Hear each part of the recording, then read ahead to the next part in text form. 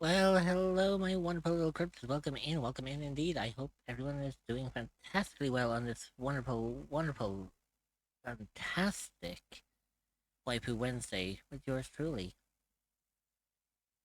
Now, as we all know, today is a Genshin stream, so I'm going to be continuing on with my playthrough of Genshin, trying to get through the aspect of what is Act 4 of the Nod-Krai Questline, because with the most recent update, I am now falling a little bit farther behind than I need to, so I'm doing a lot of catch up.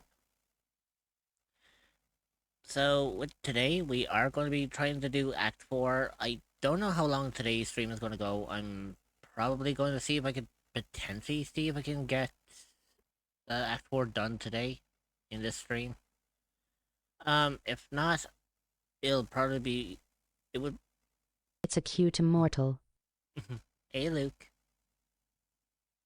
Also, you may have noticed I don't have the new Lyra on this overlay yet. I forgot to set her up. It's going to be a pain in the ass for me trying to justify everything, so you're just going to have to bear with the weird, outdated version of her until I can primarily set it up for her on this overlay going forward, you know?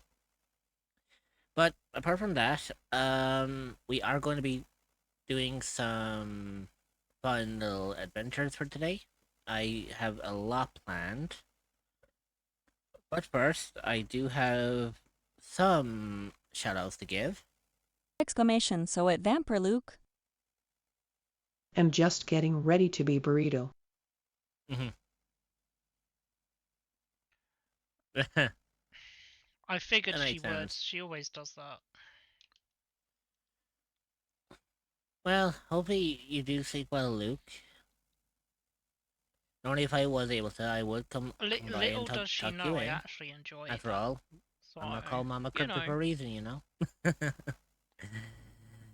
But yeah, we are going to be primarily we'll primarily be like working with hang on. For some reason my clips on this overlay tends to a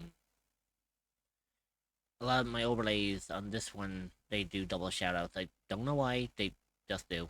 It's a weird one. But regardless of that, we are going to be primarily working with Genshin today. I'm going to try my best to get through a lot of Act 4 if I can. I know there's probably people who are well ahead of me compared to this, so to them that it's fine, but if you aren't onto this part of the story yet, I would highly suggest maybe putting me on a lurk or, keep my stream on up in the background. Um it's just so basically that you don't get spoiled for the story. But for me, I'm going to be continuing on with Act 4 of the Archon quest for today. So we'll be doing primarily a lot of the focus on the story. And as you can kind of tell, my partner's not here with me at the moment, so they're kind of busy doing their own little tidbit on their end. Actually, while I am here, I'm actually going to give them a big shout out because they are currently live. So I want to give my beloved a bit of support too. But with that being said, we are going to be doing a lot of the story for Genshin, and again, I don't know how much of Act 4 I'm going to get done today. If I get it done in the stream within the bounds of what I can do, we are going to probably do a little bit more work. And the reason why I say that is because I'm going to show you guys in just a moment of why I might be doing a little bit more work on the sidelines afterwards if we finish in time. So, with that, allow me to switch things over. Oh god, I forgot about Lyra being over here. Um, you know what? Just for today, Lyra, you are, Lyra, I fucking love you, but I can't have you locking up my, my view. I'm sorry. But yeah, so we are going to be working on the sidelines on this one. Now, the reason why I said we'll be working on some of the stuff if I finish Act 4 is Buck solely... second is open.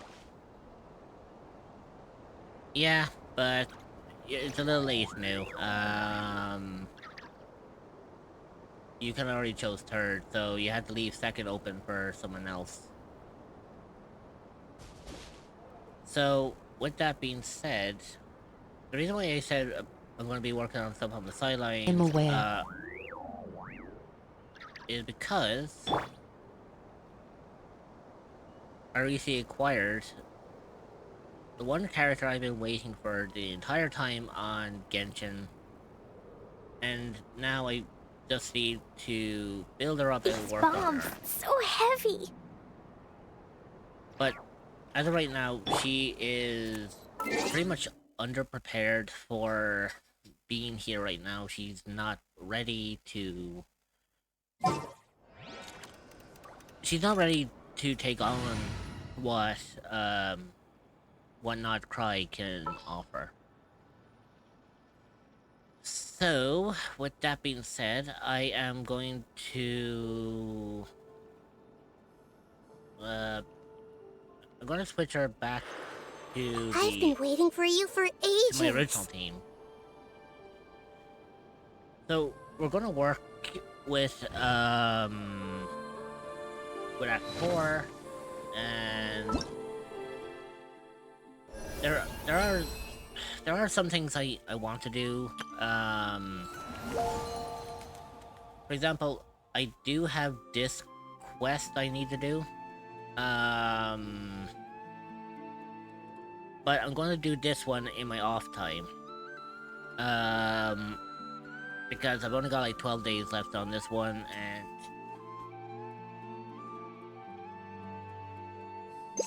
the recommended quest it needs is the Welkin Moon Act 8.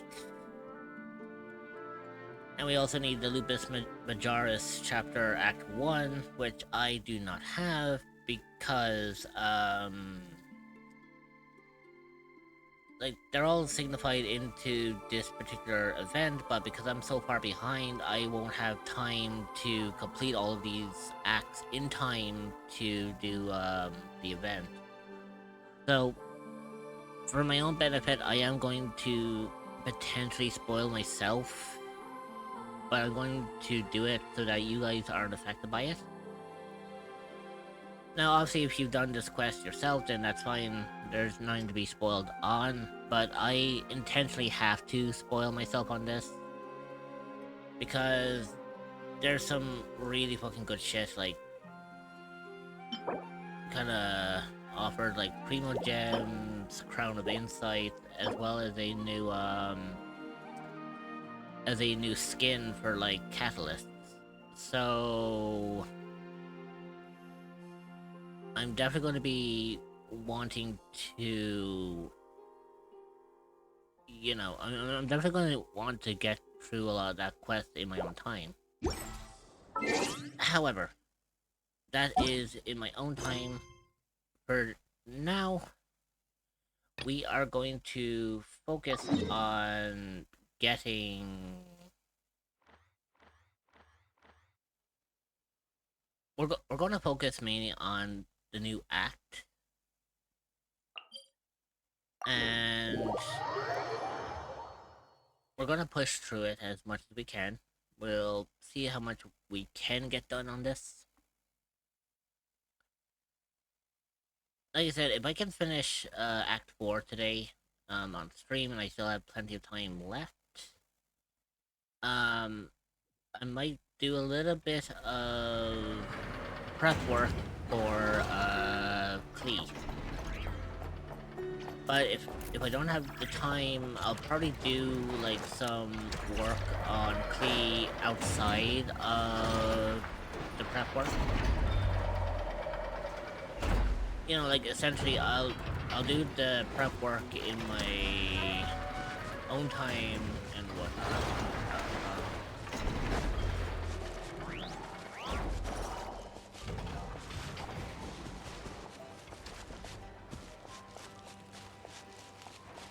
Okay, so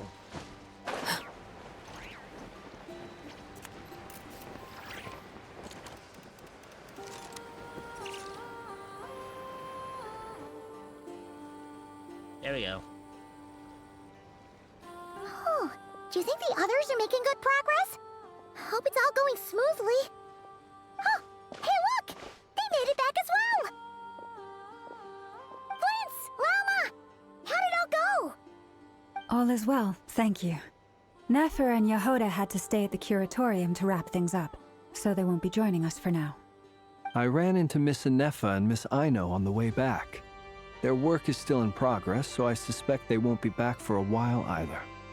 You seem rather cheerful today, Mr. Flint's. I certainly am. I achieved what I set out to do and came away with more than I bargained for. More than you bargained for. Fighting alone can get quite tedious, but I had the good fortune to run into a pair of brave young warriors. Wait. We meet again. How have you been? Albedo! Oh my god, I haven't seen him since the fucking summer event. Albedo! What are you doing here? Oh, it's been too long. Thankfully, tracking you down turned out to be a lot simpler than we envisaged. These two courageously lent me a hand while I was fighting the wild hunt. When they told me they were Sir Varka's colleagues, it all made sense. Wait. You said these two courageously led... Are we about to meet Doran? And given how people of outstanding talent tend to cross paths, it's no wonder you're already acquainted. So, who's your travel buddy, Albedo? Why don't you come and introduce yourself? It's Doran! It's the baby boy. Oh, he's so cute. Oh my god, he's adorable. A gentleman of few words, I see. And a rather stern countenance. I presumed you were acquainted with him. Is that not the case? Oh, wait. Those horns. You must be... It's nice to meet you. Again. We've technically met before. Oh, the baby boy. Oh, he's so cute. Wait a sec! You're Mini Durin! Mm-hmm. That's right. It's me. I'm glad to see you again. Oh, I'm in love with him already. By the way, he says it's okay if you drop the mini. Yeah, because he ain't no mini Doran anymore. He big Doran. Yeah, I'm not as mini as I used to be. Oh, he's so cute. Interesting, isn't it? The first step towards blending into human society appears to be reflecting on whether one's name really reflects who they are. Wow! You look so different! In a good way, of course. It's great to see you looking so healthy. Thank you, Paimon. And although you're as mini as ever, I understand that diminutives don't always convey endearment. I'll be sure to simply call you Paimon as a sign of my great respect for you. Aww. Wow! You're such a smooth talker now. Paimon could get used to this. From now on, you may refer to her as your esteemed guide, Paimon. I don't think that diminutive is warranted here. Personally, I think our little Paimon is the perfect size. Aww. When people call her Little Paimon, it's just because she's so adorable that they can't help themselves. If that's not a sign of endearment, what is? Alma's got a point. You're absolutely right, Miss Lauma. My brother still has a long road ahead of him when it comes to understanding human relationships. Oh my god, I love the fact that Albedo refers to Duran as my brother. My heart. Anyway, speaking of long journeys, didn't Columbina, leave with you?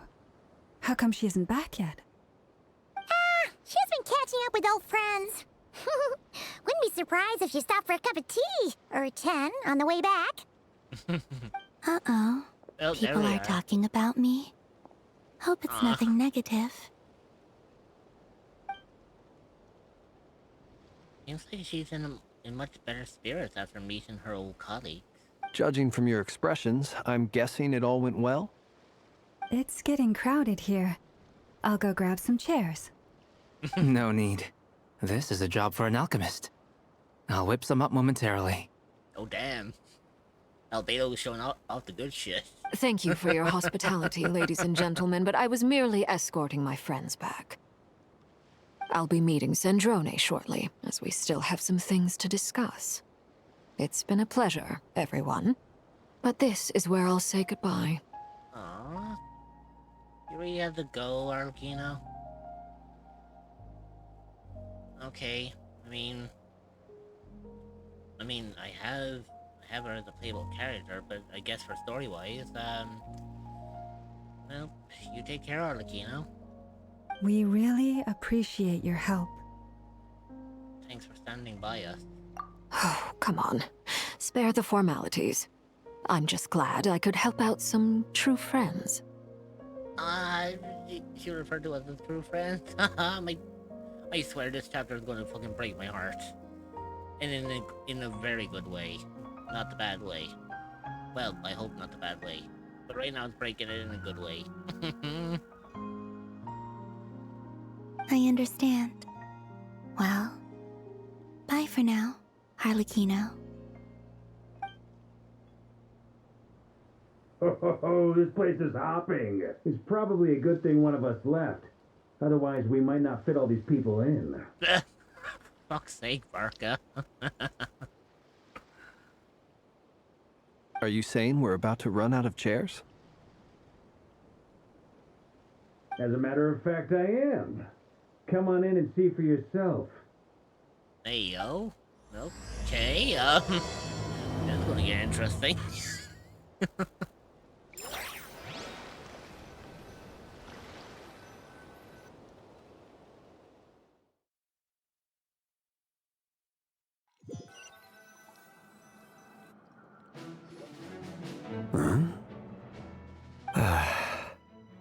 Dang. The other baby boy. I haven't seen him in a fucking hot minute.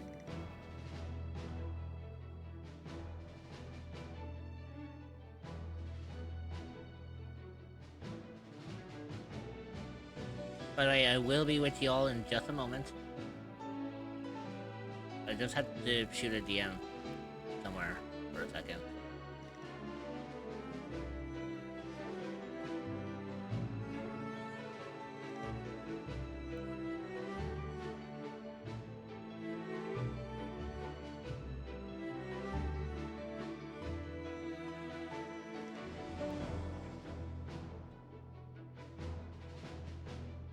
There we go.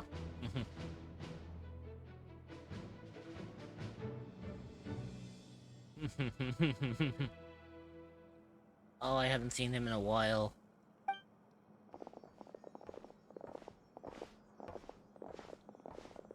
I overheard your little chit-chat outside, by the way. With Miss Columbina's colleague gone, we should be back to the original crew plus the other colleagues I brought in. Though, it looks like we have another new face. Someone else managed to rope in a colleague, too?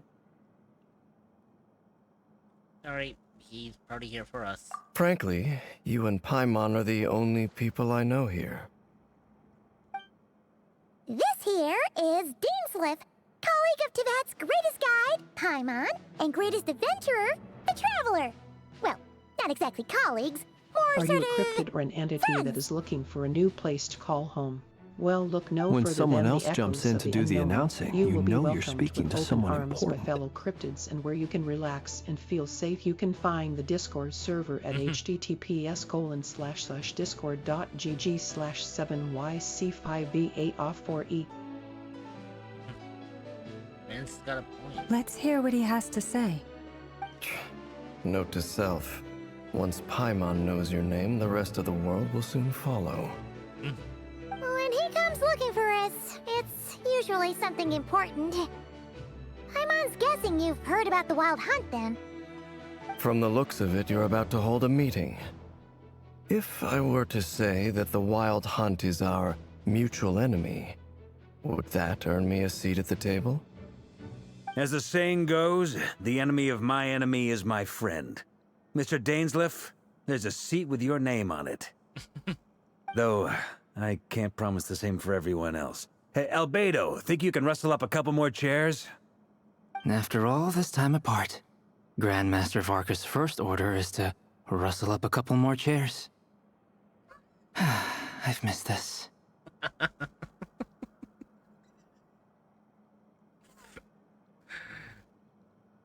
I don't know whether he's being sarcastic or if he's actually been sincere. Like, the funny thing when it comes to Albedo, it's like, you can never fucking tell if he's being sarcastic or being genuine. Is he being sarcastic? Hey, he's your brother. Why are you asking us? I've still got a lot to learn about the nuances of human conversation. Trying to decipher Albedo's way of speaking has been like jumping in at the deep end. Oh, good point. Paimon gets you now. Don't sweat it. There are people who go their whole lives without getting the hang of it. You're ahead of the game already. Look at you, Paimon. Expert in the art of encouragement. Aww. I wonder what's taking Nefer so long. The two fucking reactions. Fucking can. Perhaps you should go and check in with her. If anyone can hurry her along, it's you. I just got back from the curatorium. Besides, aren't you curious to see what's taking her so long? Miss Nefer doesn't strike me as the type to share secrets. And since gathering intel is her specialty, I'm guessing she'd prefer to keep her methods confidential. Under such circumstances, would it not be tactless for me to impose? Got a point. Oh, but it's fine for me to impose. Touché. What can I say? You have an unrivaled ability to garner people's affection, Miss Moonchanter. Besides, you have far more in common with her than I do. All right, then. Impressive. She barely fought back at all. I admire your powers of persuasion, my friend.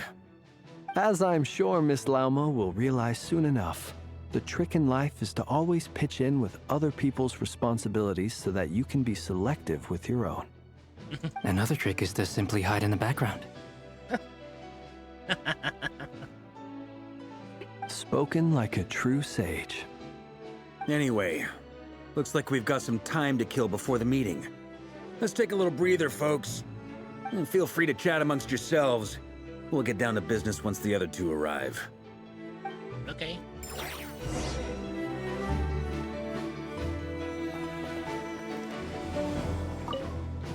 You're both awfully quiet.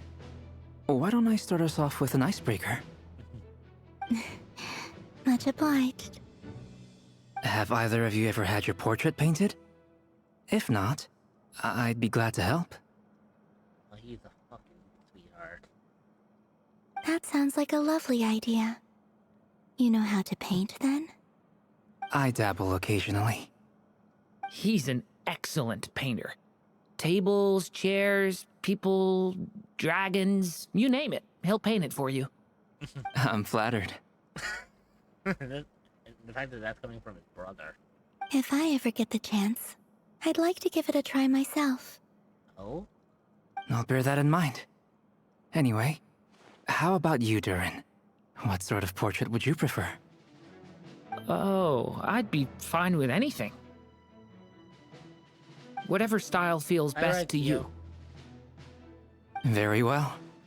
Then I'll play it by ear. You can replicate any style I want?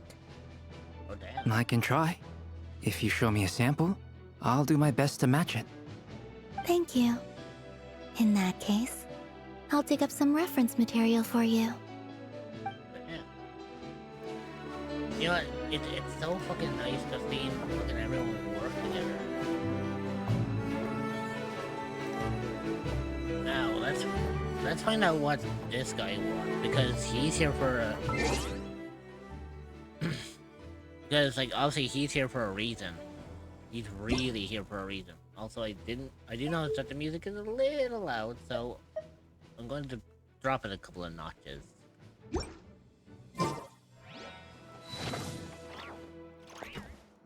Is there something you'd like to say to me? No shit, Sherlock. We wouldn't, if we didn't have anything to say to you, we wouldn't have walked up to you. Yeah! For starters, why'd you just show up here without even giving us a heads up? If you think back to our previous interactions, you may recall that that's hardly out of character for me. You do have a point there. Sorry, that was your accommodation yet? Oh yeah! You'll need to find somewhere to stay the night too, right? Want to tag along with us? You never know. We might get a group discount. Sure, let's do that. Great! Paimon will handle it! And in return, we can get Dainslift to be our very own personal bodyguard. My mind, you're thinking out loud again. If that's what you had in mind, you should have said so sooner. I'd be happy to help. Oh, okay then. Paimon was only kidding, but good to know. Anyway, since we're all here together, we might as well watch each other's backs. That's just what friends do, right? Indeed. Thank you. God. It's so fucking nice seeing familiar faces again.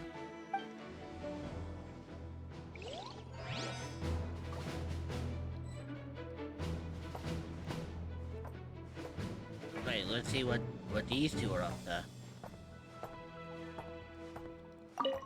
Truth be told, I can't remember the last time I was in a meeting with so many people. You're not alone there, my friend. The Lightkeepers also struggle to bring everyone together for a serious discussion. I don't doubt that. I've only ever met two Ratniki, one being you, and the other being that young guy, Itlua. That name's familiar to me. Why is that name familiar? Oh my god, why is that name familiar to me? I've heard it somewhere and I can't fucking remember where I heard it from. Itlua is a good apple. I'll give him that. He's kind, honest, and regularly delivers supplies to my lighthouse. A true Ratnik to the core. In that sense, he puts me to shame. So you're what? A fake Ratnik? That's what it sounds like you're saying. But I get the feeling that's not quite what you meant. Come on, why the awkward silence? Sorry. I'm not even gonna bother trying to hide it. You've known all along, haven't you, my friend? Now that was an awkward silence. Let's just keep this between ourselves. Probably best if Itlua doesn't know, huh? That goes without saying. Gotta be careful what you share with youngsters, after all. That's true. Anyone else in the know? Let me guess. The Traveler and Paimon? Right here. It's dangerous being too sharp for one's own good, you know. Then, in the name of the Animo Archon Barbados himself, I swear, your secret's safe with me. When we went for drinks, you said that you and Barbados were practically best buds. In the light of that claim, do you really expect me to take your oath seriously? Of course.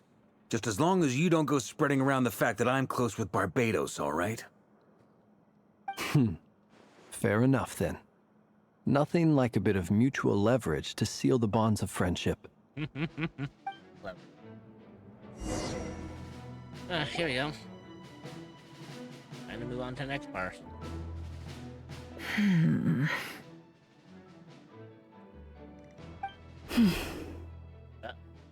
It missed.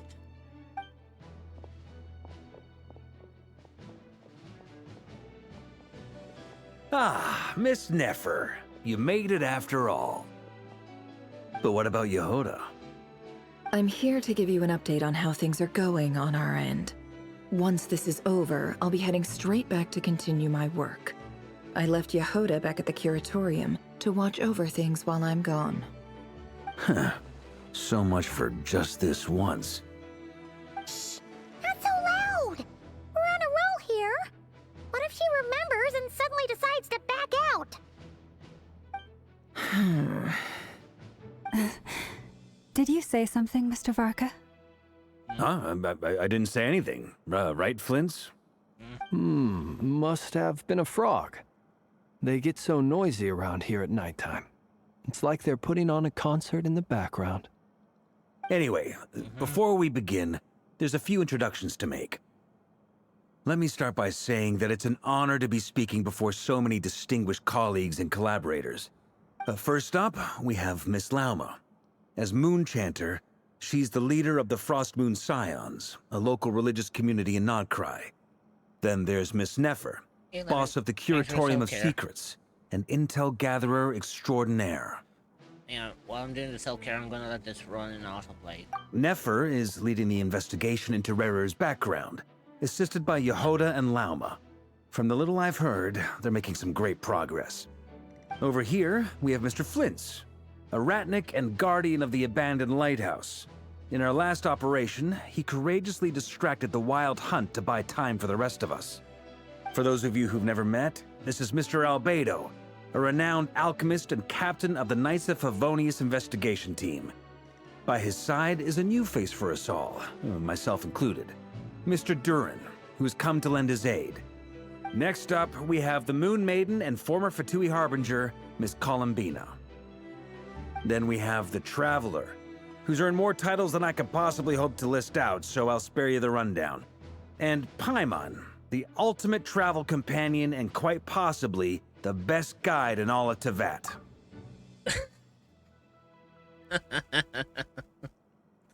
Fair point on that one, Lemon. Yeah, but If don't you worry. don't take care of yourself, the evil, smelly goblin will take care of you. And no one wants that. Yeah, don't worry about that. I always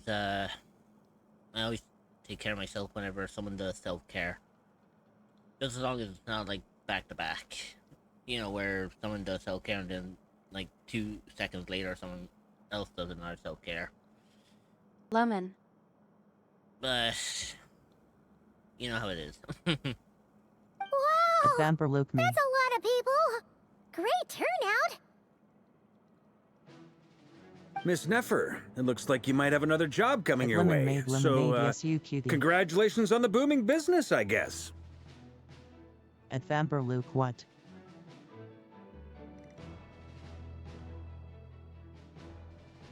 At Lemon made lemonade, yay. You think I haven't got enough on my hands as it is? Who's looking for me now? That would be me, Miss Nefer. I have a commission for you. And you are? Who I am doesn't matter right now. What does matter is that I'd like you to gather more intelligence about the Recher of Solnari.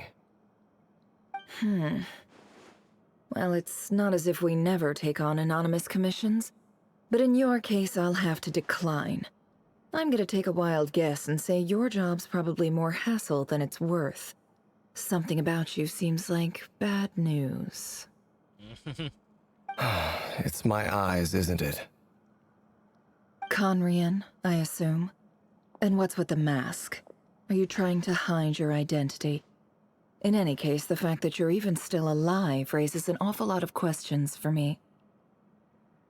That is true. I mean, if Nefer knows that he's a Conrian, it's like technically he should be dead by now.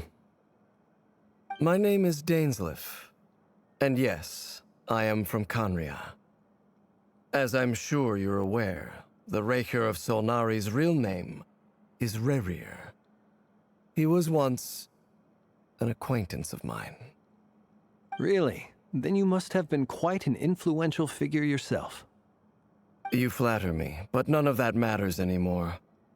My point was simply to clarify why I have asked Miss Nefer to investigate Rerir's background. So you're both from Conria, and it sounds like you used to be friends? What am I missing here? Surely you already know how he became one of the Five Sinners. I'll tell you everything I know.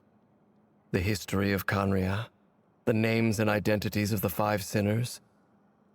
I remember it all like it was yesterday. I have never spoken openly of this before. But the truth was exactly as people say.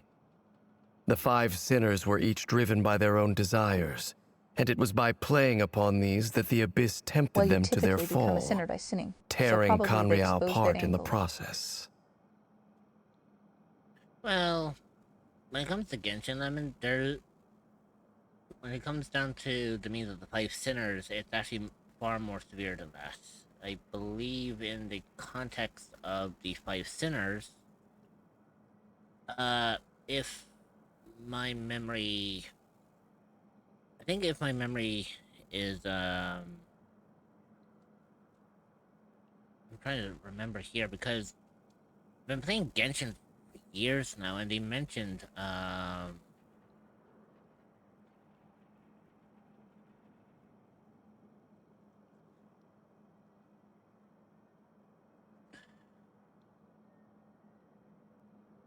I think basically what the Five Sinners did and why they're referred to as the Five Sinners is because back during the time...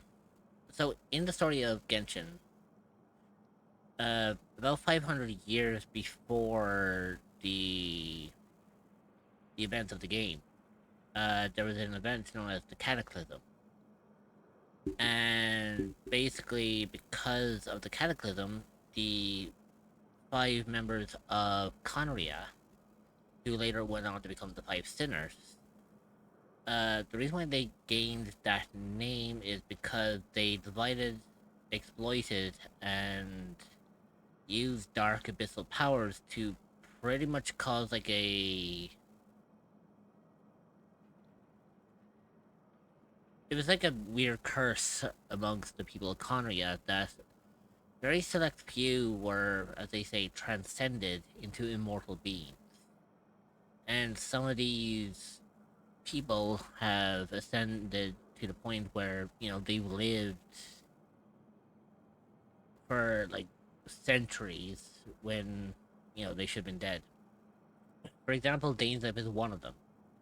He's not a sinner himself, but he was affected by what the sinners did during the Cataclysm, and now, because of that, he is also affected with the curse of immortality. Now, that's completely different to the immortality that I have. My immortality was gifted to me. But at the same time, it comes down solely on whether you see immortality as a curse or if you see it as a blessing. To some, it is a curse, and, you know, some people believe it should be a curse that they wish they could get rid of. But others, it's basically like a blessing, you know, for everlasting life and all that shit. You know, that kind of idea, right? Now, for me, it's both a blessing and a curse. I've lived for many a millennia, and in all that time, I have been spending that time protecting cryptids to the best of my ability. It's the reason why you don't see cryptids out in the open all that often, because I'm usually the one who kind of keeps them safeguarded. Now, of course, I've been around for far, far longer than you imagine. So I guess that's like the perks of my version of immortality. The only problem with immortality is it not really draining, but some people see immortality as a lonely kind of life. You know, because even despite the fact that you never age or you never get any older, or, you know, like, the concept of death doesn't apply to you anymore, it's the fact that you watch all those around you, like, fade over time. And usually that's why they say immortality can be a curse, because by the fact that you're technically frozen in time, everyone else isn't. But that's a whole other story. That's like my lore, but going back into Genshin, it's something of the same aspects. The visionary, Vedifenir, who wished to foretell the future. The wise, Haroptatir, who sought limitless knowledge. Gold, Rhindaughter, who desired to create life.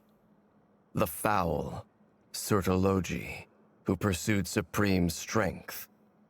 And last, but not least, Raker of Solnari, Rerir, Ravager of the Moon.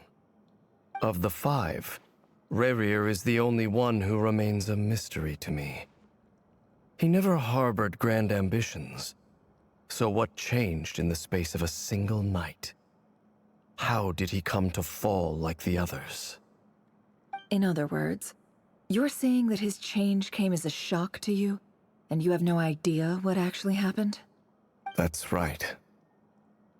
You mentioned how the Abyss tempted them, which led to their fall. But what did that look like in practice? And what other context can you give me about the events of that time? The more detail you can give me, the better. Strangely, now that it comes to it, I hardly know where to begin. The fateful night took place during the era of the Eclipse Dynasty.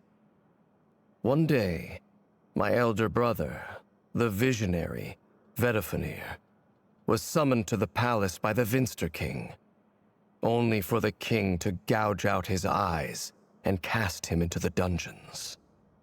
When I came to hear of this, my fury knew no bounds.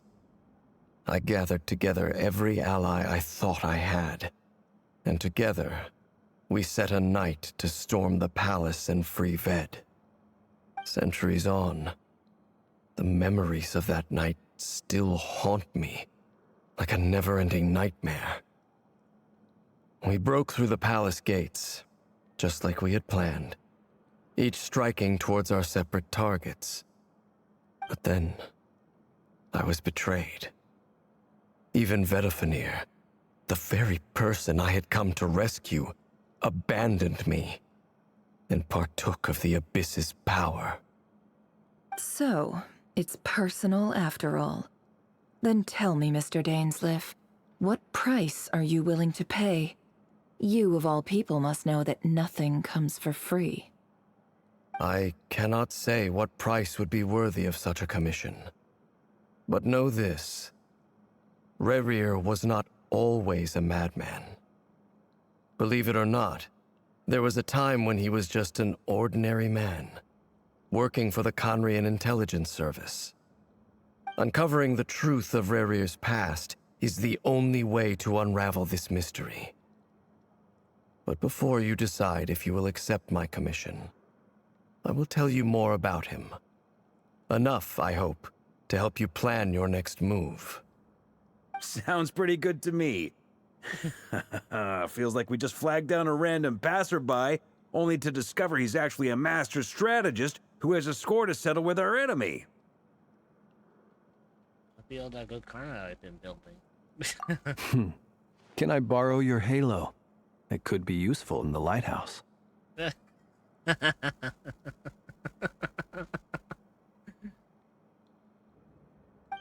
enough with the wisecracks! Besides, isn't that lamp of yours bright enough already? Relax. It was meant to be a compliment. If that was a little over the top for your liking, I'll make sure to tone it down next time. In other words, Playman doesn't know how to crack a Can't joke. believe they still haven't eaten Payman. Yeah, believe it or not, do you know how many people actually still make that joke? it's gotten to the point that it's now canon in the actual game itself about how many people have been trying to eat Paimon. I kid you not. It started off all the way back in the beginning, like when you first meet Xiangling, thinking that she could eat Paimon, and ever since then, like the whole fan base has been going off with it, and now it's gotten to the point that even certain characters in the game is even specifying as part of the joke. I mean, they don't call her emergency food for a reason. I'll give your proposal some serious thought, Mr. Dainsleif. Let's speak in private once the meeting is over. Before that, there's a few things I'd like to share. I keep fucking forgetting the Traveler has her own fucking voice. It's so weird that I don't get to hear it all that often, because usually the Traveler is supposed to be the embodiment of you. You're supposed to be the Traveler. So, in a way, the Traveler's not supposed to have a voice, because you're supposed to portray your voice onto them. But for some fucking reason, I keep forgetting that the Traveler herself actually has her own voice.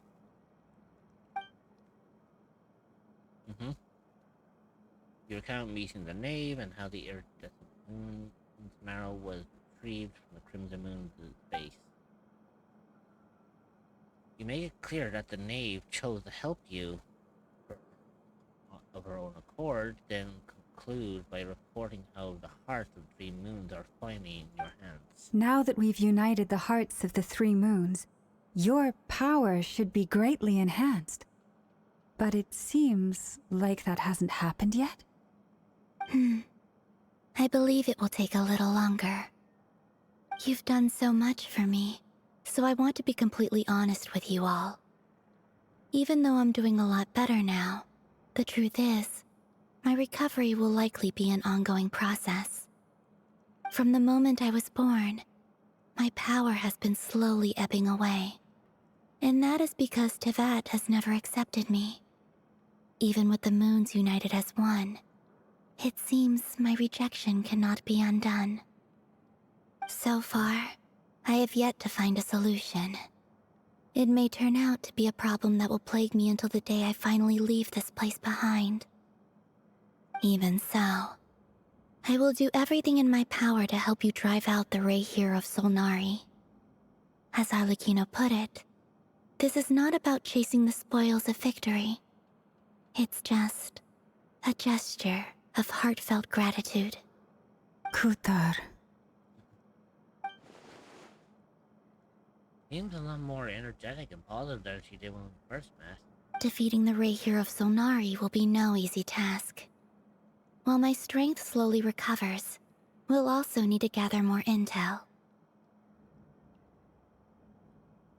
That's true. Naturally. We should take all the help we can get if we hope to defeat him. Yeah, that's the main concern on that matter, you know?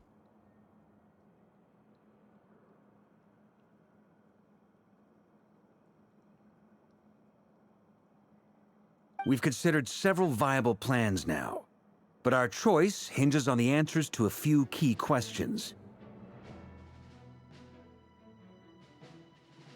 Is it even possible to kill Rerir? What experiences shaped the person or monster he became? And what's he really after? Given Albedo's expertise in alchemy, I think we should leave him to try and answer the first of these questions. Understood. As for the other two, I'm afraid we'll have to count on you again, Miss Nefer. Believe me when I say it's not my wish to burden you. But right now, relying on your skills is our only option. Poor Nefer. So you're placing all your hopes on me, huh? We can't thank you enough for agreeing to help us. Honestly, I can hardly believe how lucky we are. You sure have a talent for changing your tune, Miss Moonchanter. Timid like Yehoda one moment, then flinches insincere flattery the next. Ladies, please. I must object to your portrayal of me. That's all. Feel free to keep bickering. Just pretend I'm not here. Sounds too fucking relatable even for me. 'Cause I swear I'm like that on a very regular basis. I'm not even fucking kidding on this matter, you know? I almost don't want to leave this room. I'm curious to see how this plays out. I have faith in you, Miss Nefer. Something tells me you'll stand by us until the very end. Oh? And what makes you so sure of that? What if I suddenly decide that my compensation is insufficient? This isn't about the money. I can sense that you've got a deep-seated distaste for Rerir. And knowing you, that alone is motive enough. Damn fucking llama really kicking it into high gear, ain't she? Look at them getting along so well. Like two peas in a pod. Fuck's sake, Barca. An ad break is starting soon, Sir Ribblelove. And I'm the one they accuse of insincere flattery. There is no justice. Miss Lauma, you have to understand something. Unlike you, I don't actually enjoy having everyone's hopes on my shoulders. That bastard. Peas do not belong in pods. They belong in a freezer never to be eaten. Too true, too true. Is that right? Well, maybe the fact that I'm willing to put my hopes in other people says more about me than you.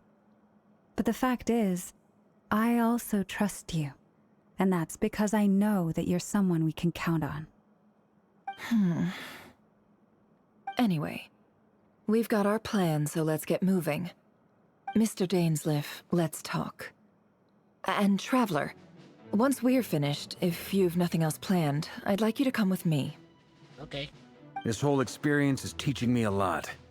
For instance, I now know that when other issues come up in the future, I'll have far more luck getting Lauma to convince Miss Nefer than trying to do it myself. Fuck thing, Barca. Hate to say it, friend, but that's one of the funniest things I've heard in a while. Why? You think I've got it wrong? I love the fact that Barca is a fucking wise ass.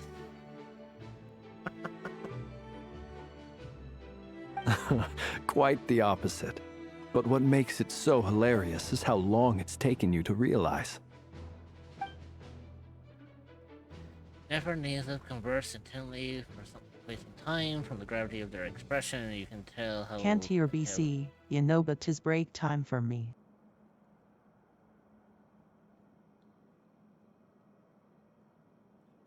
And there.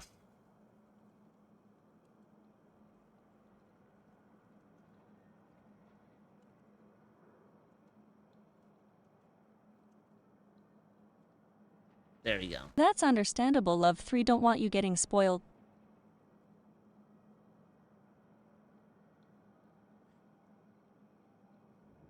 The ad break is finishing now. Soribo arrive.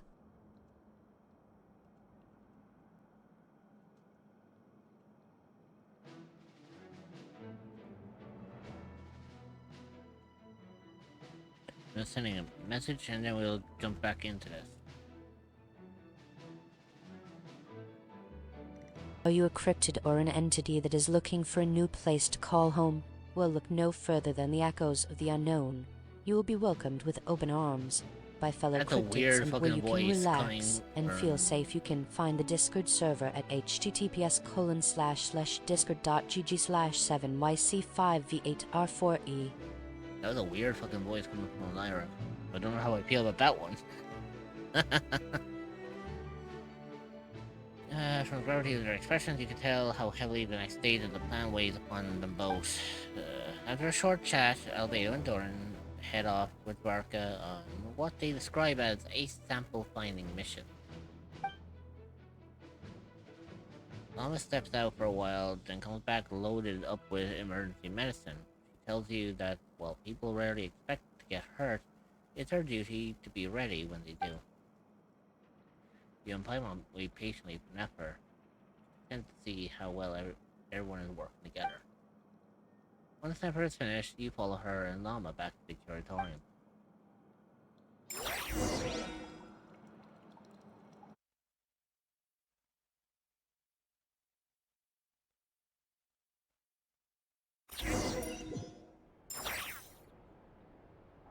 Oh wow, they actually weren't joking when they actually stated that we were actually going back to the curatorium. Oh shit, okay, not what I was expecting, but okay, sure, let's go first.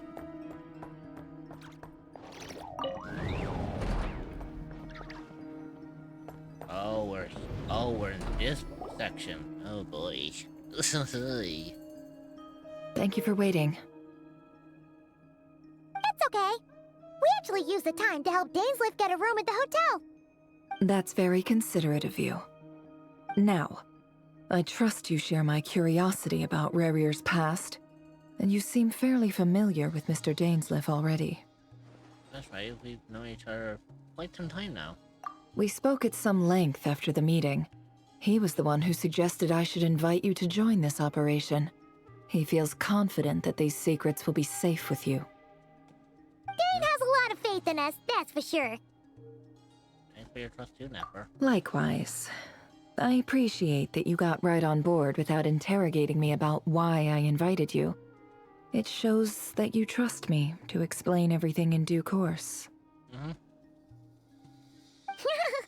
That's because we know what you're capable of. We appreciate you too, Nefer. You might have been forced to help in the beginning, but this time, it was your choice. That's one way to put it. Another is this, that once a decision's been made, it's set in stone. After that, my only goal is to see it through. Alright, so here's how it is. I'm going to access Rarir's thoughts again using my confidential method. Now, I'm sure you've seen things like this before on your travels, so you're surely well aware of how dangerous it can be. Yeah. The reason I've gathered you all here is to ensure my safety during the proceedings. I plan for us to enter the fragment of his consciousness together, and once inside, I will focus on searching for information. Think of this as a diving expedition into someone's brain. If I'm the diver, you are my safety equipment, tasked with keeping me alive while I'm under the surface. They're really good. Yeah, that's actually really fucking good as a means of,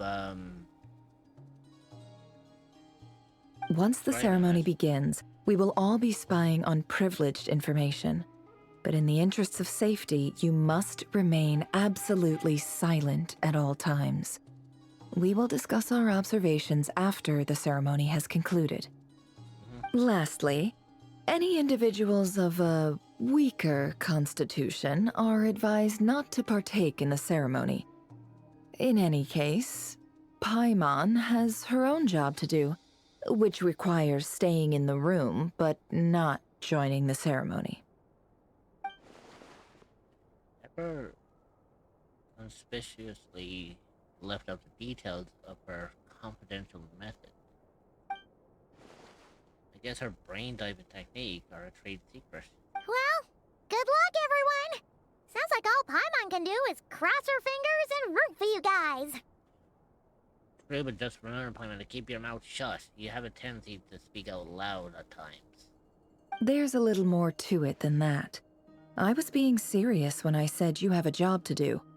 While the rest of us are inside Rarir's mind, it's imperative that we have a team member on the outside. In the event that something goes wrong, you will be our first responder. I don't anticipate any issues, but the extra level of safety will be greatly appreciated. I second that. This is a dangerous operation here, and you're our whole rescue team. That's pretty much the most important job in the crew. So, Paimon's like the lifeguard? Yeah, that makes sense. Alright, got it. Good. Please, take a seat. We'll get started momentarily. That will be fun. So, Did Mr. Dainsleif tell you anything else? He told me that he believes Rarier kept some big secrets in his life. He's not sure that they were the cause of his eventual downfall, but he's asked me to uncover what those secrets were all the same. Interesting. Okay, now you got my interest going. But surely you're not planning to go through with this, no matter the cost. Llama, this is Nefer we're talking about. If you think that, you'd be overestimating me. I'm a businesswoman, not a mercenary. But I do have my own professional reasons for taking this job. You think I'd turn down the opportunity to get a first-hand glimpse into Conrian history? No chance. Well, as long as you don't let morbid curiosity get in the way of safety concerns, we're good. We'll do whatever we can to help you. You know, just that one dialogue alone. You know, like that one little bit of dialogue alone actually caught my attention. If you think that, you'd be overestimating me. I'm a businesswoman, not a mercenary. And it just so happens that the main character that I play as, or the character I main in Genshin, is in fact a mercenary.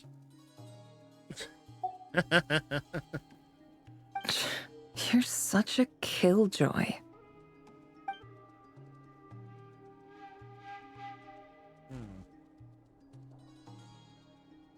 Got incense, candle. Almost feels like a summoning ritual.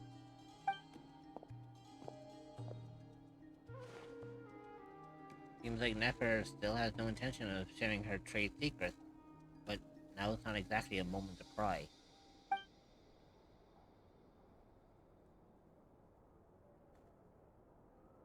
I see there's a chest set on the table. Could that have something to do with her intel gathering methods? All right, I'm good to go. Same here. All set over here too. I'm ready as well. Promise, Paimon, you'll be extra careful. All right. Let your whole body relax. We're about to begin. Close your eyes.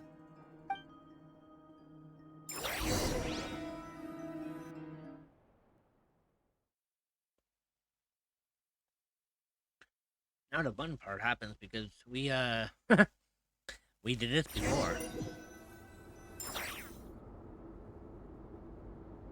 Phew. Could this be his office? Pretty standard setup. Bookshelves, paperwork, files. According to Dainsleif, Rarier used to be an intelligence operative. Chances are there's plenty of top-secret intel stashed away in this room. Is this where you keep your secrets, Rarier? Can't say I'm not looking forward to this.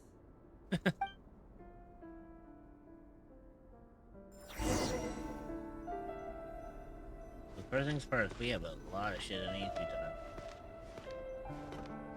Like, we have shit that's up here that we can collect.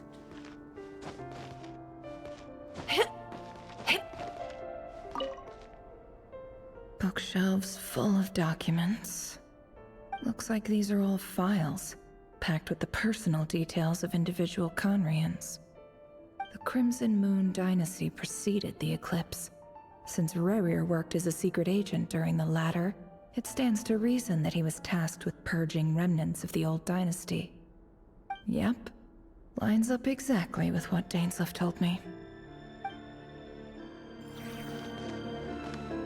You know what? Let's go through all of the information we can think of here. A file tucked inside a folder. The title reads, Dear Breakfast Shop Owner. It's a list of names. But at this stage, I have no idea who any of them even are.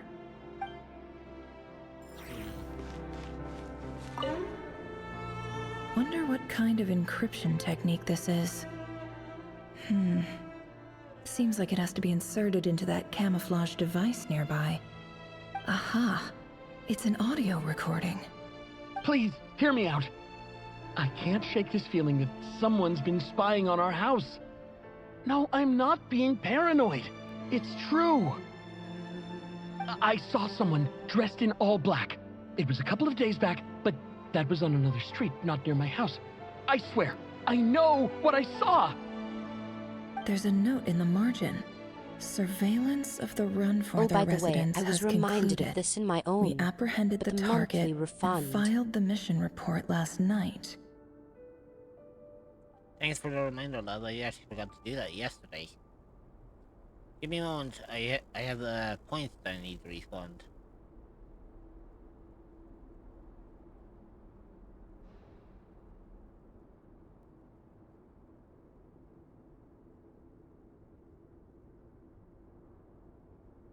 So, if you've been around my channel for the last month and you've been using your points, well, guess what? You're about to get those points back.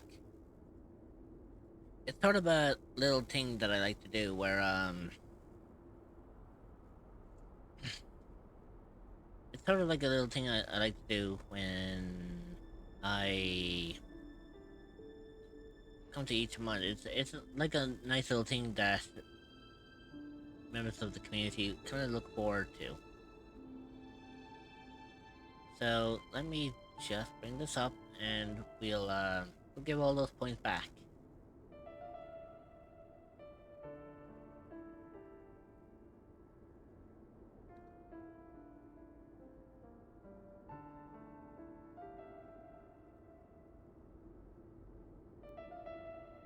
Right, let's I think you got all your points back. So let's continue, shall we? Could the voice in the recording belong to one of Rarier's targets?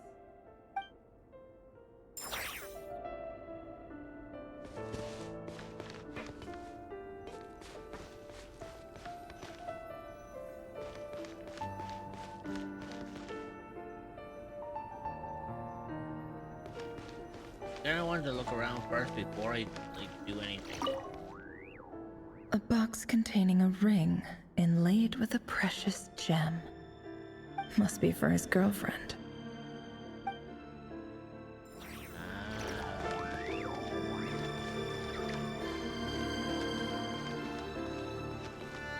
I mean, that fits.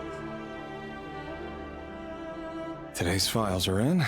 Time to wade through them, just like usual.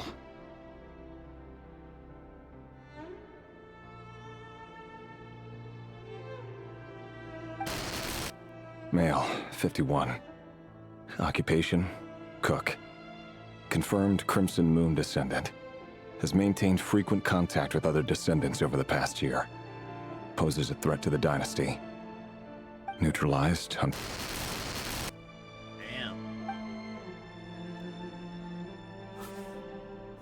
This one should be archived under purged targets.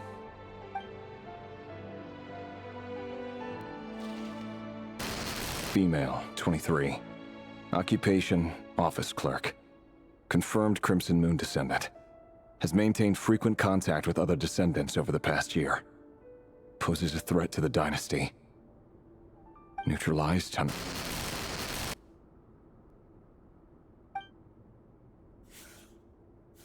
Another one for purged targets.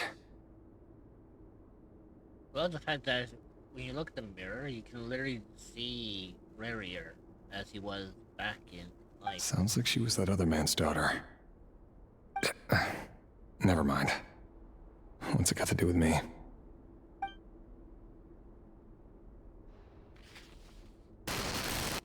Male, 40. Occupation, teacher. Confirmed Crimson Moon descendant. Has been observed making contact with other descendants during the past year. Poses a threat to the dynasty. Neutralized on... Just another nobody for the archive. Come to think of it, I remember surveilling this man. A case like his never would have been considered a priority in the past. Huh. He barely even interacted with other Crimson Moon descendants.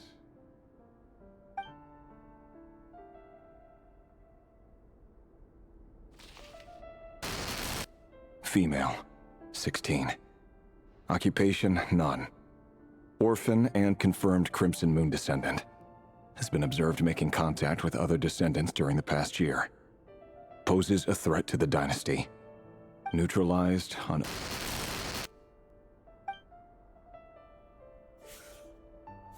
Filed.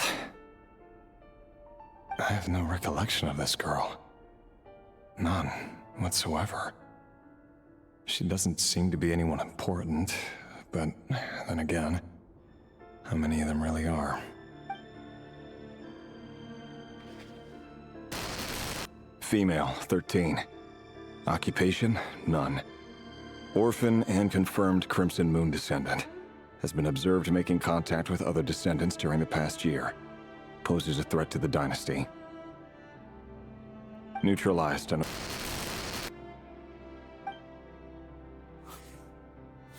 Filed.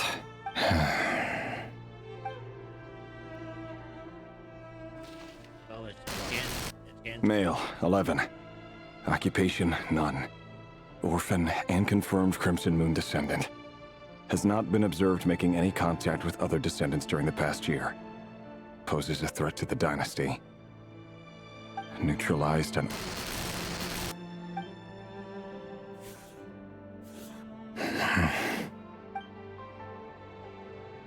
Yeah, she's returned to... Male, 6. Occupation, none. Orphan and confirmed Crimson Moon descendant. Poses a threat to the dynasty. See, it's getting to the point where they're not even being... Yeah, they're not even being labeled now of whether or not they've been interacting with other descendants. That just even being confirmed to be a descendant of the Crimson Moon is enough to neutralize them. I think for poor Rarier, he's starting to really feel this. It's funny, isn't it? Your job is becoming both harder and easier at the same time, depending on how you look at it. Sooner or later, the Crimson Moon descendants will be completely wiped out. But as their numbers dwindle, they become harder and harder to track down. That's not how it is. Fortunately, however, most of the able-bodied adults have already been taken care of. The remaining weaklings will be increasingly easy to deal with. No! No. My job is to ensure the survival of the Eclipse Dynasty. And the only way to do that is by eliminating any and all potential threats. It's a perfectly legitimate line of work. Every single one of my colleagues can attest to my fairness. And if my friends were aware of the facts, I know they'd back me up too. Assuming, of course, that they were aware of all the facts.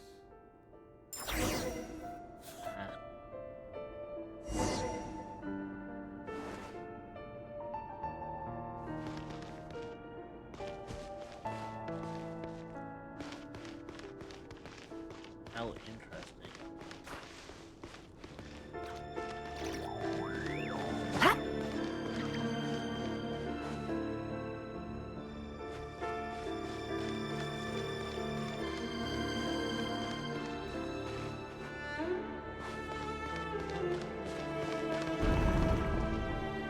Whoa.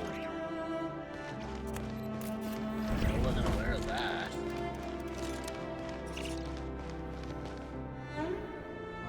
Mr. Vedifalnir? It's been quite some time since we last met. Rarier, I trust you're here because you have something important to discuss. Forgive me. I wasn't tuning out, it's just, I noticed you didn't even phrase that as a question. As if you knew I was coming. Tell me, does someone in your position ever feel the need to ask questions at all? It is indeed within my power to foresee certain things. Things like your arrival. I was just thinking. It won't be long before I'll be inviting both you and Dane to my wedding. That isn't a lie, but nor is it a fact as such. It's a wish, isn't it? No fooling a prophet, is there? Ever since that day we met for drinks, I knew it was only a matter of time before you came looking for me. Interesting. Very interesting. Does it feel good? Knowing how the future will unfold. I'm afraid the notions of good and bad fail to capture the complexity of what such a power entails. Once you've seen what will come to pass, it can be all too easy to succumb to fear and melancholy. Unless, of course, you learn to abandon these feelings. You fear my silence, and long to hear the words I left unspoken that day. That's right. You must have noticed my reluctance to broach the subject, and the reason is simple. Because the truth could never have lived up to your hopes. For both our sakes, such words are better left unsaid.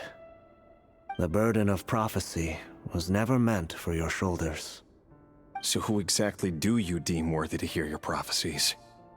None but our exalted king? Or rather, our king as he once was. You're closer to his majesty than I am. You must know better than anyone how much he's changed. You say that as though it is to my benefit. Yet precisely because of that, I dare not speak rashly. A king can turn out to be the most virtuous of rulers, or a tyrant more terrible than the most vicious of dragons. You are so wise and far-sighted, yet still you would have me live in fear of the unknown? You make a fair point. Especially given my silence alone was all it took to send you spiraling downwards. Very well then. Let me offer you some advice. And I say this not as a prophet or a visionary, but simply as the brother of your friend. For many reasons, there is very little chance of your marriage ending in happiness. If happiness is what you seek, you should find another fiancé. Oh, gee, wow. Holy shit, that that took a fucking dark turn, didn't it? Fucking hell.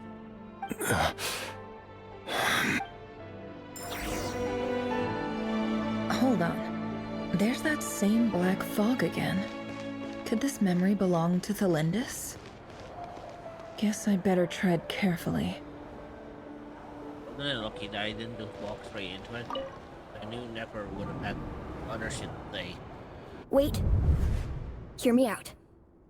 This time we finally got a clear look at his face and learned his true identity. Okay, here we go. His name is Rayrir, and he claims to be one of the king's guards. What did you say? A cruel irony, isn't it? The man you're set to marry leads a double life as a brutal executioner. Why are you telling me all of this now? Simple. It's because I want you to kill him. You are the only person he would never suspect. No, absolutely not. I would never dream of doing such a despicable thing. So you'll just stand by and watch him slaughter us to the last? Do not forget that the blood of the Crimson Moon flows in your veins too. The blood of the Crimson Moon? What does that matter now? The dynasty has long been dead and gone. You think that alone is reason enough for me to throw away everything I have? Why wouldn't it be? You two were once a child of the Crimson Moon, just like me. Don't tell me you've never felt so much as a flicker of fury for the way we were trampled into the dust. As long as you promise to abandon this pipe dream of restoring your dynasty, I can try to persuade him. Or have him persuade the Vinster King. Persuade the Vinster King? Do you even know why he's so obsessed with hunting us down? Why he keeps trying to force us to hand over our secrets? Over and over again? Or why we refuse to give up on restoring the dynasty? The Vinster King. A blind fool. his eyes clouded by powers from beyond this world. A petty little man with a miser's heart. And he dares to sit upon the throne? Mark my words. Sooner or later, Conria will fall. And it will be his doing. If you can't bring yourself to do it, so be it. Just you watch. It won't be long before calamity descends upon us all. A break. Please behave for the mods and don't get up to any funny business. I will return as soon as possible. I guess that basically means that I am going to go and take my break now while we're here. And when I do get back, we'll continue on with the rest of the story and pray tell that we can find out more information about what happens. But yeah. Just sit tight, have fun, and I will see you all when I return.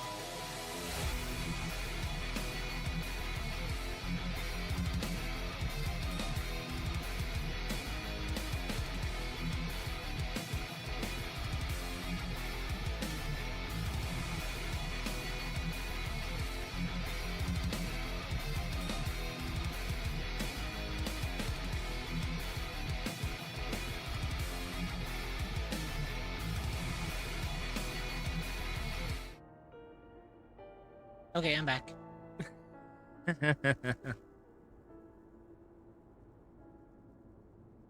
Y'all didn't miss me too much now, did ye?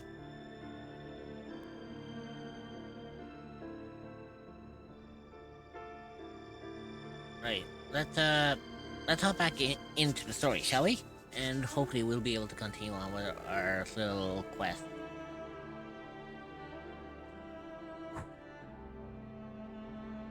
The Rehir of Solnari.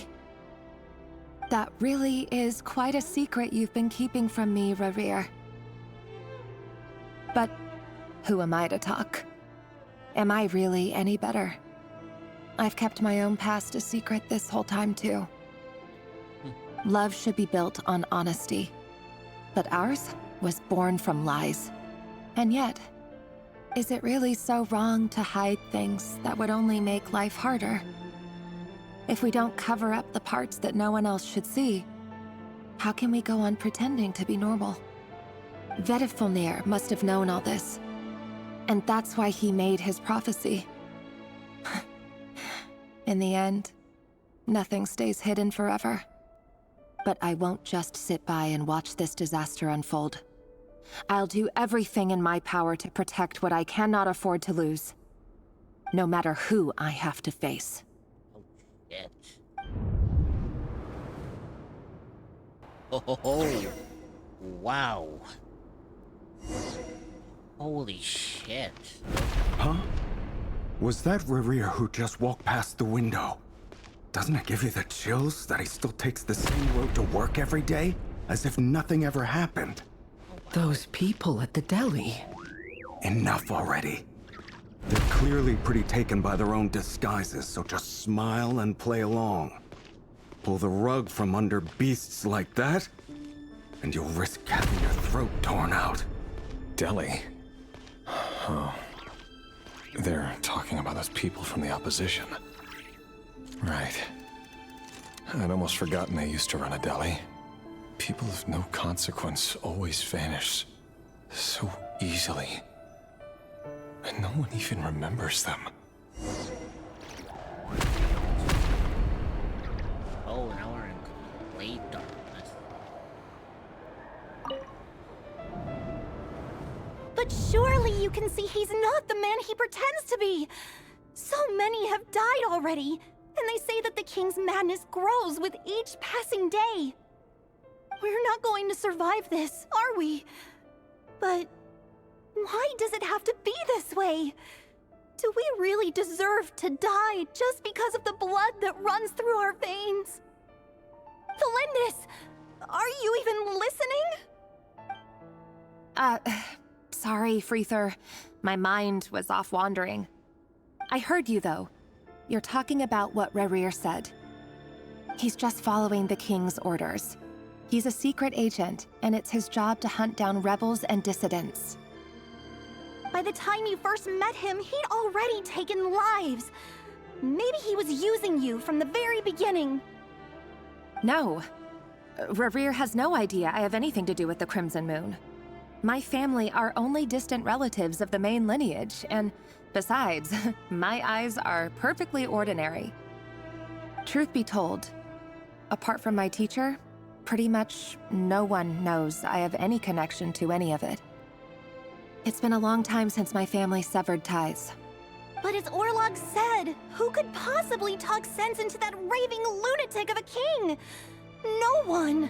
I'll work something out. Trust me, I'm with you all. But for now, you need to keep yourselves hidden. Don't let anyone find you, anyone at all. Don't forget that Rerir is an Eclipse operative. You need to be extra careful when he's around. And when I am too. For now, don't come looking for me. And if anything happens to me, just act like we've never met. Damn. If even you can't escape this, what hope do the rest of us have? But after all this time together, surely he wouldn't lay a hand on you. That'll be an interesting... I won't speak in his defense, nor can I give you a clear answer to that question. But I'll do everything I can to put an end to this. Here, hold on to this. If an opportunity to escape presents itself, take it. You'll be glad you took some spare change. You call that change? But what about you? I've got a job, and there's still money coming in. But you can't go anywhere right now. Please think about yourself for once. Wow.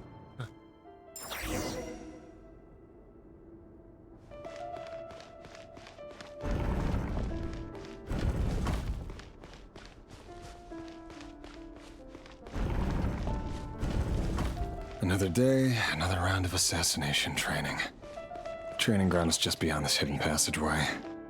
When you kill a person, doesn't it bother you when you end up covered in their blood? Why would it? Aren't we all just walking blood bags?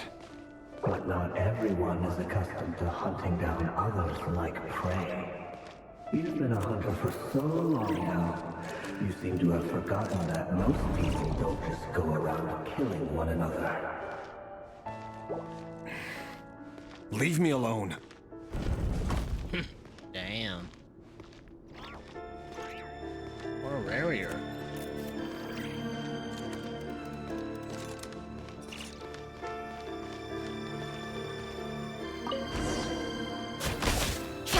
Make sure you have a firm grip on the handle. Then choose your angle well. Keep your movements light and brisk. And the prey won't sense a thing. I'll bet no one's ever died a quiet death at your hand. I work clean. No traces.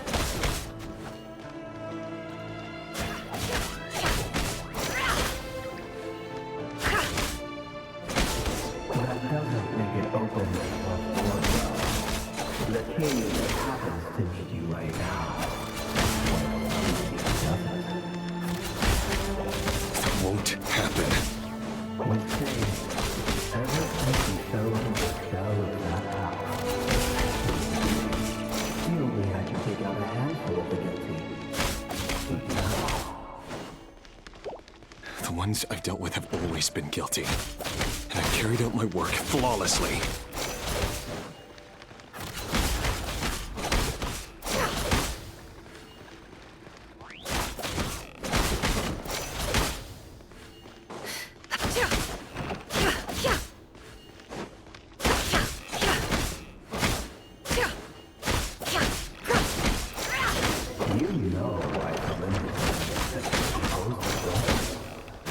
was it because she didn't trust you?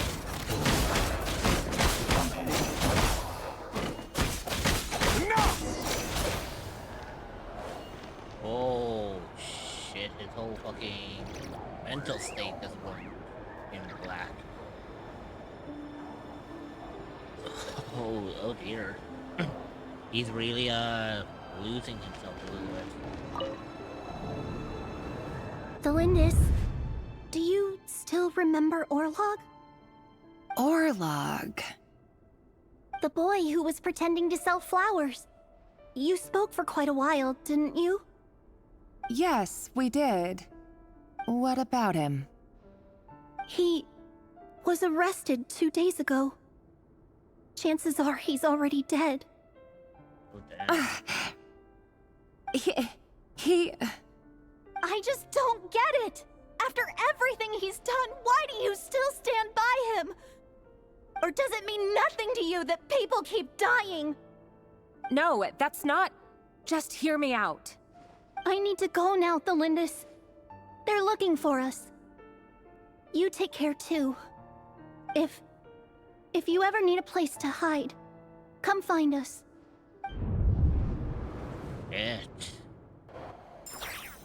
Yeah, like, Rarier's mental state is starting to deteriorate. Author Thelindis. Over the course of this week, the research object was subjected to interference for a total of 47 hours for experimental purposes. The results are as follows. All subjects of observation that were sent inside have now... The situation within is proving more problematic than anticipated. No progress whatsoever. now. Won't you give me even a glimmer of hope? Things are getting worse by the day. I have to find a way or we'll all be in danger. But I... If all this research comes to nothing, what then? Sooner or later, it'll be my neck on the line. But could he really bring himself to kill me? No. Surely he wouldn't have the heart.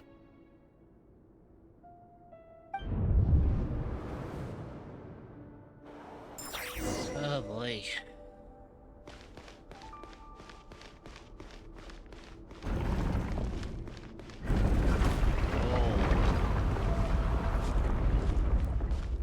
His whole mentality is Why won't you just let us go? We don't even know each other. All we want is to live ordinary, peaceful lives. You want to live?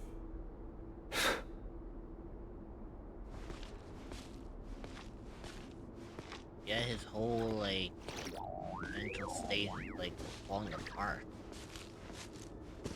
Yes. I just want to go on living. Is that really such an unforgivable crime?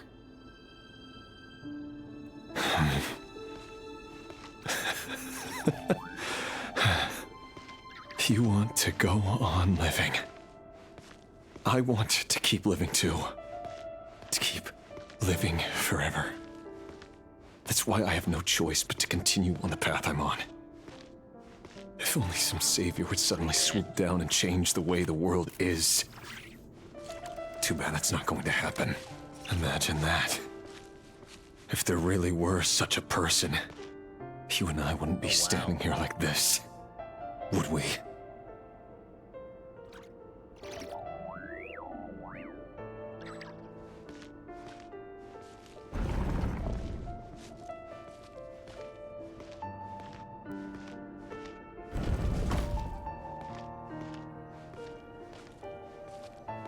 Can you imagine how Rear feels about all of this? Today's files are in. Did feel? Time to wade through them just like usual. He's gonna have a problem. No, I don't get tired of it. It's my job. And not only am I lucky to have it, I'm good at it too. Oh, he's gonna hate this because I can imagine his wife is gonna show up, or his fiancée is gonna show up here. He is going to hate it. Yeah. Wait. That's... There it is. Thalindis? Yep. Not the person he was expecting to see on that list. No. No! Why? But you bear no mark of the Crimson Moon. How could you possibly have anything to do with them? It cannot be! A diluted bloodline. Carefully concealed. I see it now. You've been living in the shadows just like me. See, now he's starting to see it. What a fool I've been. Numbing myself with talk of justice. Even imagining my friends would back me up. But in the end, Irminsul. Finster King! How far are you going to take this? From the direct bloodline to secondary offshoots? And then what? Today it's the descendants of the Crimson Moon. Who will it be tomorrow? Will you not rest until everyone down here is dead? Damn. No. This cannot go on. This is where it ends.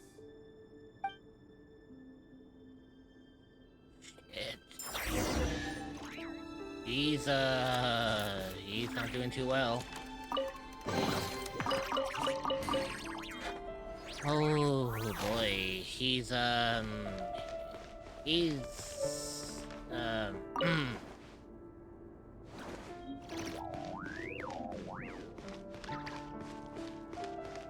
yikes. this is a problem even for him. I don't know how he's gonna feel about this.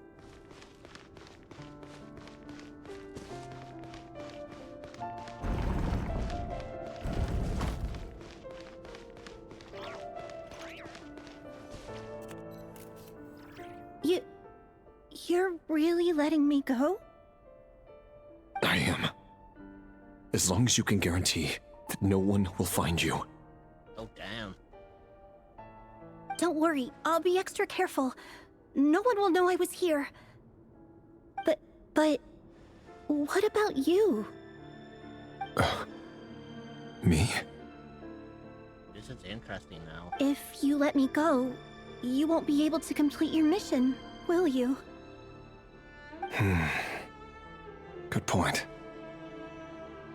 In that case, maybe you should stay. No, please! I just want to see the outside world again. An ad break is starting soon. Sevendable love. You see, Rary doesn't know what to do here.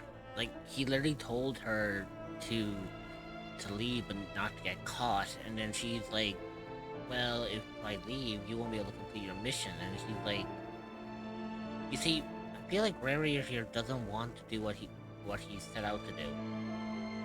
Technically, by right, he should end up killing her where she stands right now, because that's obviously what he was trained to do. But at the same time, now that he knows about the secret about his fiancée being a descendant of the Crimson Moon dynasty herself, it's like he doesn't want to do this now. It's like he's debating on, you know, like, does he want to continue doing this or not? Go on living? Yes! I know you're a man of your word. So please, just let me go. If I let you leave, what will become of me? Just kidding. Go, now. He didn't want to kill her.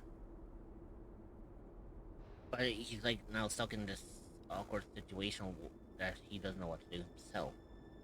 But remember, don't let anyone know you were caught.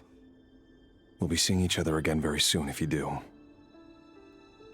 Yeah, and not for the right reason.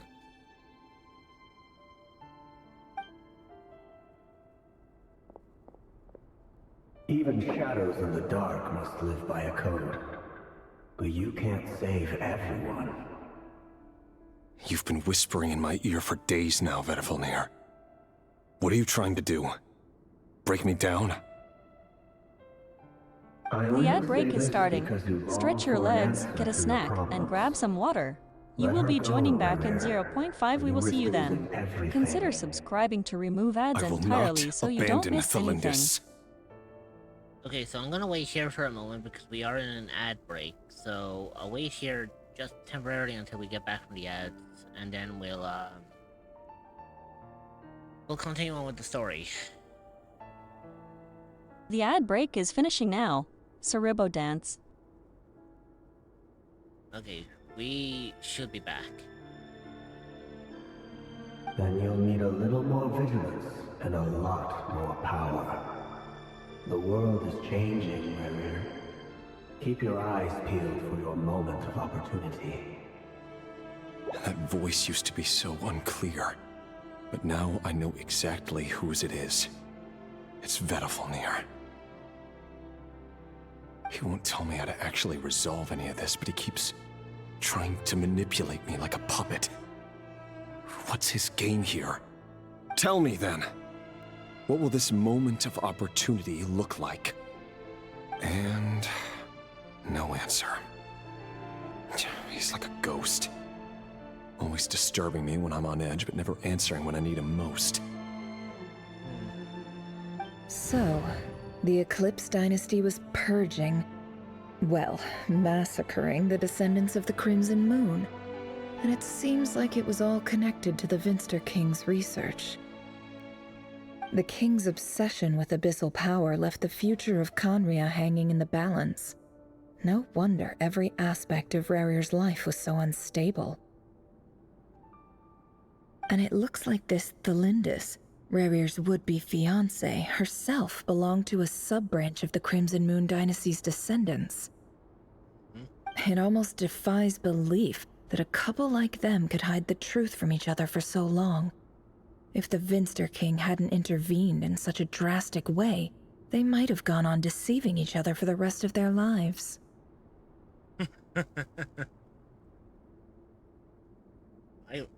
I forgot I even had that.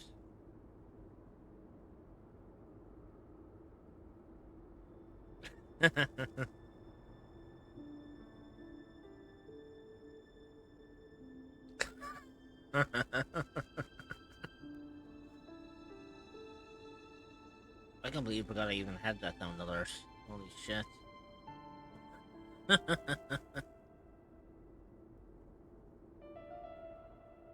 And why does Vedderfanir, Daneslif's older brother, keep talking in Rerir's head? This guy kept more secrets than I ever imagined. It's funny that Nefer is the one who's surprised by this, since she's the one who keeps these secrets. The human mind is like a vast desert of shifting sands. When you follow the flow of someone's memories, you only ever see the parts they're willing to let surface.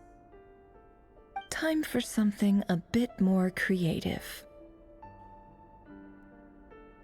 We've been inside Rerir's mind this whole time, building up a picture of his psyche. There's already enough clues on the board to start reading between the lines and mapping out the rest. Shit, Nefer's really getting into the nitty-gritty now, isn't she? Now, we can finally begin to put the pieces together. Sure, it'll only be a reconstruction, part simulation, part reasoning, but it's usually pretty accurate. Okay. Once we've built up a cognitive profile, we just need to cross-check the logic behind his actions.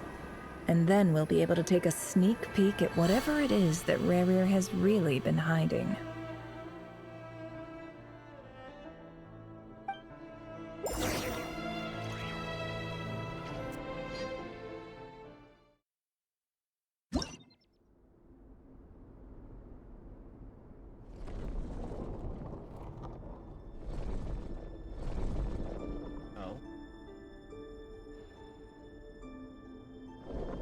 Rerir, are you there?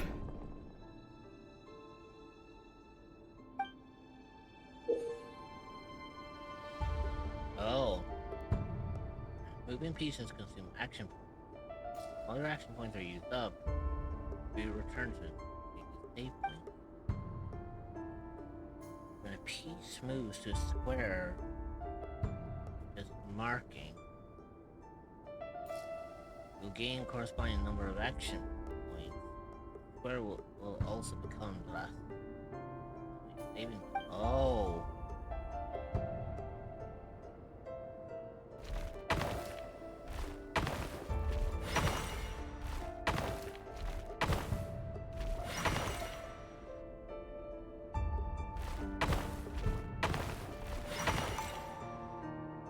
Hey, Rerir! Come out, it's urgent! Oh shit. Dane? What's wrong? Quick, come with me. I'll explain everything once we've met up with the others. Yes, okay. This is, it's serious now. Okay. I'll come. But the Lindis is still over at the Universitas. I'll need to leave her a note. All right then, but make it quick. I've never seen Dane so worked up before. Whatever this is, it must be big trouble.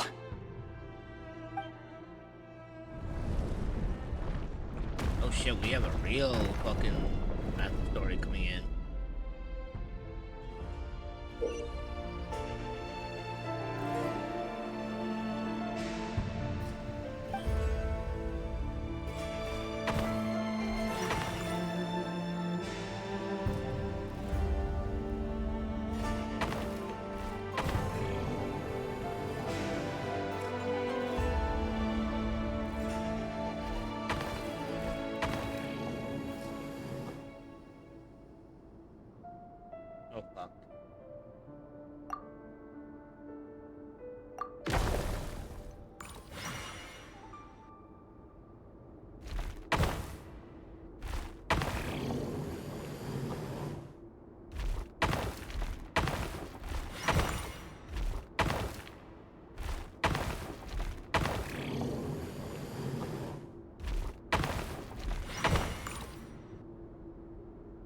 Oh, that was close.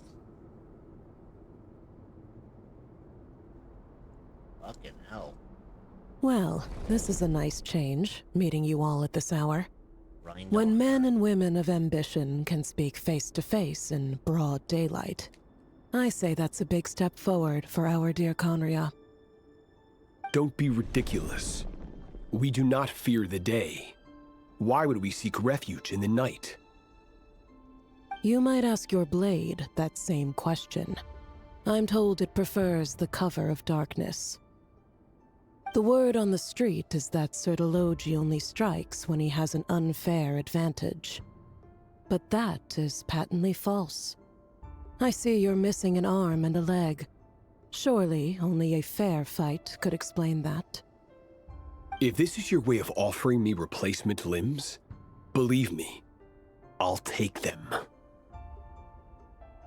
Oh, we can certainly discuss that. With bioalchemy, anything is possible. Assuming I have your full support in my research.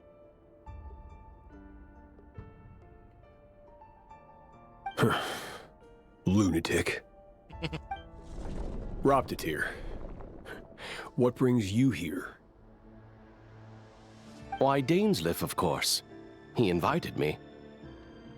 Please, cast aside your apprehensions, Miss Rhindaughter. Whatever the rumors may say, I am but a humble servant of the king, and I can assure you he affords me no greater convenience than he does you. Well, the Universitas Magistrorum won't stop fawning over you, so at least some of the rumors must be true. You're clearly doing well for yourself, so drop the humble servant act. It endears you to no one. You're president of the Universitas Magistrorum, the chief royal mage known as the Wise by royal appointment, and by far the most favored among the 4 pillars of Conria. Damn. Vice President Veet doesn't even try to hide his envy when he sees you. My success is the product of hard work and good luck. It's as simple as that. Were the king not such an extremist, I hardly think I would have received a senior post at my age. Of course, no job is without its gripes. Serving a king like ours can be a challenging task, as I'm sure you can imagine. And as for Efterveet, in missing out on the presidency, he's dodged a mountain of stress. Like everything else in life, it comes with pros and cons. You're all here.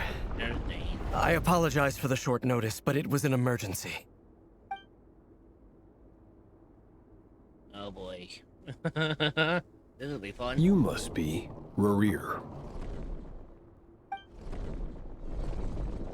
Mr. Sertologi. Yes, I handled your case file during your sentencing. Nothing personal, of course. I'm pleasantly surprised that you remember me. You're clearly a person of substance if you've been invited here.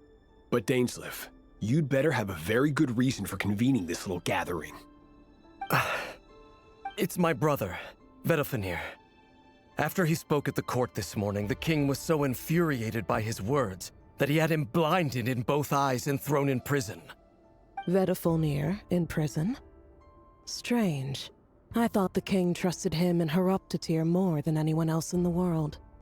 Does this mean the king's circle of trust just got even smaller?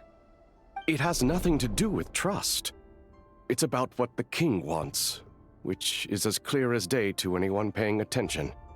I simply appease him, because it's in the best interests of the Universitas Magistrorum. And also because you're slimy. Vedofenir, perhaps less so. But still, a visionless visionary? It rather inclines me to think that qualifications are not what get you ahead in Conria. Do you honestly think this is an important discussion to be having right now? Dane, what are you planning to do? Rescue Vedofenir, I assume. Correct. It will mean storming the palace by force. Tonight. I need all of you on my side. That's far too dangerous. And don't forget, Dainsleif, you're captain of the Royal Guard. You swore an oath to the throne. You've been planning this for a while, haven't you? I have no desire to commit treason. But whatever critique the king may have of Vedafenir, disfiguring your most loyal subject for putting the best interests of his court and nation first, this is not the conduct of a wise ruler. My blade will force the king to see the error of his ways. So, Vedafenir's prophecy enraged the king. I'm sure it wasn't what he wanted to hear, but if he won't take counsel even from the visionary, that is deeply troubling news. The extent of His Majesty's madness is now all too clear.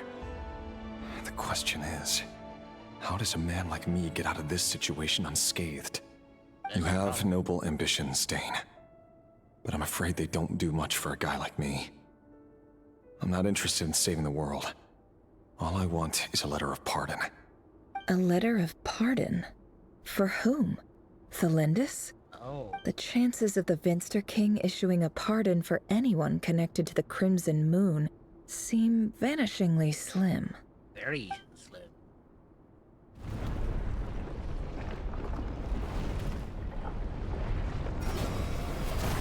Oh shit. This black fog over the board must have some connection to Thelindis. But why is it taking this form? Does it have something to do with Ravir's past? Another mystery I'll need to unravel. See, now it's getting more dangerous.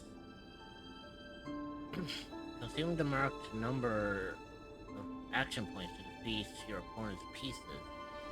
Your pieces will only attack when they have more action points than needed to defeat your opponent's piece. Okay.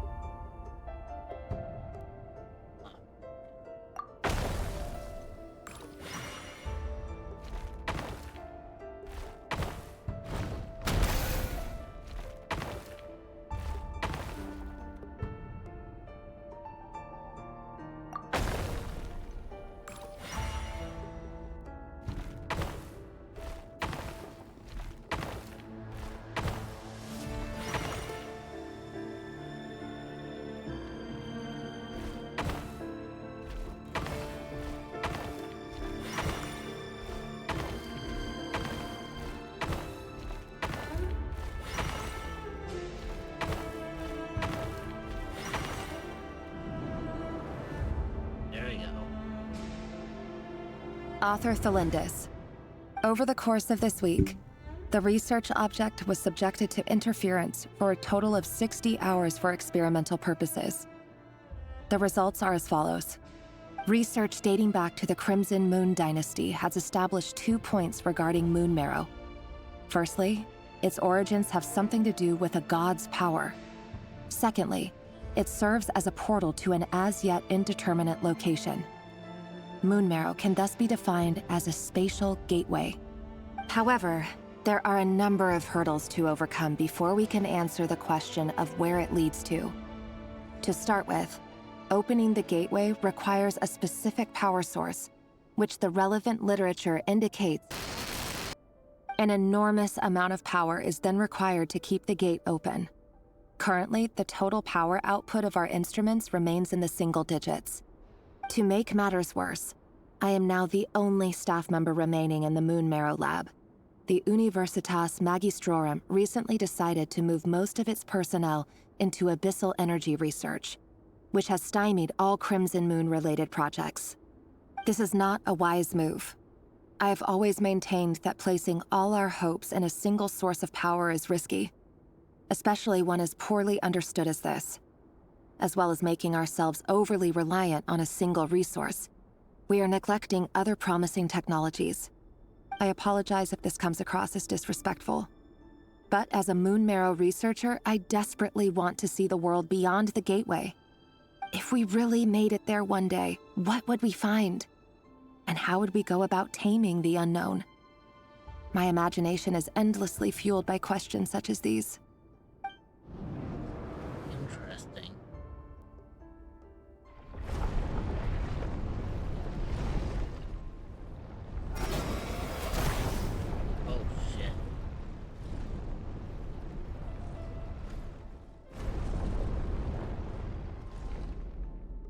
Okay, so...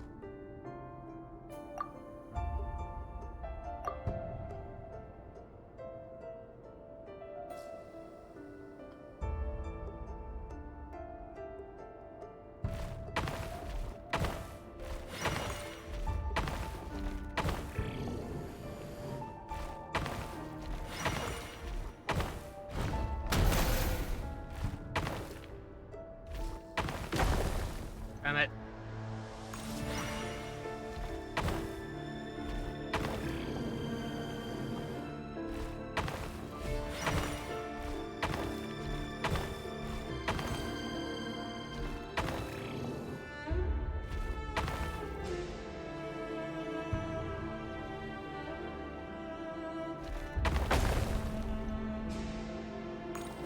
Okay, I'm not really thinking this much through, am I?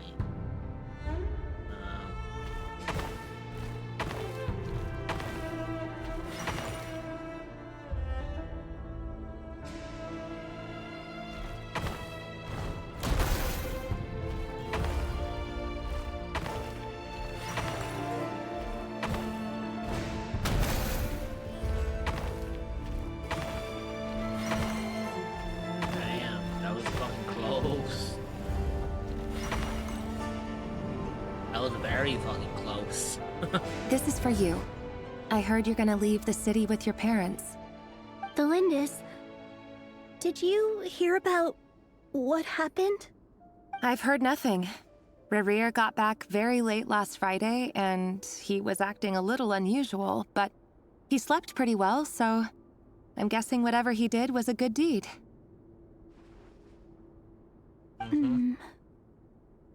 You never saw him, and I don't know what he did. And this conversation never happened. You understand? What if he finds out that you pried into his secrets? Don't be silly. I don't know what secrets he does or doesn't have. All I know is he's just a normal guy who happens to run some errands for the king. Are you scared of him? I don't know. The Rerir I know doesn't match the person you all describe. Logically, I should be scared of him. And yet, I don't want to lose him. But enough about that. You should get going, and be careful with the package I gave you. Keep it secret. Keep it safe. What's in it? A piece of the moon. All you need to know is that as long as you keep it safe, then in the future, everyone will be able to see a red moon. A red moon? You mean our moon? That's right. The Our crimson. moon. Promise me you'll look after it. I promise, the Lindis. The Crimson Moon bloodline will never die out. Its light, the color of blood, will become like a fire that flows in our veins, no matter how long it takes. And it's interesting as well because we know that Arlecchino is also a descendant of that crimson bloodline. Fascinating.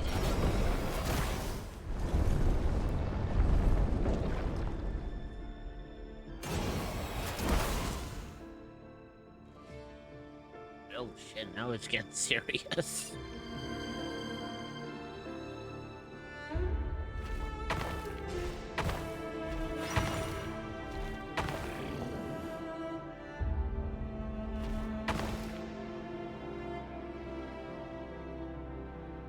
Okay, I need to think this through again.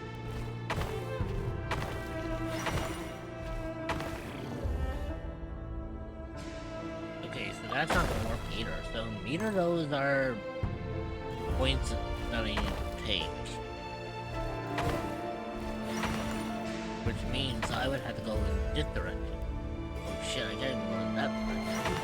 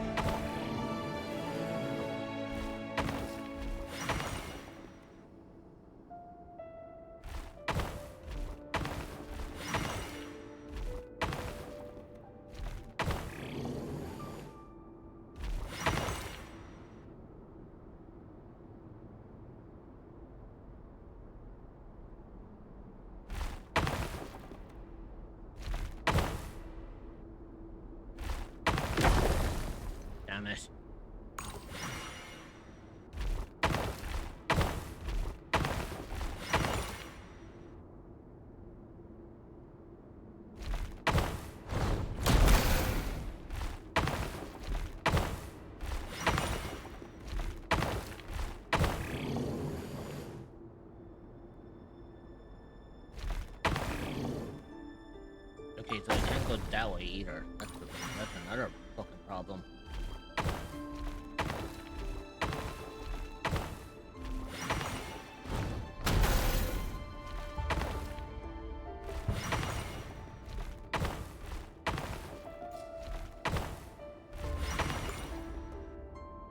Hurry, everyone, and stick to the plan. Sir Dainsleif, what are you? Is this treason? You know what happens to those who betray the throne. Please, don't do this! It is the king himself who has betrayed the throne. He has betrayed all of Conria. If you have any love left for justice in your heart, you should join me. It's showtime. Dane and his group will handle the troops in the palace. Then Hraptatir and Rhindaughter will disarm the security measures. My job is to enter the prison and rescue Vedifalnir. Stay safe. Wish me luck. Look after my brother. Draw your blade. It is time for justice to prevail. Yes. So do they draw the blades on him, or will they draw the blades upon the...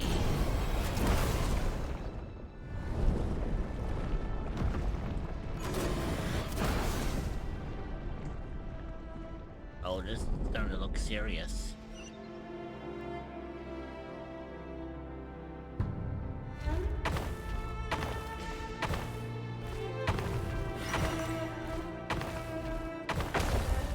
Fuck it.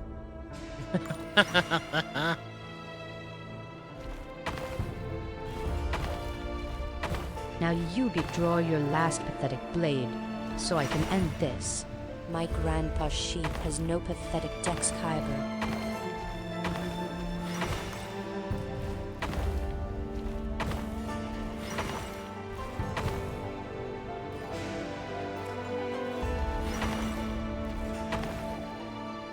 Okay, so that's not gonna work.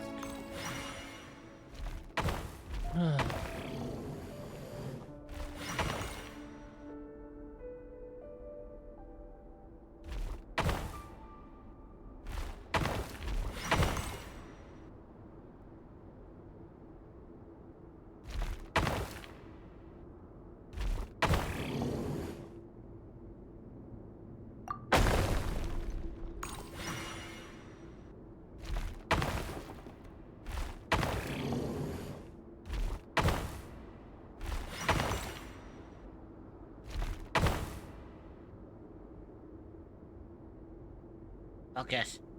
I can't do that either.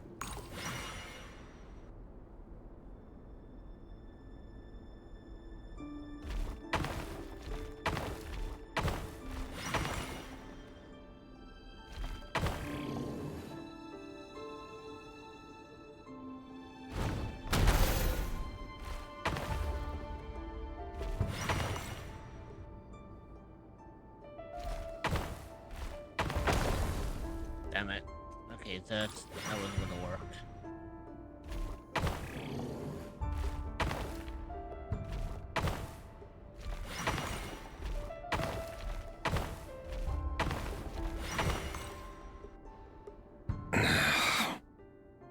This place is filthy. And the smell is abominable. Clearly, the king doesn't allow his prisoners a single shred of dignity. This is dire. Found you. Hello, Mr. Vedifalnir. Ah, it's you. Surprised? Oh, wait. I guess surprise isn't an emotion that prophets feel very often. I certainly felt some surprise in the moment when I was blinded. Surprise at the king's sheer ignorance.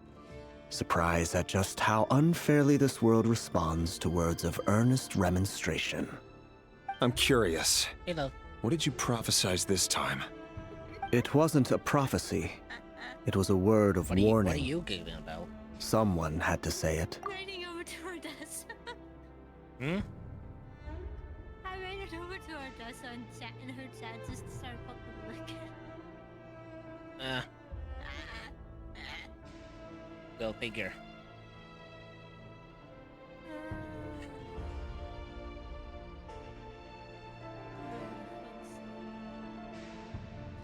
So how did the rest of your string go, or were you forced to stop? Actually, I willingly stopped because I cleared 2 chapters. Yeah, that's good, though.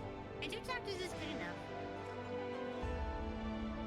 Like, I may want to play catch up, but I'm not that much of a mad lad. Yeah, and then you have me At here. least not with Wooba. And then you have me here trying to get through Act 4. All I can say is this is interesting. Because not only has Act 4 been things that have made my fucking heart break in all the good reasons, it is also a fucking lore drop. Like, I'm finding out shit from things that we've been told about since the beginning, and now it's only coming to the surface right now about what's been going on.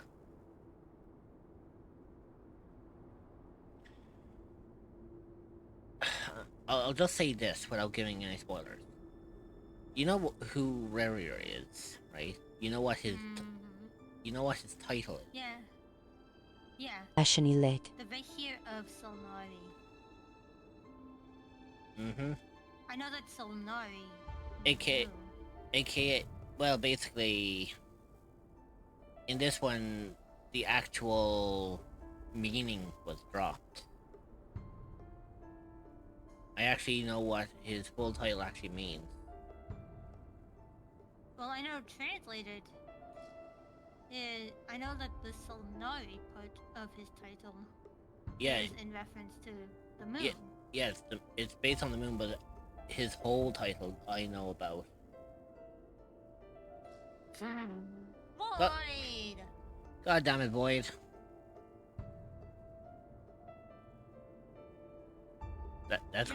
That'll slow shit down.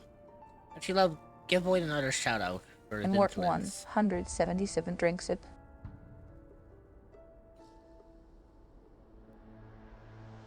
Exclamation so it reverieth the void.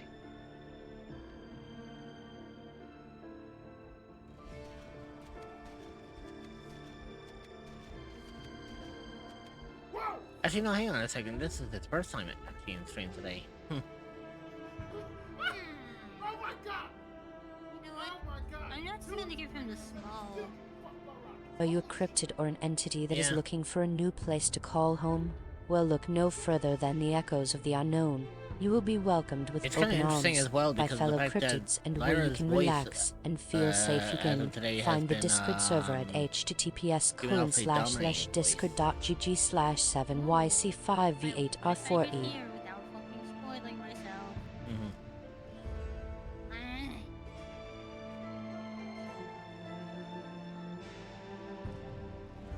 But yeah. Basically, long story short, I'm already full, you wanna give me a second? Asterisk set my office on fire. Asterisk.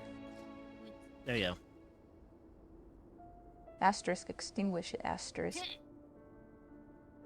Oh boy, did you really think that was gonna work? Did you really? Elusive stare. Boyd, you do realize setting your office on fire puts my cryptids in danger. And as the guardian of cryptids, I will not have that.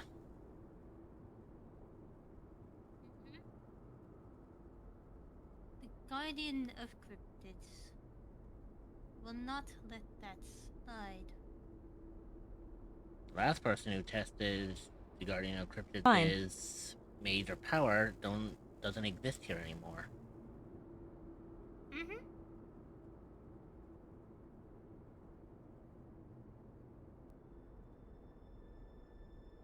Asterisk bring in 3 pellets of beer. Asterisk.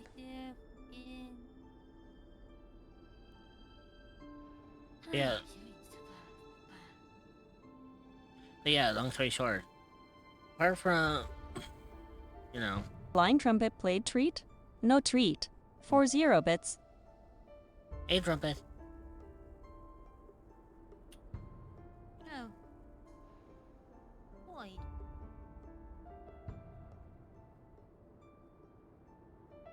Mr. Kexip. To try that again?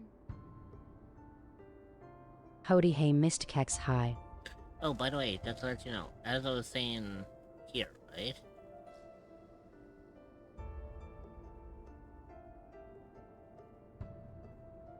Also, Dream of the Secret Office still stands.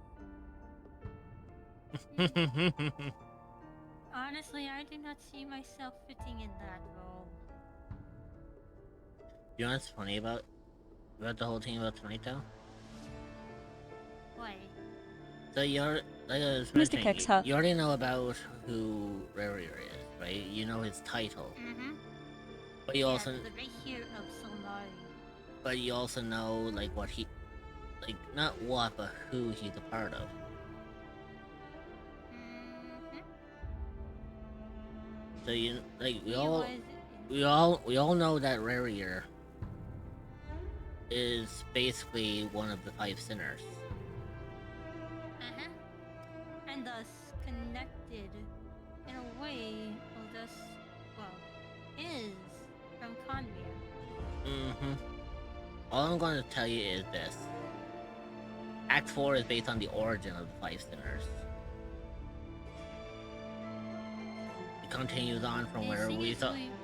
It continues on from where we saw in Act 3. But this is a lore drop unlike any other. This is lore about the 5 sinners that we've never even been told about up till now. Like, we know who the 5 sinners are by name. We know what they've done. But we don't entirely know what caused them to become the 5 sinners. This act itself goes into detail exactly on how they became the 5 sinners.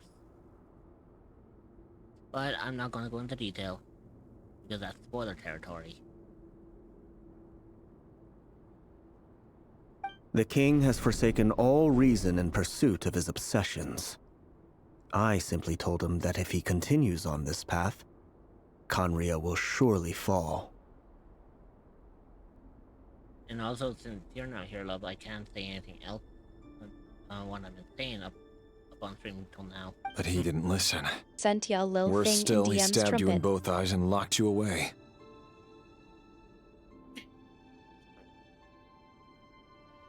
Dane asked for my help.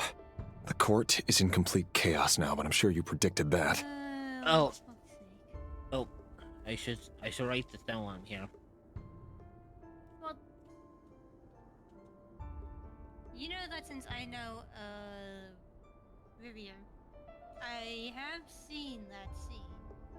So technically, You don't know the full story. What you know is only the tip of the iceberg. I've experienced the whole story itself. I may know only the tip of the iceberg, but I know in essence what Lemon is kind of referencing to.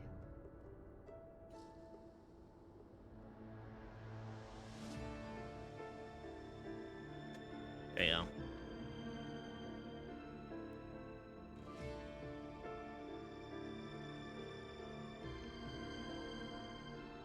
Just need to put that up there. We are in just heavy case. spoiler territory. Please don't share what you see in chat for those who can't see the stream to avoid getting spoilers.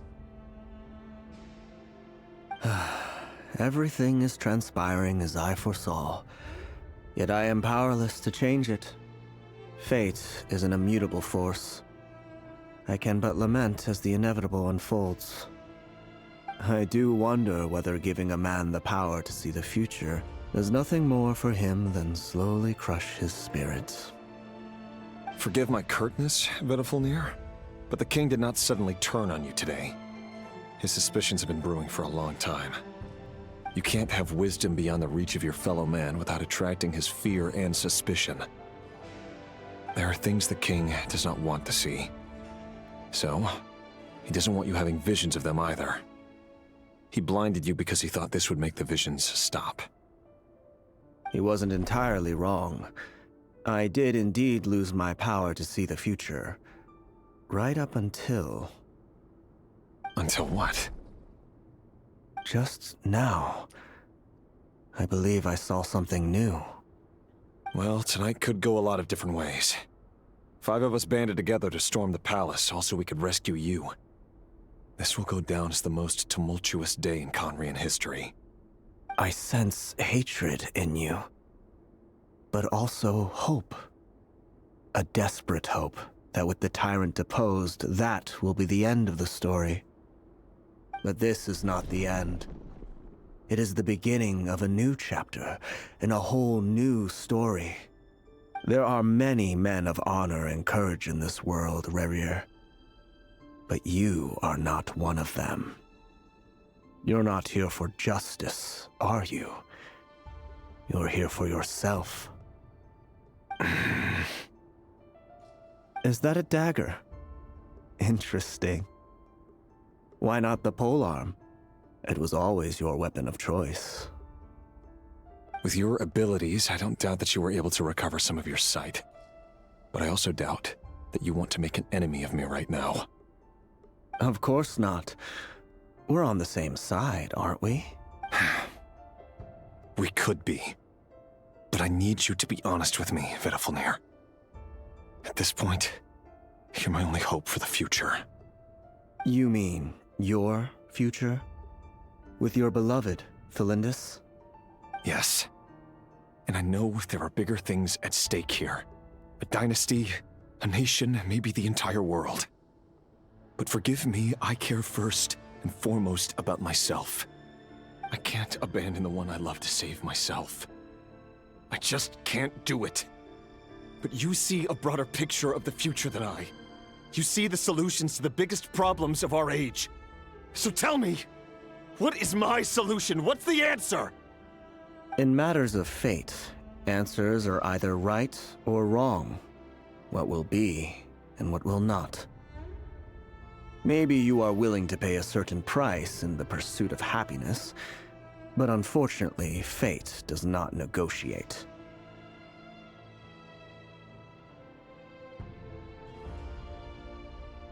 Yeah, at least on the side note, I actually back to my normal self again.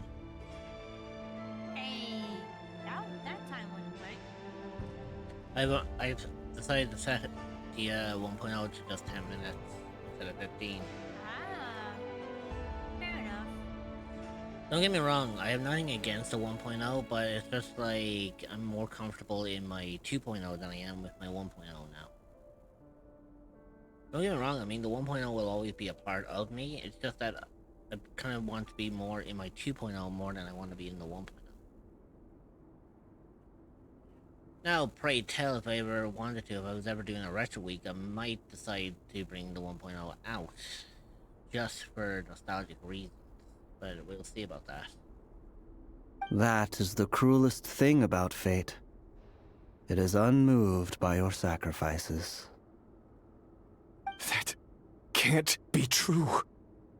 I know it's your voice that I keep hearing in my head, urging me to see how the world is changing, to seek more power, so I can protect the things I love. You show me disaster, but you won't show me how to avoid it? Why? Why are you doing all this?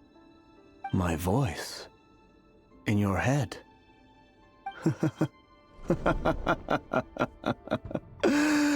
So, you hear it too? The voice that steals your mind, gains your trust, and drives you crazy. It turns out that we are not so different, you and I. Vedafilnir just broke into the strangest smile I've ever seen in my life, as if he'd discovered some monumental secret. But then he suddenly switched to looking extremely weary. Very well then. My advice to you is as follows. You must persevere. Whatever trials and tribulations you may face, be steadfast in the belief that they are your path to the future. For as long as you live, your story with Felindis shall not come to an end. That is the only chance you have of fighting back against fate. It is up to you whether you believe my words. Regardless, that is all I will say on the matter. I have no right to intervene any further. I will hold you to your word. Thank you for setting me free. In return, I will tell you one more thing that you cannot afford to ignore. Just then, a strange wave of energy rippled through the city.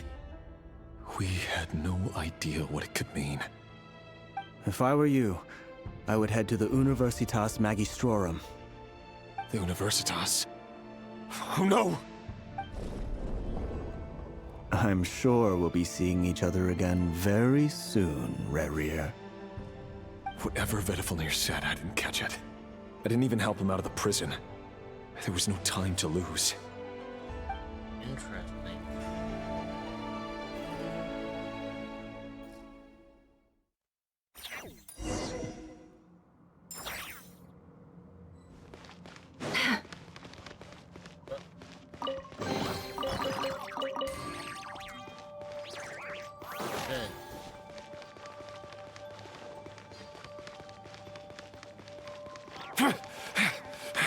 Monsters? Is this Rhine Daughter's doing? Or the Universitas Magistrorum? Out of my way!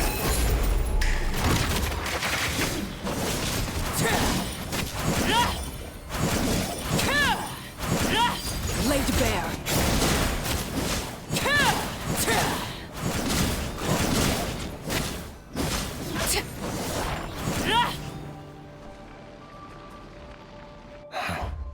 The Universitas. That reminds me of a rumor I once heard. Allegedly, the king installed secret mechanisms in the palace and around the city. No one knows where they are or what kind of power they hold. But if they were ever going to activate, it would probably be on a night like tonight. Help! Help! Hold on! Don't let them anywhere near you! Save me! I can't! Ah! That sounded like an explosion. So, the rumor is true? The king really went through with it? What other means does the king have at his disposal? They must run on power from the Abyss. And given it's a major center of Abyss research, anyone over at the Universitas will be in grave danger. I have to hurry!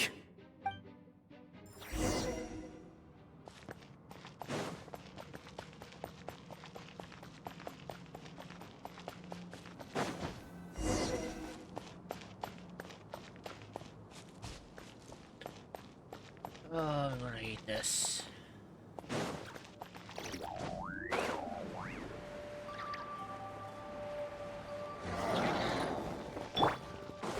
Gloves off!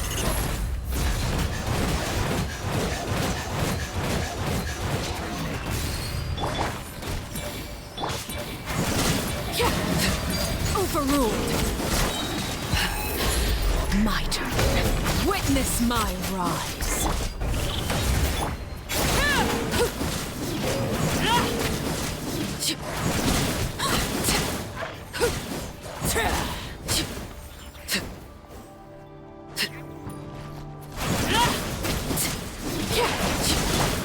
Make yourselves at home.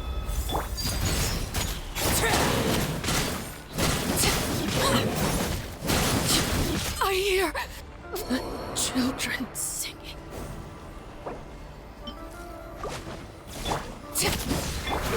Let's get it on!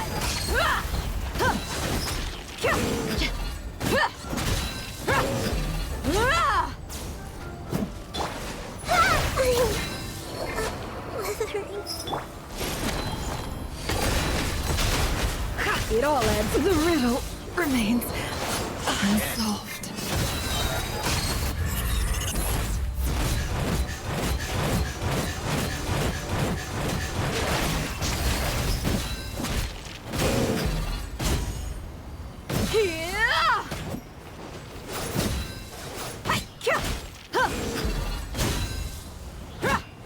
Let's get it on!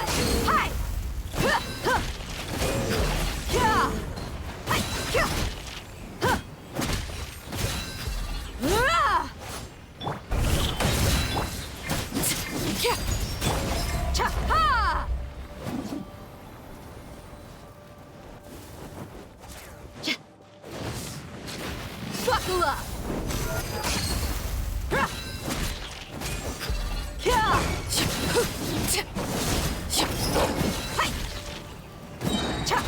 You asked for it.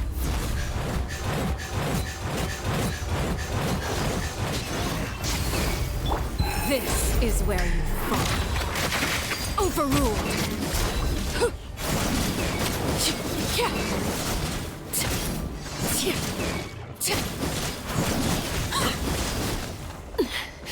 Commendable. Look alive!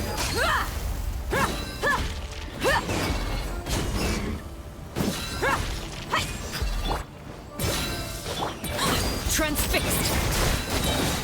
Everlasting as the moon. Laid bare.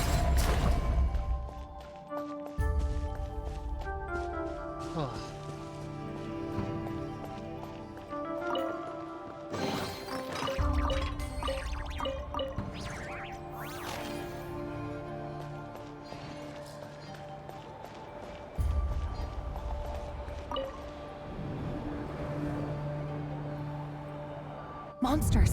At the Universitas Magistrorum? Why now?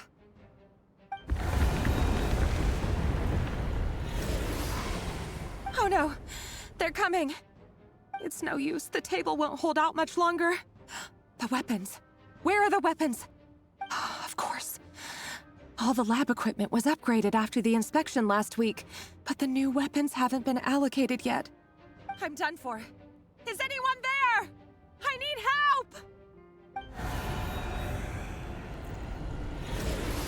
Ah! Stay back! Please stay back! Please!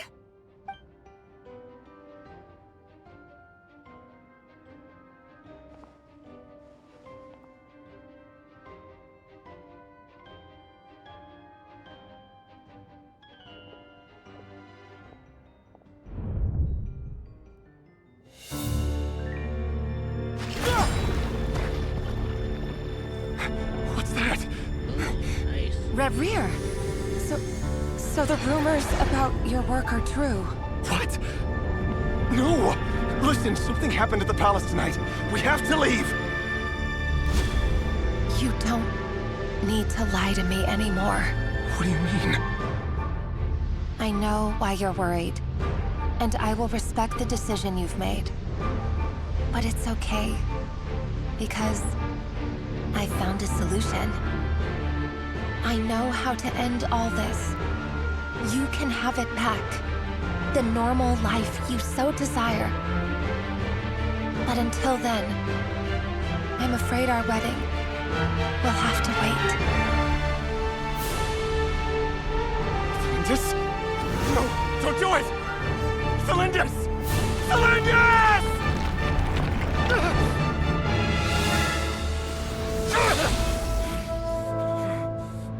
I told you, Reverie. Let her go. You will find someone better. No! No, I won't do it! I have to save her! By what means exactly? A lowly pawn. You lack the power and the strength of will. Do you know a way? Tell me! Come to the palace. Join us.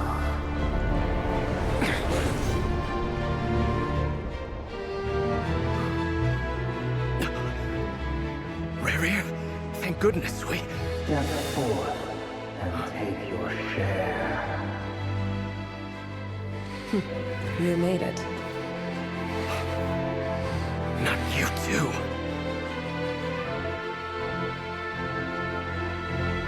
Hatred or grief, despair or desire. We all have our own.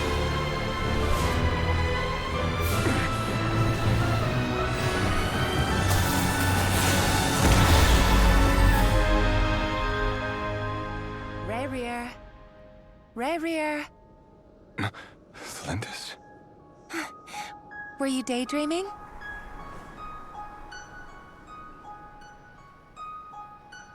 You still remember, Reverie? That question you asked me a couple of weeks ago? Oh. You mean the proposal? Yeah. I'm wondering, where do you think would be a good place to discuss it? Maybe in the garden?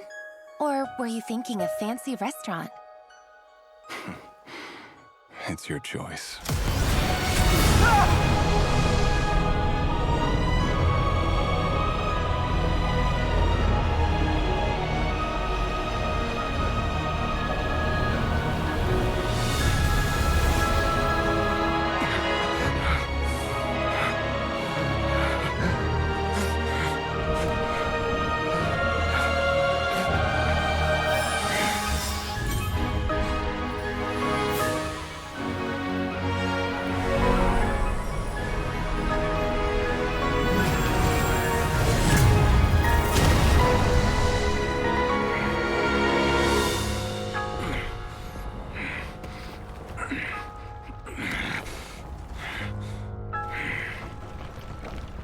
I will find you. And then, you can give me your answer.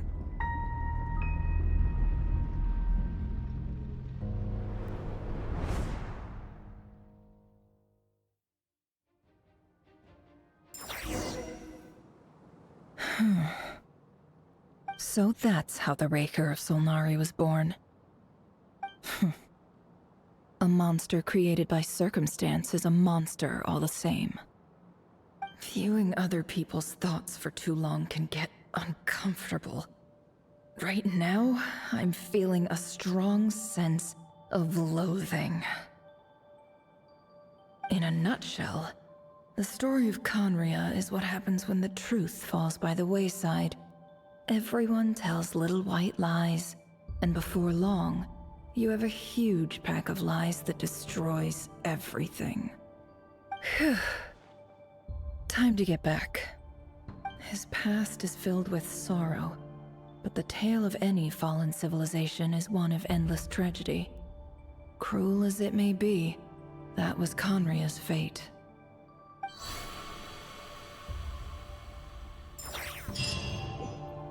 Oh boy.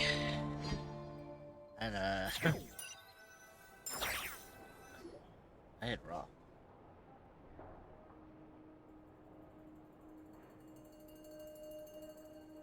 Everyone, I'm back. Can I get a standing ovation? Never! How are you holding up? Feeling okay? She's fine. Boss is a pro. Yes, I'm fine. You will have seen the events of Rarir's life through my thoughts. It's now clear that he is just a regular nobody, driven by personal tragedy, as he said himself. I mostly agree.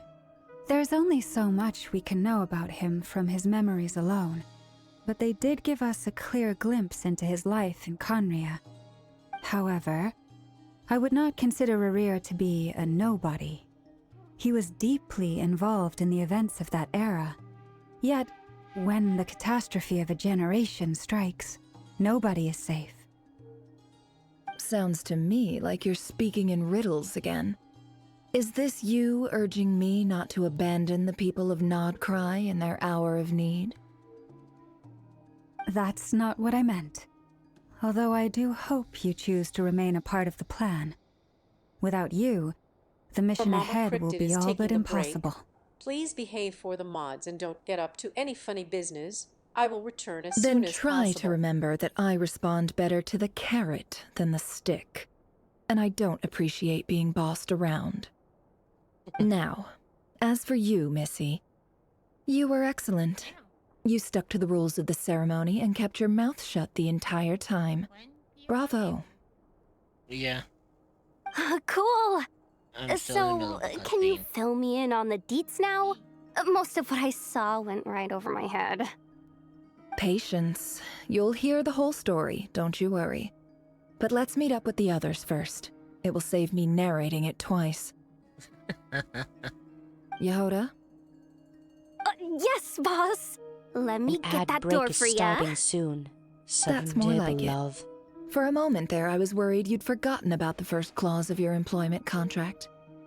Forgive my curiosity, but What does the first clause say? It says I gotta do the annoying stuff that boss is too lazy to do for herself. Like opening the door, pouring the tea, yada yada. Oh, fuck's sake. Of course. Is that right? If something is in the contract, it's because she willingly agreed to it. Rest assured that the Curatorium abides by the very strictest of labor policies. You don't seriously think I'm cruel enough to treat her like my slave? In any case, I've hardly shied away from my share of the work today. Hope I don't catch Flintz and Varka lounging about in their chairs, enjoying a leisurely cup of tea. There's nothing I dislike more than other people enjoying themselves while I'm hard at work.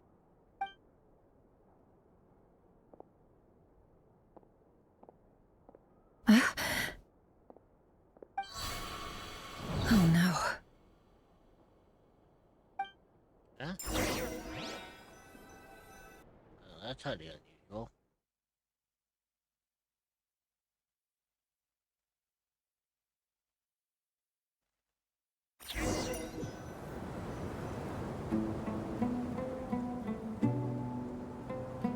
Sorry to disturb you, but we seem to have run into some trouble. Evidently so. Don't worry, I'm not about to leave you to fend for yourselves. I'm not that kind of boss. And it would go against the Curatorium's labor policy. I'm sorry? What did you hear me say? I wasn't talking about labor policy. Wait. How long have I been standing here? The ad break is starting. Stretch your Not legs, long. get a snack, and You grab just some appeared water. by the door a You moment will ago. be joining back in 0.5. We will see you then. Consider subscribing to remove ads entirely so you don't miss anything. No, I think what I'll do is I'll take the break here to protect the ads anyway, so... I'll be back in just a moment, and when I get back, we'll continue on with the rest of the story, and hopefully we'll try to get Act The 4 ad break done. is finishing now, so I will Ribble see you arrive. all, relatively soon.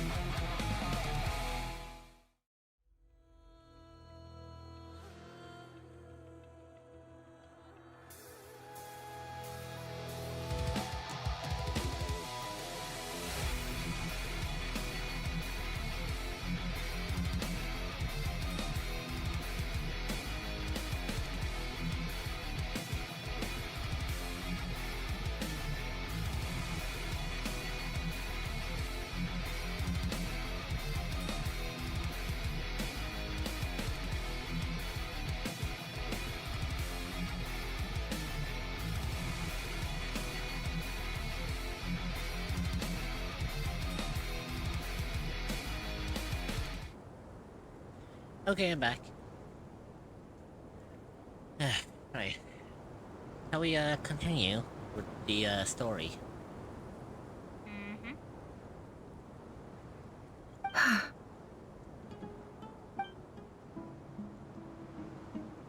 Boss, what's wrong?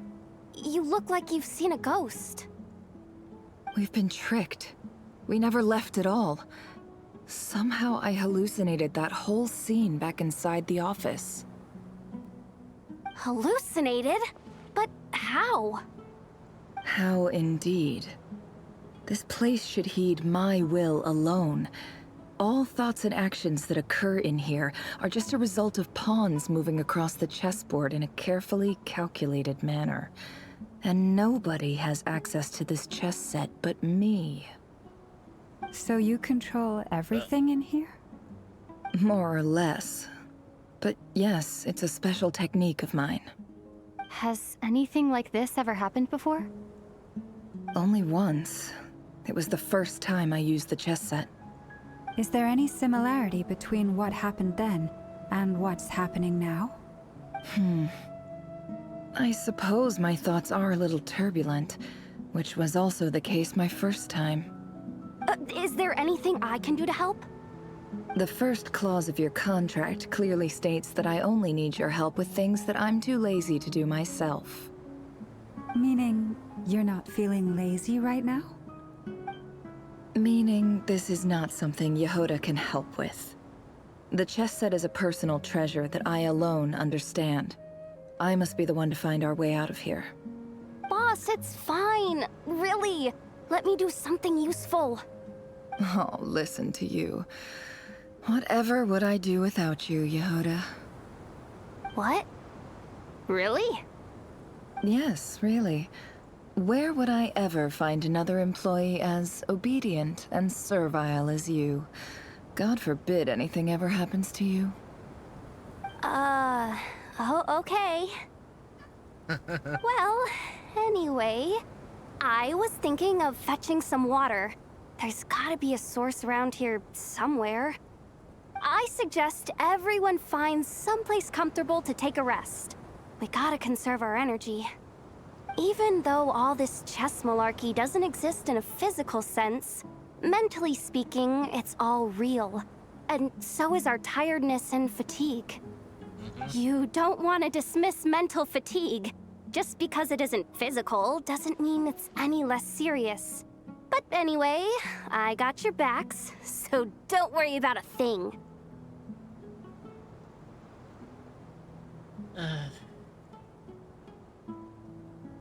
Since this is based on Nod-Krai, you know most of the reoccurring characters, don't you?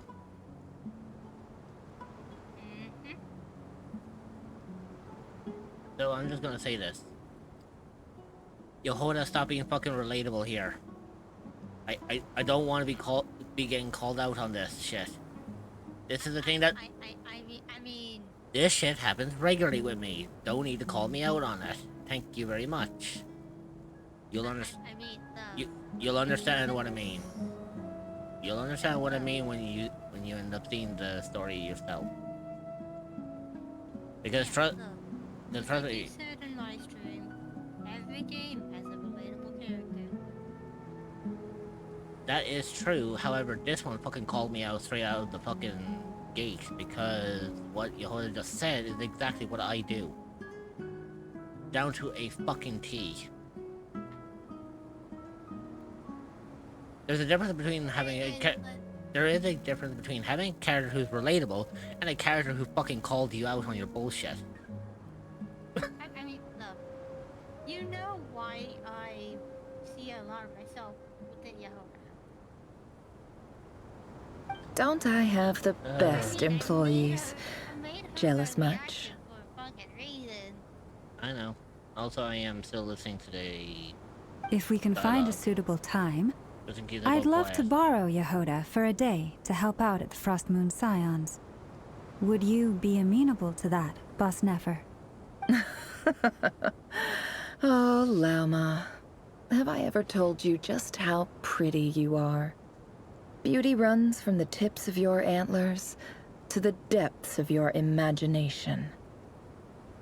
Time to rally, everyone. Follow me. As we continue our journey, the same rules will apply. That means stay focused and no talking no matter what we encounter. And don't disturb the chess pieces. You have my word that I will get us all out of here.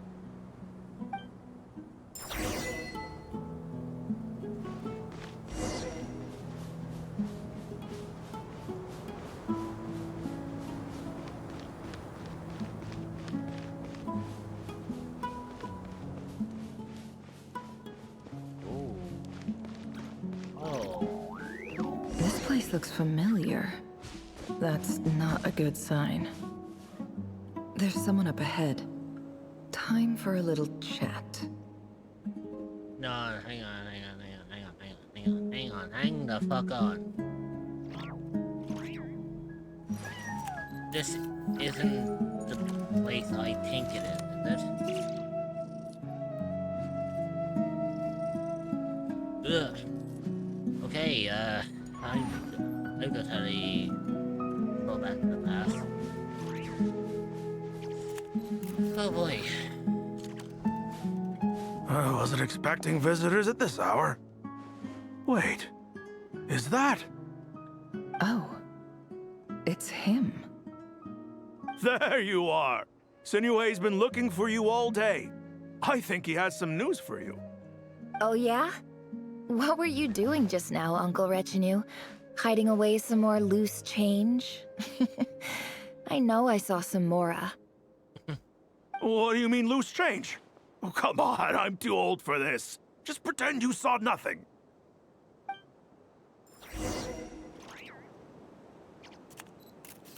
Interesting.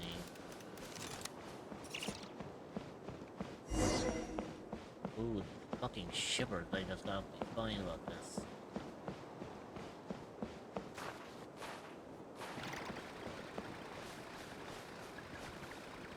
Hey, kid. Mind telling me what Sinuhe's been up to recently? I'm trying to get in his good books and I need a way in. Get in his good books? Why? What do you want with my dad, Uncle Apepi? I've written a new song. I was hoping to showcase it at the next festival, but I'll need his approval. A new song, huh? I'd love to stay and listen, but unfortunately, Uncle Retinue says my dad's looking for me. Well, there's plenty of time and I'm not going anywhere. See that pile of stones?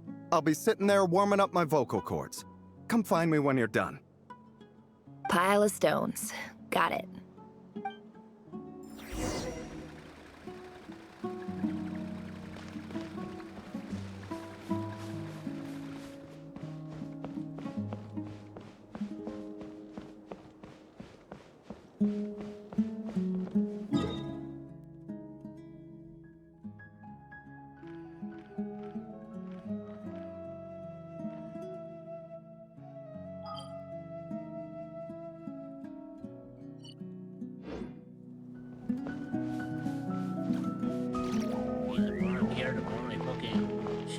Hi, Dad. Uncle Retinue said you were looking for me. Ah, there's my little princess. If you'd gotten back just a little sooner, you could have shared the spoils of war with me. Spoils of war? Who were you fighting against, Dad? It was just a figure of speech. The aftermath of a sandstorm is no time to be waging war. I was talking about our war against thirst. I went out to fix our water supply problem, and now I'm back. Which means... We have a well again! That's right. I found a new one and brought back as much water as I could carry. It should last us for a good while. If it wasn't for these blasted sandstorms, our wells wouldn't be caving in. You wouldn't be spending all your time out searching for new water sources. As the chief of our tribe, I'm supposed to be leading us out of hardship and poverty, onto better things. You know how prosperous our ancestors were. I've told you all the stories. And look at us now, squeezed into these hovels. No one would choose this, if it wasn't for the endless wars over the years. But things are looking up. I started working with some folks from the academia a few months back. They gave me some contacts in return for my assistance in the desert. So you're the academia's helper now? Special ambassador, they call it. Think of it as a partnership. It's nothing bad, okay? We've been isolated here in the desert for too long. Seeking opportunities elsewhere is the best thing for us, and the fastest way to progress. John, character is familiar to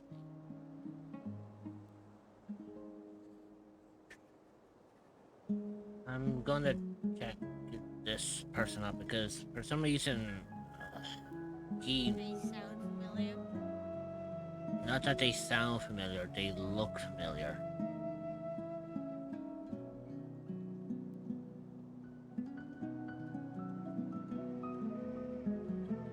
Why does he look familiar?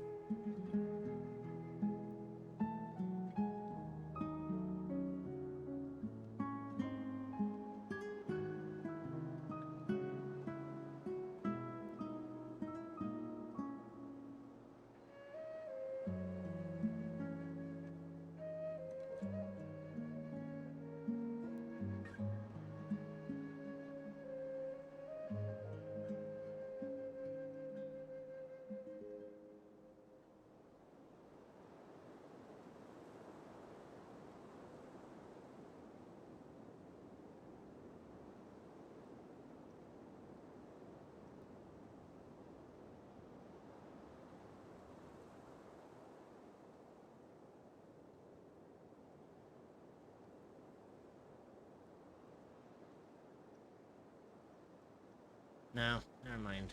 I thought it was I thought it was the person who I thought it was. It's not. It's just that they look identical. So, do you get anything good out of being a special ambassador? Of course. My luck's improving all the time. One day, I swear I'm gonna lead us out of this place. We'll find somewhere new. Somewhere better.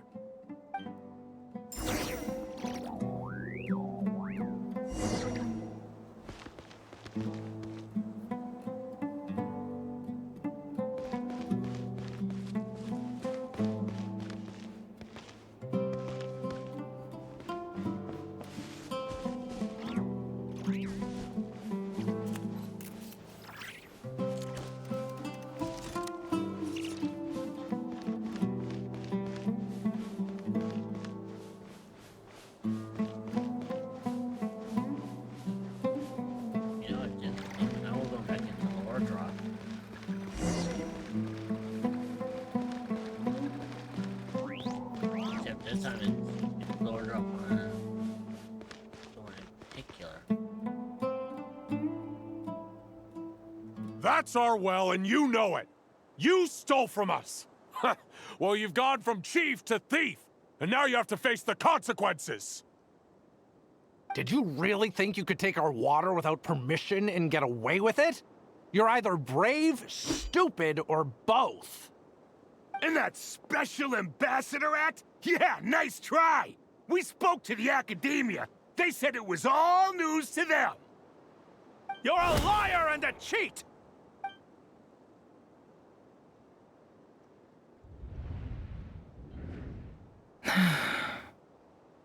I heard Yehuda gasp, but I don't blame her.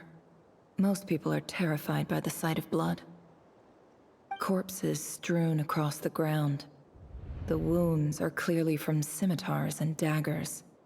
The desert dwellers' weapons of choice. There's a handwritten note on the ground. Let's see what it says. Halil, this is Sinuhe, chief of the Shimti tribe. Surely you remember me. I was the one who helped you and your colleagues avoid the quicksand in the desert. This is my second time writing to you. I assume my last letter must have gotten lost in the mail, as I didn't receive a reply. I hope this one makes it to you safely. I'm writing to you because I need some help. That sandstorm the other day completely blocked up our well. forcing me to look for another water source in Iab and Unut territory. It was a matter of survival. Praise the gods. The well of the Iab tribe was intact. It was my last resort. I drew what water I could and left, but not without being spotted. I fear they will retaliate. You told me to write to you if I ever needed help. You said you'd be my ally in the academia. I urgently need you to formally recognize my title of Special Ambassador and send some of your people to assist me for a few days. It's the only way I can convince them that this was the academia's decision and prevent them from retaliating. This is an emergency. Please send help as soon as possible. Looks like this letter never got sent. The writer died a grisly death, and the letter was trampled into the ground. It's badly defaced. Some parts are barely legible. What a ridiculous lie the surviving Shimti tell. Their whole village was butchered over a sip of water.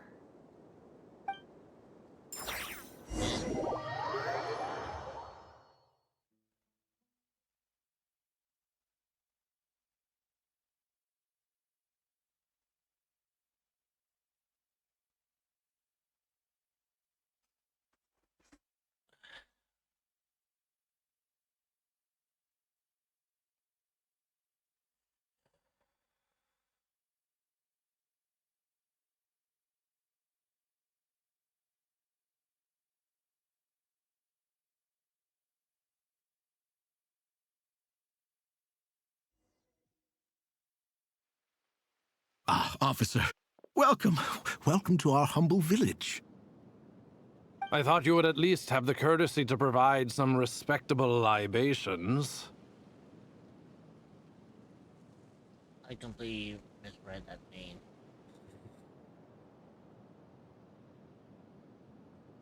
The only problem is I can't repeat it because otherwise, like, it's not really spoiler territory. It's just more based on lore drop. But if I was to mention the name and mention what I thought it said, you'll know exactly where it's kind of situated right now.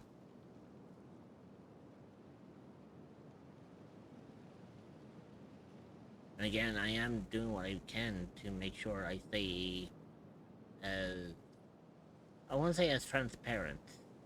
I'm basically doing what I can to make sure I don't give away anything for you. But I know at some point... Accident. If you do by accident, I will not hold it against you. This is the finest wine Aru village has to offer. I promise.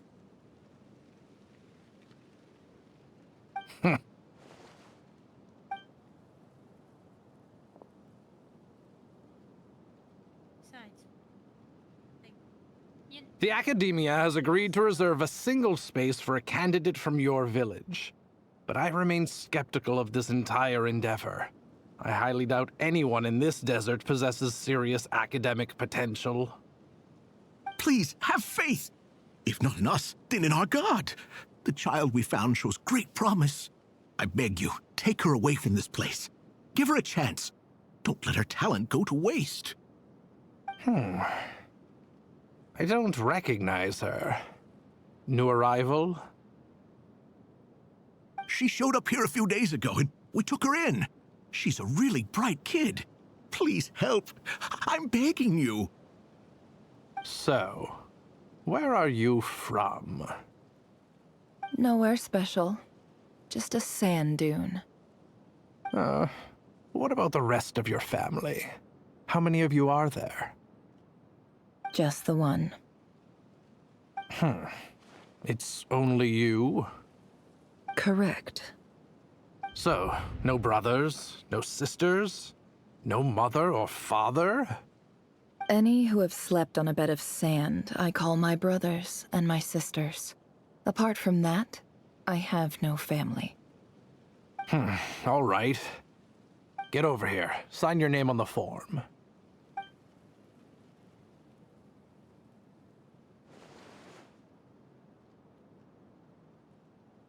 Never?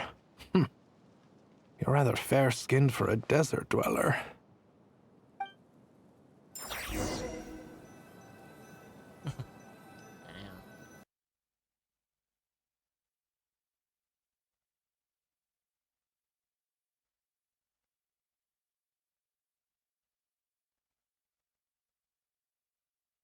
know what? I will say one thing though. It'll surprise you, but I won't give any context to it. So I won't give anything away. But this particular act brings us back to two major places. Places we've been to already.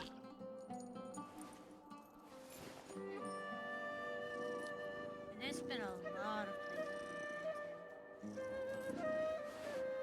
I'll tell you this, but I'm not going to give you the context. You're just going to have to figure out why we're here. The two places is Aru Village and the Academia. So we're essentially back in Samara.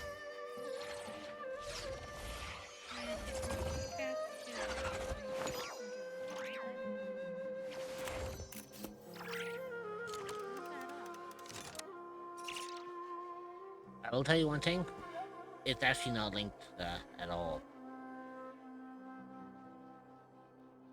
You'd be very surprised, it's actually not linked to that at all.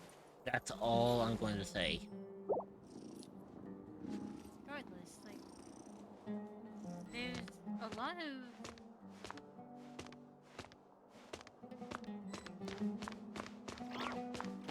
knowing that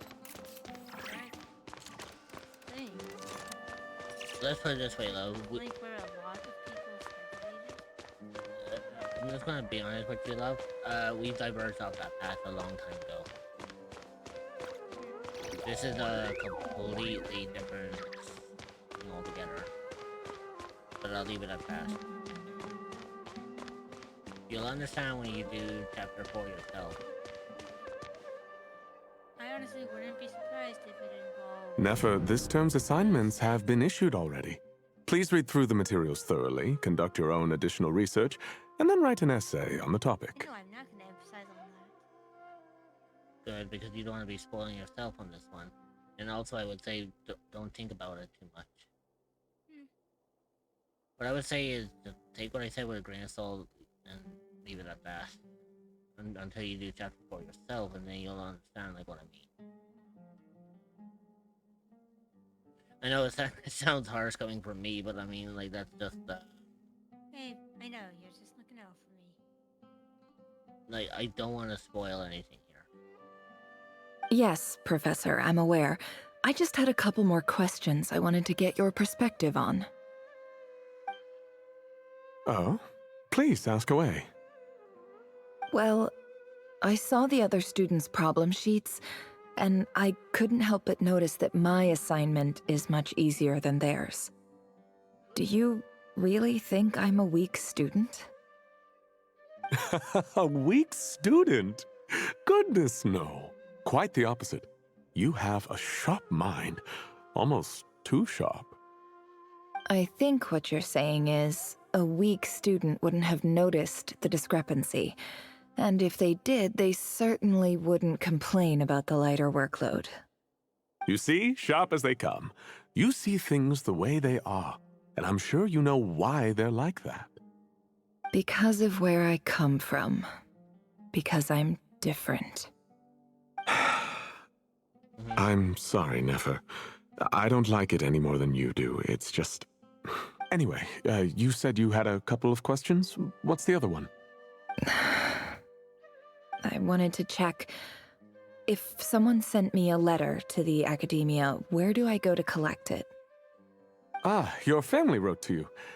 Well, as long as they put your name on the envelope, someone should hand it right to you. Not exactly. It's not even a recent letter. I was just curious where the mail would end up if no one collects it. The House of Dana, I expect. I know there's a box for unclaimed mail somewhere in there, probably sitting on a shelf. Whatever you're looking for, that'd be the place to start. Okay, got it. Thank you, Professor. Oh, don't mention it. Honestly, I feel like I failed you. I'm supposed to be your teacher, but I haven't taught you anything. Hey, don't say that. You're a great teacher, and you do your best for all your students. But the rules are the rules. You're not allowed to teach students like me. It's not just the academia either. The whole world bends over backwards for the successful and leaves the losers to suffer and die. Oh, my dear child. Don't tell me you've given up on life already.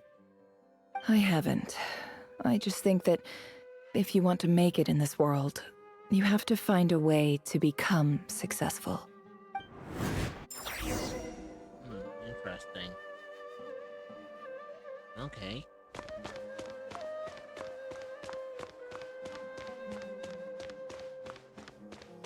You know, when you mentioned about lore, you think that they give you the whole thing in like little bite-sized chunks. This is far more than bite-sized.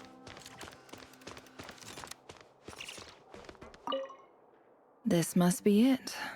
A big cardboard box full of unclaimed mail. And probably some letters that ended up here by mistake, too. Let's take a look.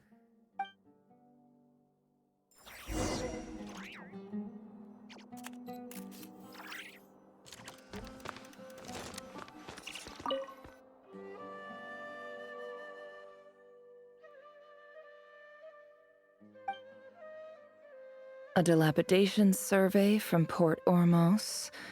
Looks like it's from a Corps of 30 representative. What a strange thought. A bunch of mercs losing sleep over rundown buildings. This one was never even opened. I guess the recipient didn't care what the Corps of 30 had to say about anything. Who was it addressed to? I don't recognize the name, but it must have been a Ksharawar professor.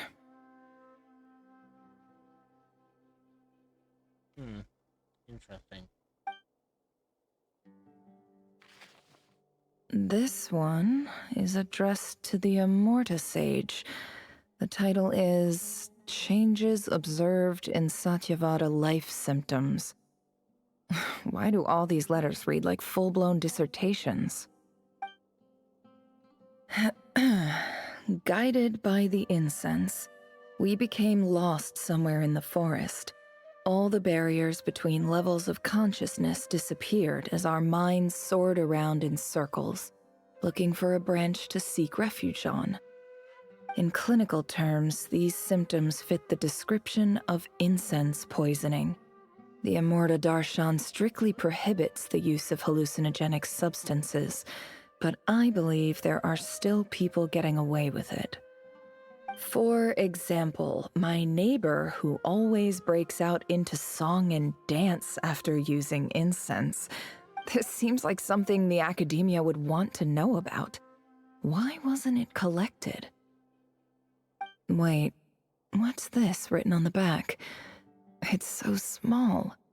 The note says, "The sender authored this letter while under the influence of mushrooms. I would send it back, but no return address was provided. Stamped by the Grand Conservator of the House of Dana."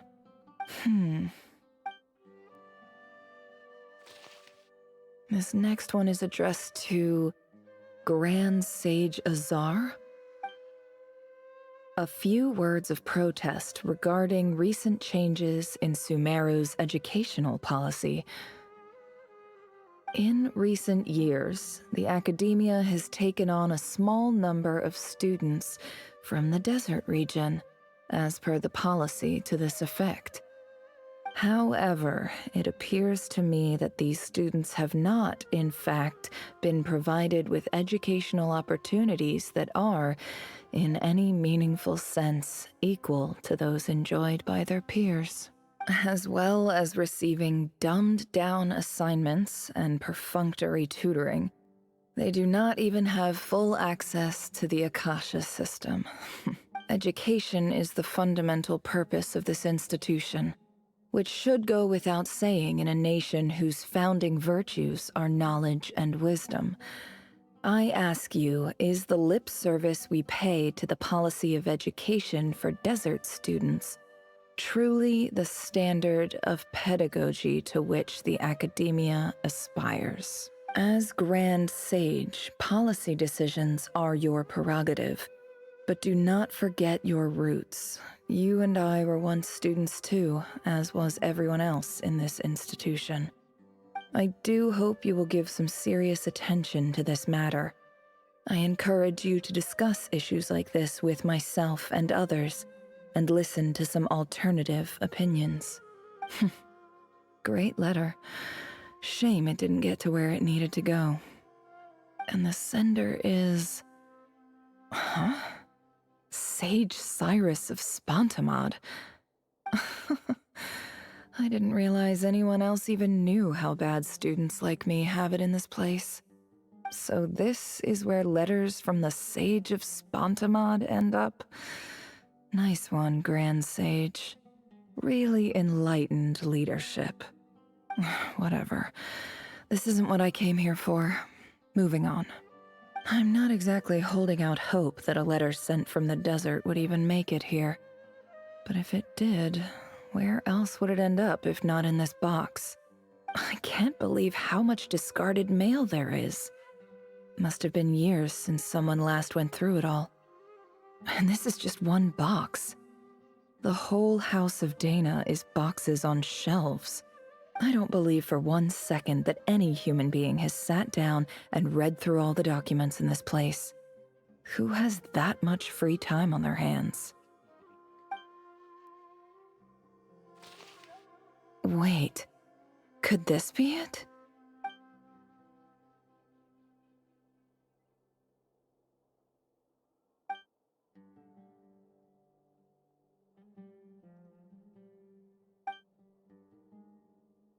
Greetings, Halil.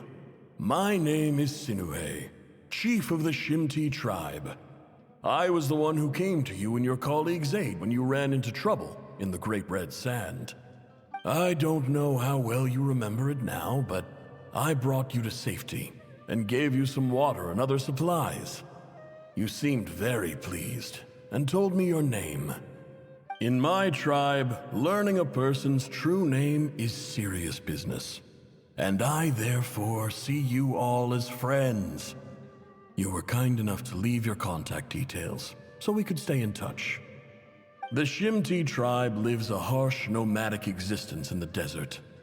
You were sympathetic towards my plight, promising to make me a special ambassador of the academia and help us find a way to make a better living. This brings me to my reason for writing. Our tribe has fallen on particularly hard times, and I would like to ask for your assistance. There was a terrible sandstorm a few days ago, which blocked up the well in our land. To ensure my people's survival, I had no choice but to venture into Iyab and Unut territory in search of an alternate water source. The Iyab and Unut are descended from the Thamudians, while we trace our ancestry to Tulatala.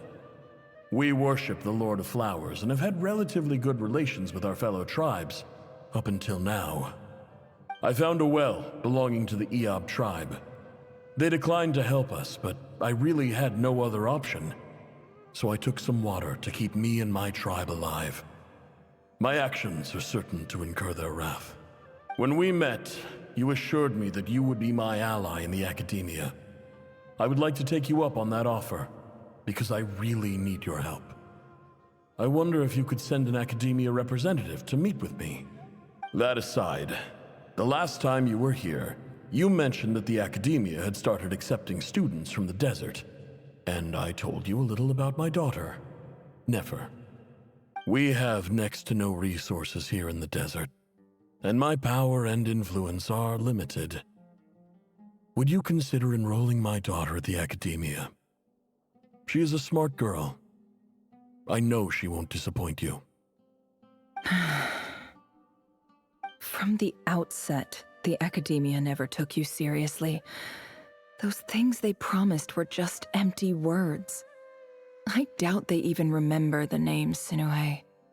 And you were so emphatic that your luck had finally changed for the better. You swore you'd lead us to a better place one day. You spoke with such conviction, like you were the most powerful chief in the whole desert. You liar.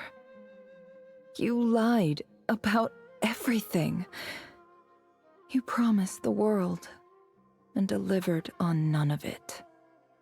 And who fell for it? Just me, by the looks of it. Despite your best efforts. Which makes you a pathetic liar. You weren't even any good at it. I think I'll take over from here. Let me show you how it's done.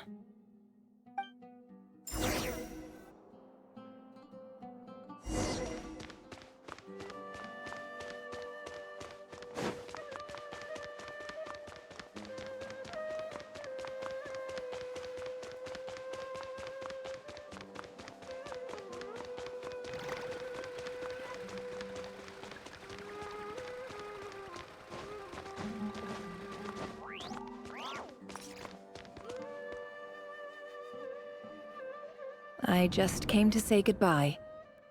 Thanks for everything you've done for me in my time here. Nefer? You packed your bags. Where are you going? I'm quitting. Something's come up in my hometown. Gonna head back and deal with it. Huh? But this was a hard-won opportunity for you. You know that better than I do. It was. But it doesn't matter. I have more important things to deal with, and they can't wait. Oh, and I didn't want to overfill my bags, so I left some incense on your desk. What's wrong? I thought you liked incense. Although, I did read somewhere in the House of Dana that it has hallucinogenic effects. Don't use it all at once, all right? Isn't this the stuff you brought from your hometown? You're just letting me have it? But you said it's a rare and valuable commodity. Yeah, about that. I lied. It's not rare at all. There's this bunch of ruins near my hometown that are practically overgrown with this plant. It's not worth much. Keep it, it's fine. But Nefer... All right, that's all from me. You take care.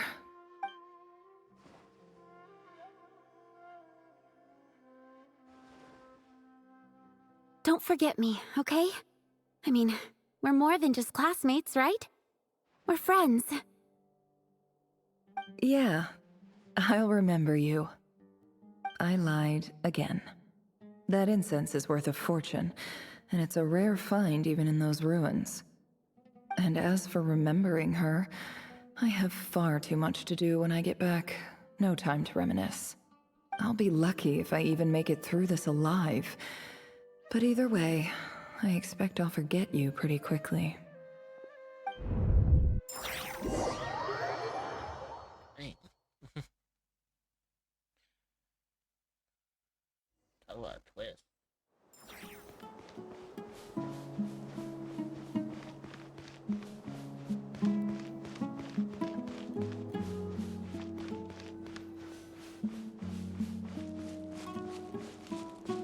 When I was saying earlier that this got very hard to do it the best way, and I was doing it in the opposite direction.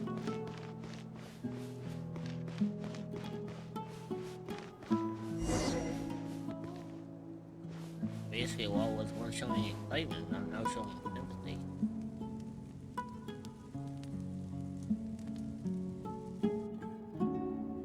Fucking hell, my whole fucking demeanor changed on that one.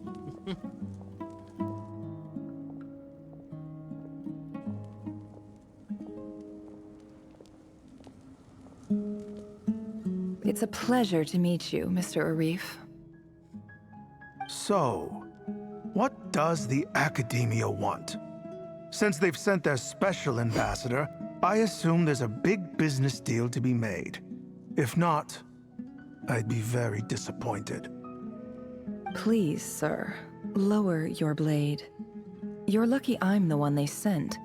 Not all special ambassadors share my admiration for the Eab people.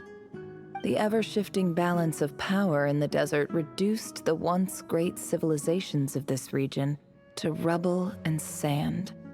But the story of the Eab has a very different trajectory. Others grew weak, but you grew strong, beginning in obscurity and moving to prosperity.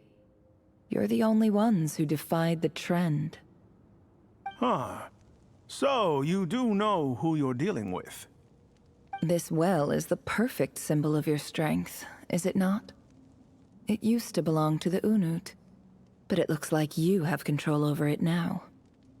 You're not wrong. But I'm sure you didn't come all this way just to flatter us. Of course not. I came to bring you some very good news. Some information that recently came to light, which might just be your ticket to freedom. Records uncovered by the Vahumana Darshan show that a certain well currently under Eab control is built on top of some ancient ruins. These ruins are of great archaeological interest to the Academia.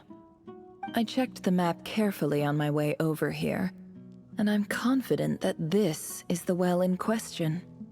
The Academia is offering 50 million mora in return for excavation rights. 50 million? Yeah.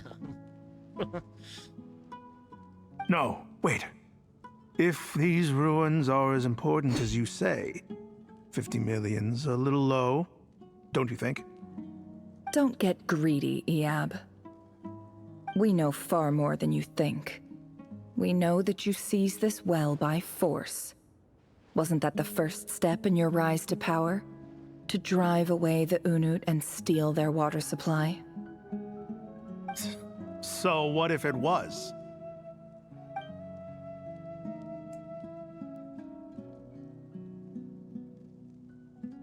Don't worry.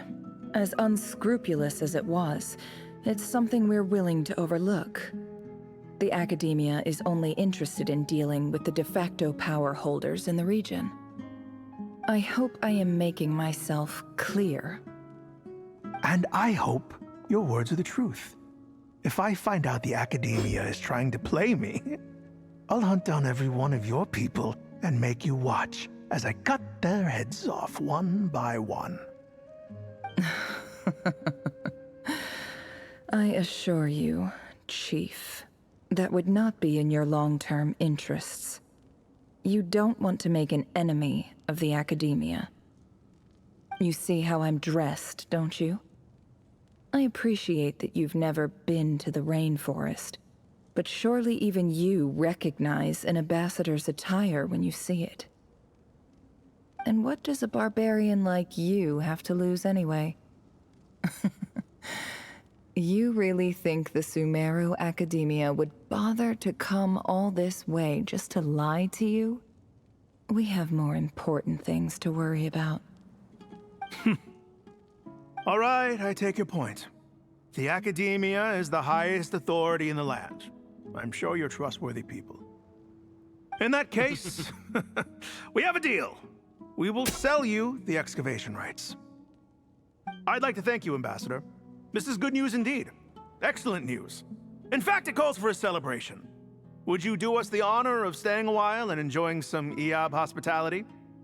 Gladly. I am partial to wine myself, and I trust you are as well. So let's indulge in a few drinks together, in celebration of this momentous occasion.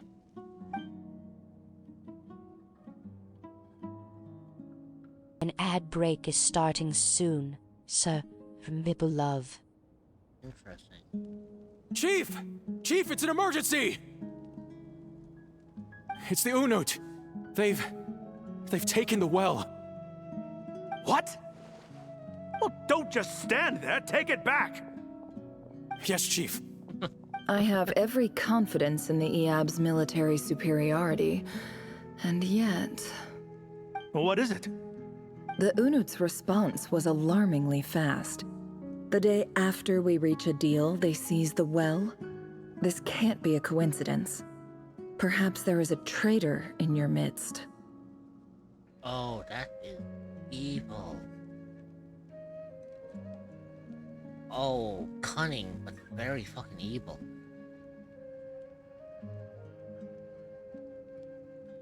Okay, I'm one for being sly, but that is that is being sly to the highest fucking level. Like, holy shit.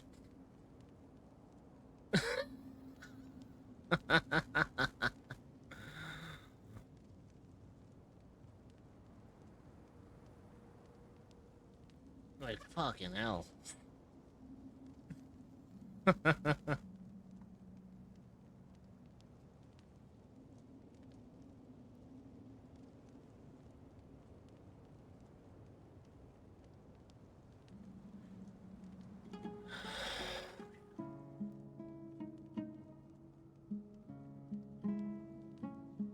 I actually basically I had to pause here for like a fucking hot second. I need to process what the fuck I just saw. Because I've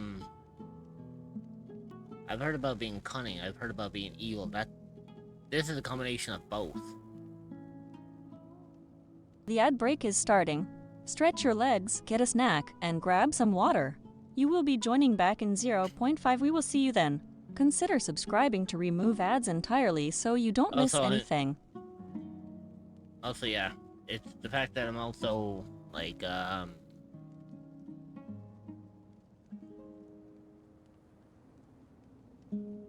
have to wait until ads are done before it comes. The ad break is finishing now. Saribo arrive.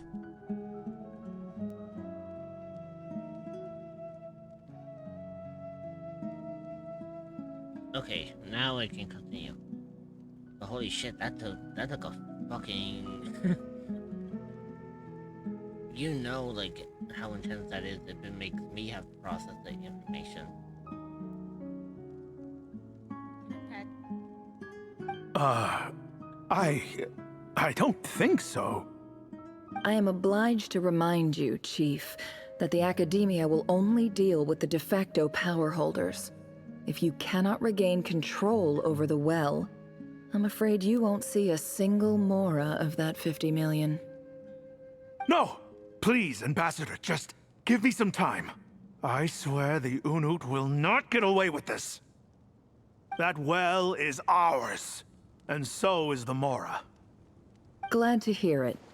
I will wait here for an update. If there is a traitor, I will find them. In the meantime, make yourself at home. I'll report back as soon as I have an update. It's still gonna go over the fact about that fucking information that just fucking dropped. I was like, holy shit, okay, noted. Very well noted. Much obliged. Wow. All it took was a few words and I've got him wrapped around my finger. What an amazing feeling. So, in summary, Ambassador, the Academia would rather negotiate with our tribe instead of the Eab, yes? The Eab are ruthless murderers who don't listen to reason. And now they have the gall to interfere in our research projects in the desert region. So let me ask you, Chief, if you were the Academia, what would you do? Kill them all, of course. Precisely. The Academia does not tolerate those who stand in our way. The Eab have held back our academic pursuits for too long, and our patience is wearing thin. At the same time, there is simply no way that the Academia can be seen to be intervening in desert affairs. I'm sure you understand where I'm coming from. We have our own rules out here. If the rainforest dwellers raised arms against a desert tribe, it'd start a bloody war. Right. We can't confront them ourselves, but we can support their enemies. The Unut have always had strained relations with the Eab, which makes you our natural allies. Natural allies. Weren't the Eab your allies once? You were quick to send them after us to protect your interests back when we stole that water. And now look at you. You're at each other's throats. Muting for now to finish Fujimort 177 Chip Peak. Now yourself.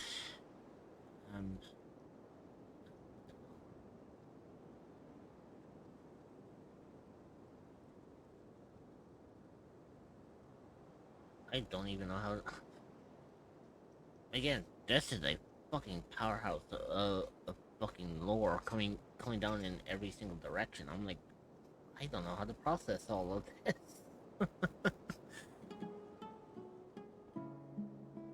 I'm actually, for once, when it comes to playing Genshin, I'm actually stun locked. Literally. Let me be clear. The Academia wishes to collaborate with the legally recognized rulers of the desert in this matter.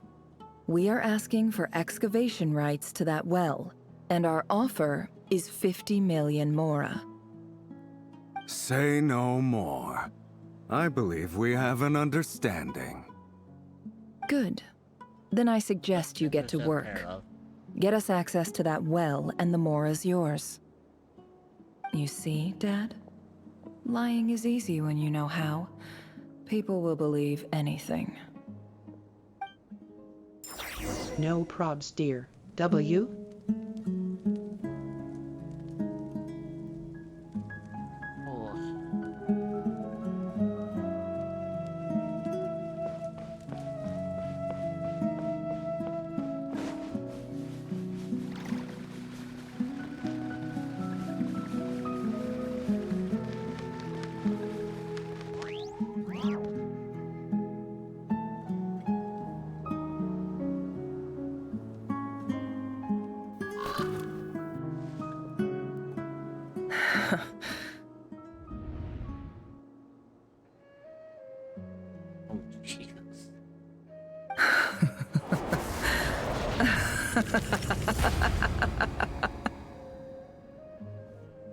Look at yourselves. You may be vile, savage monsters, but your butchered bodies bleed like any others. You're no different. You're nothing special at all. The monsters who destroyed my home, they're just ordinary, petty human beings. What a joke. I think we're even now. Maybe I've even done the desert a favor. It's a better place without all these people around. Oh, Sinuhe, my gullible fool of a father. Perhaps if you'd been as ruthless as I was today, our tribespeople would still be alive. In this dog-eat-dog world, a chief needs to be tough to survive. But you couldn't do what had to be done. So I did it for you. Nefer, it's okay. All of this is in the past now. I believe I remember you promising to remain silent. Yeah, but even so... Yehoda, is there anything you can do to ease the tension?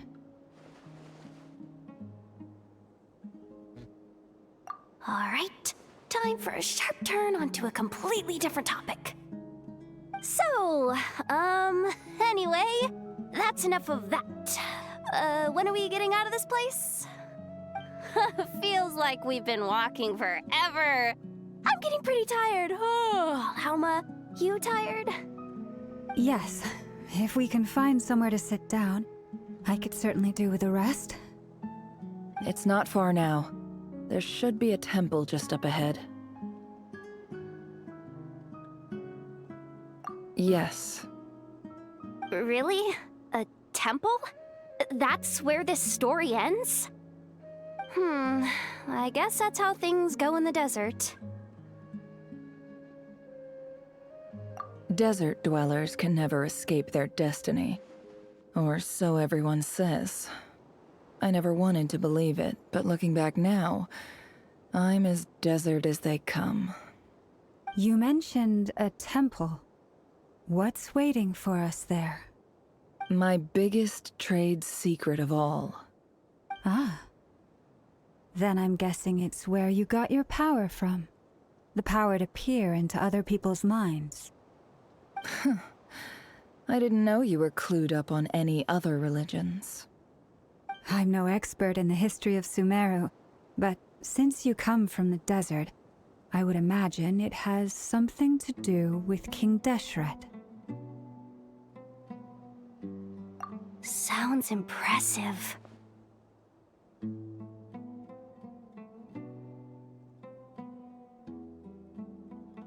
Ah, I know who you mean.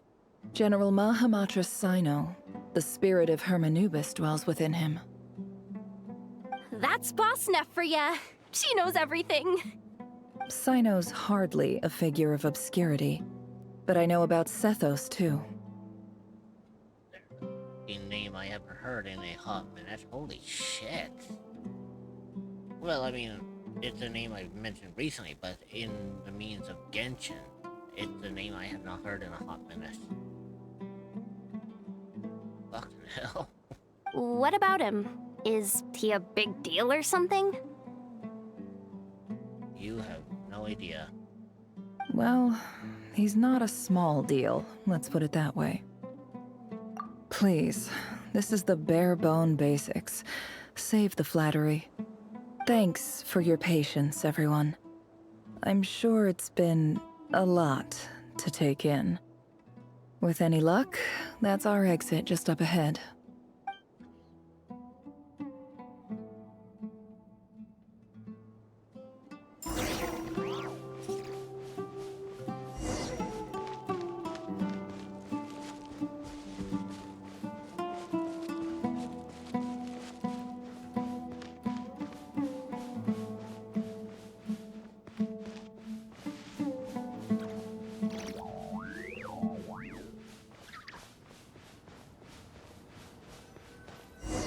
There it is.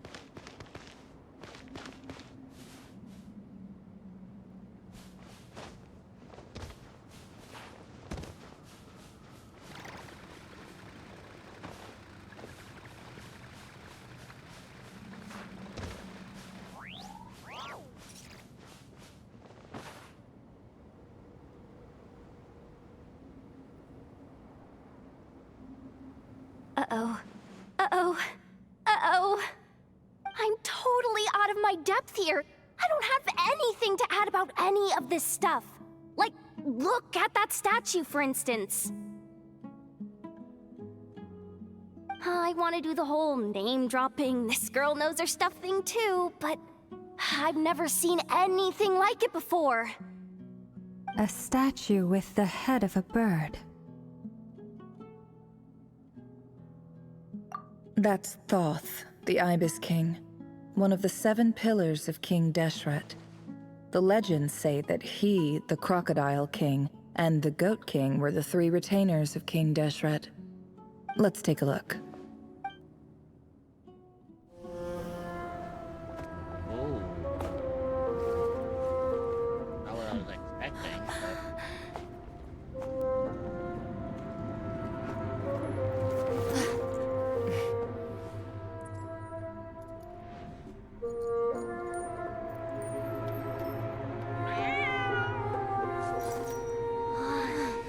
It's just Ashru.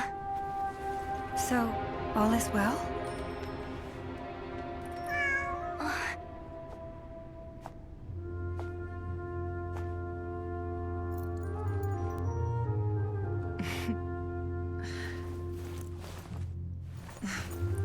Typically speaking, at this point, the world disintegrates. Then we find ourselves back in the outside world. Besides, these are my memories. There's nothing to fear. You're sure? Of course. It's almost over.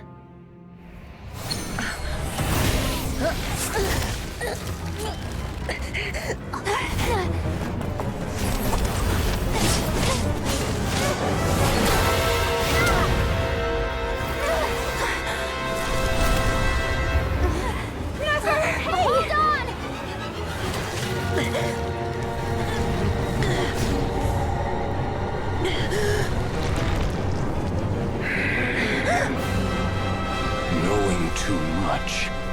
is always a death sentence. Speak for yourself.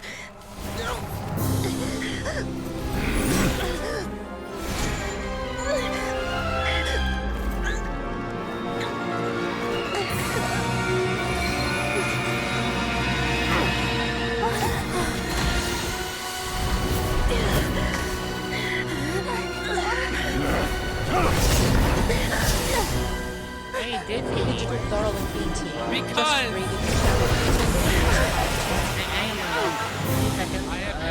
How repulsive. We're in the middle of a cutscene here. Hole in one. Did you need it? Hole in one. Hole in one. Timing, by the way.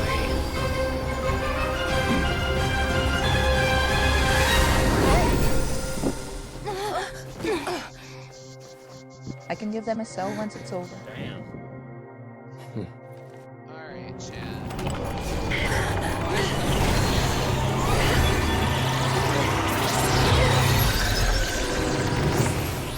You can never go wrong with a good man.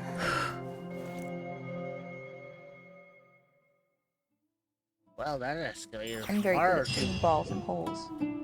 Geez, that fucking escalated far too quickly. Exclamation Holy shit. about. Love. Holy. W. Wow. That. Ooh, that escalated far too quickly, even for my own liking. Oh. Timed that pretty well, didn't I? Anyways, before we continue on, Dizzy, thank you for the raid. How did the rest of Dispatch go for you? Hope you had a lot of fun. For anyone who is coming in... So for anyone who is coming in on the raid, allow me to introduce myself. My name is Immortal Rich. I am a variety streamer and a local shapeshifter around here. I am also seen as a cryptid guardian of all cryptids, and I reside in my little humble abode that I like to call my echoes. Or the echoes of the unknown, as some prefer to call it. I live here alongside my fellow cryptids, and I am seen as their guardian and their protector. Apart from being the cryptid guardian that I am also a variety streamer. I play all sorts of games here on the channel, from action adventure to everything else in between. I am also a digital artist and a voice actor. So if anything strikes your fancy, please feel free to join my little humble abode and become part of my little cryptids that I take care of here in my little forest. But Dizzy, if you do need to raid and run, if you do need to take care of yourself, you know, you're more than welcome to lurk away and enjoy your time here. And don't forget, I am fully up for doing a collaboration with you at some point. All you have to do is just hook me up and we'll plan something. But yeah, hopefully if anyone is interested in the kind of content I make here, you won't be surprised about the kind of shenanigans that get up there around here. I may be sweet and kind, but I do also have a very unhinged and suspicious side to things as well.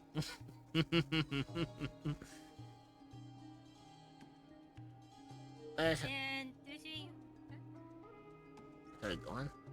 No, go ahead. so Dizzy, I honestly do understand wanting to go to Interfaith, especially to the absolute Tim. That is my partner. You know what? Give me a second. Let me show you my true getup. So let me come back here to my little office. The sassy side. So let me zoom. Hammerhead, we. Oh yeah, I have a suspicious side as well. I'll show that in a moment. So as you know, I this is one of my major outfits that you would normally see me when I'm in my guardian duties. You know, when I'm taking care of my little cryptids and making sure that they're safe. Me and you are going to be great friends. I should icebreaker our DMS with a kinky picture of me. So, as you see, I do like to have the little formal wear for when I'm on my guardian duties, when I need to take care of my little cryptids. However, I do like to break loose every once in a while and kind of show a more Hotty interesting. holy. I like to show a more interesting aesthetic. And yes, this kind of shares a lot Smash. of the this shares a lot of the interesting parts on this. Now, Honestly, Digi, understandable. now on a far better I note. love the NB band. Oh yeah, I am a non-binary, gender fluid individual. But you know, when I'm not traversing in my little biker getup, how can I say? Excuse me while I have a gay panic in the bathroom. It's okay. It's okay, Digi. I mean, But I will admit, I have had similar, like, panics before. Nice. I am gender fluid as well. Mostly lean femme. And boobed windowlets goo. Yeah, I do have several different outfits. I like to use this one when I'm in a more business associate type. You know, if I need to make some deals with fellow cryptids to make sure that they are willing to behave while they are in while they're in my little care. Usually whenever I wear this, it usually means I mean business. So Mother? Mother. Us pretty bitches in suits. We've dog best. Diggy, get a suit. Oh yeah. Now, how about we switch to a more formal getup?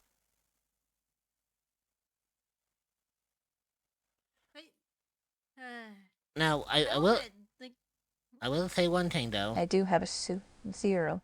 I may have the biker look, but let's just say Let me DM you.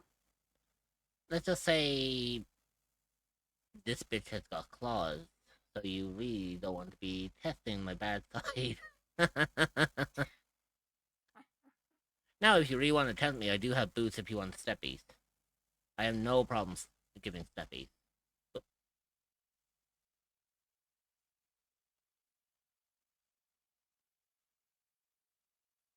However, let me go back to my normal look. By the way, Digi, I got a little side trick Stab for you. me, mother. So, you know how we were having that interesting conversation when you Fucking started... step on me. Here, line up and I'll get them out. However, there is one little trick that I can do that I think will get everyone's attention. Do you remember the little conversation we had when you started your stream earlier? About the one thing you and I have in common? Let's just say, I need to hush my down, but this is getting bad. Let's just say, I wasn't joking. I wish I could look, but I can't. Oh, I'm showing the one toggle that fucking everyone loves. Still. No, I'd love to, like, stay up. I can't. You mean the mommy voice thing? No, the fact that both of us have the same size of titties. The only difference with my one is I can fluctuate the size of them. And how you were going to help me get VA work key. See? Own it. And did you? I will admit, this is honestly, really fucking amazing when it comes to being a teacher of any sort. Because I mean, that's helped me learn the ways of being. Wait, you have a titty toggle. Oh, Diddy, I don't just have a titty toggle. Lucky. I have a titty toggle for every outfit I'm wearing. Oh, and in case you're wondering, yes, even the suit has one. Just you wait until I have my 3D model you're cooked. Oh, to be truthfully honest, I do plan at some point. Great choice. I definitely plan to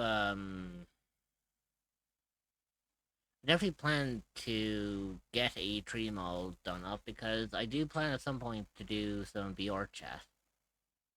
I want to try to see if I can recreate this model so I can use it primarily for VR chat myself, so I can actually do little get-togethers with friends. Also, Digi, I went ahead and dropped you a little follow. Yes, because I could have done so earlier, but hey. Yeah, because now is a better time. Because my little partner down here is also a streamer. Actually, Hey, Dreamer, at your service. You know what? How about I just show them? Hey, honestly, no complaints. I want to get H cup Spurl. I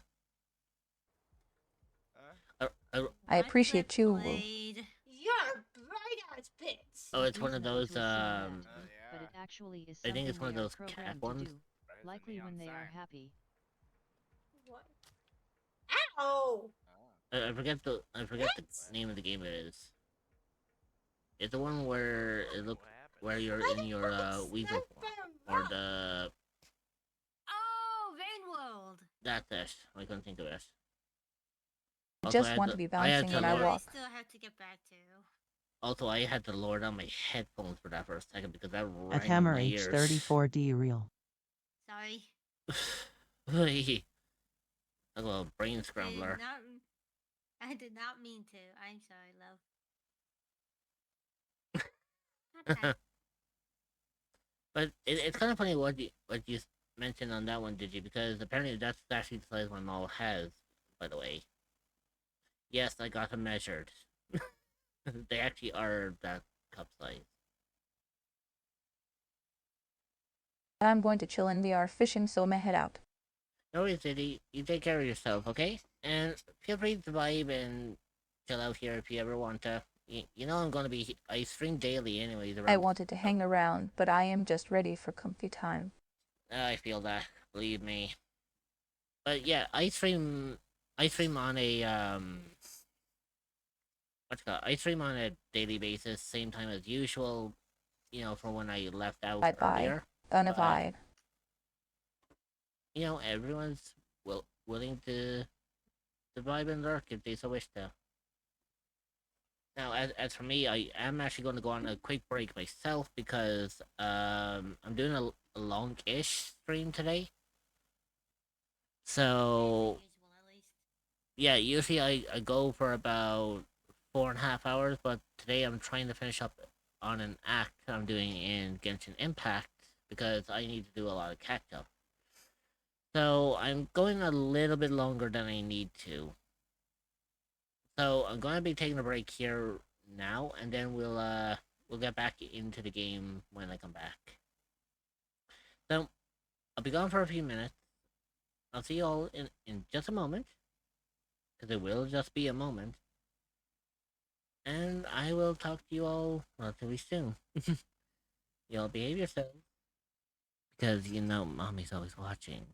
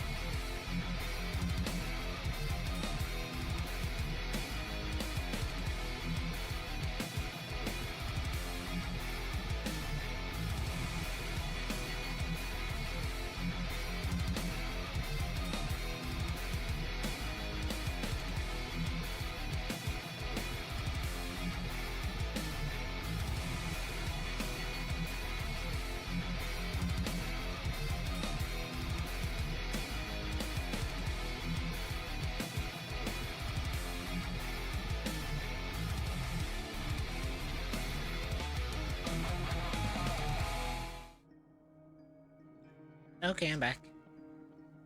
Hope y'all didn't miss me too much.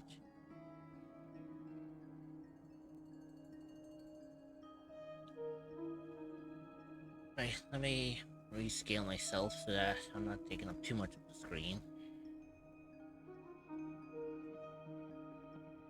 Right. Let's continue with this, and I'm hoping I'm somewhat close to the end of this. I'm only doing Act 4 tonight. I won't be doing any more after that. It's okay. I'm just glad no one was hurt. Paimon noticed you doing something too, Dainsleif. Were you helping get them out? Of course. When I asked Nefer to conduct this investigation, I was not naive to the dangers involved. I had a duty to ensure your safety.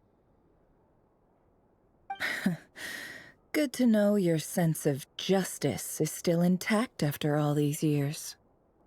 I take that to mean that you saw the truth.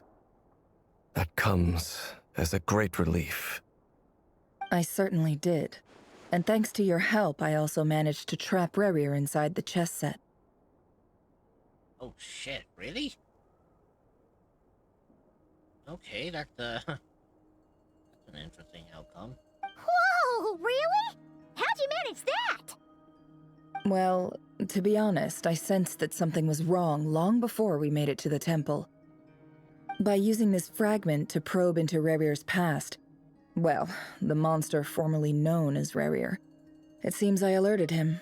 I was tracking him, then he caught on and started tracking me too. Can't say I'm surprised. But how did he track you through your thoughts alone? That shouldn't be possible. Rerir was a secret agent who reported directly to the Vinster King. He is an expert at finding a trail and hunting down his pursuers. No wonder. He infiltrated the chess set, read my thoughts, and built a new virtual chess set inside of it. That's why we weren't able to leave at first. Speaking of your chess set, it's quite a remarkable item. Would I be right in thinking you have some connection to King Deshret? You overestimate me. I only have a connection with one of his underlings, the Ibis King. You all saw how this came to be. A long time ago, the Iab massacred my tribe, the Shimti, in our home village. A few years later, I enrolled in the academia, where some new information came to light. The Unut and the Iab fought a bitter battle over the rights to a well, all for the sake of a non-existent 50 million mora. The Iab ultimately won that confrontation, but their victory came at the cost of almost every warrior in the tribe. The final blow to the Iab came at the victory feast, when an Unut assassin beheaded their chief right before my eyes. Oh shit. The remaining Iab fled and have been scattered to the winds ever since. Having gotten my revenge, I returned to my hometown, where to my surprise, the nearby temple was still standing. There it was, seemingly immune to the relentless hostility of the desert, while my tribal home lay in ruins. As I stood there gazing at the temple, I noticed a cat just outside. This cat, as it turned out, was home to the spirit of the Ibis King. He led me to a gate deep inside the temple, and there he made a deal with me. This chess set is my gift from the Ibis King. The chessboard within is made to the same specifications as the one in the mausoleum of King Deshret, and represents his power of piercing analysis. With this chessboard in its container, I gained a certain ability to perceive hidden secrets. Now, you could conclude that the Ibis King simply wanted to give the people of this world the power to seek the truth, but I don't believe that's the full story. Every god plays favorites. Their hearts are as fickle as any humans, full of secrets, perversions, egotistical tendencies. But precious few gods are willing to admit this. It is the same with all powerful forces, including fate itself. Their gaze falls preferentially upon a select few. As you rightly point out, this is an act of favoritism. If you're alluding to the Abyss, then yes, I agree. Gather the others. It's time to share everything I've learned.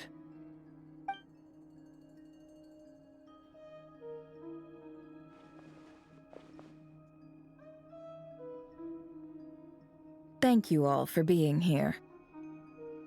As promised, I did some further investigating into the Raker of Solnari's background. I am pleased to report that the investigation has been most fruitful indeed. The Raker of Solnari, real name Rerir, was once a Conrian subject who served the Vinster King. I will now share the important details of his story. Please save any questions or comments for the end.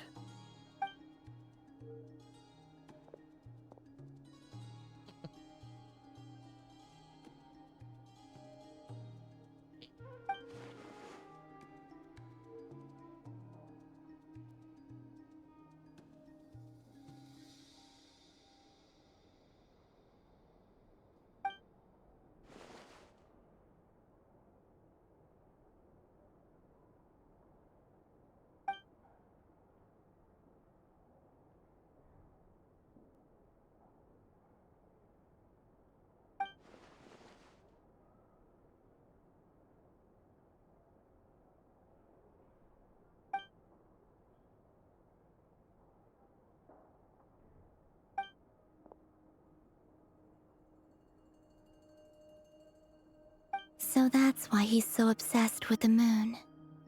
A tragic tale, to be sure. But it does not excuse his many transgressions. No matter how much Rerir suffered in the past, the fact remains that he is what we know today as the Wild Hunt, wreaking havoc upon innocent lives in Nod-Krai. He becomes more dangerous with each passing day. If left unchecked, it is simply a matter of time before all of Teyvat suffers the consequences.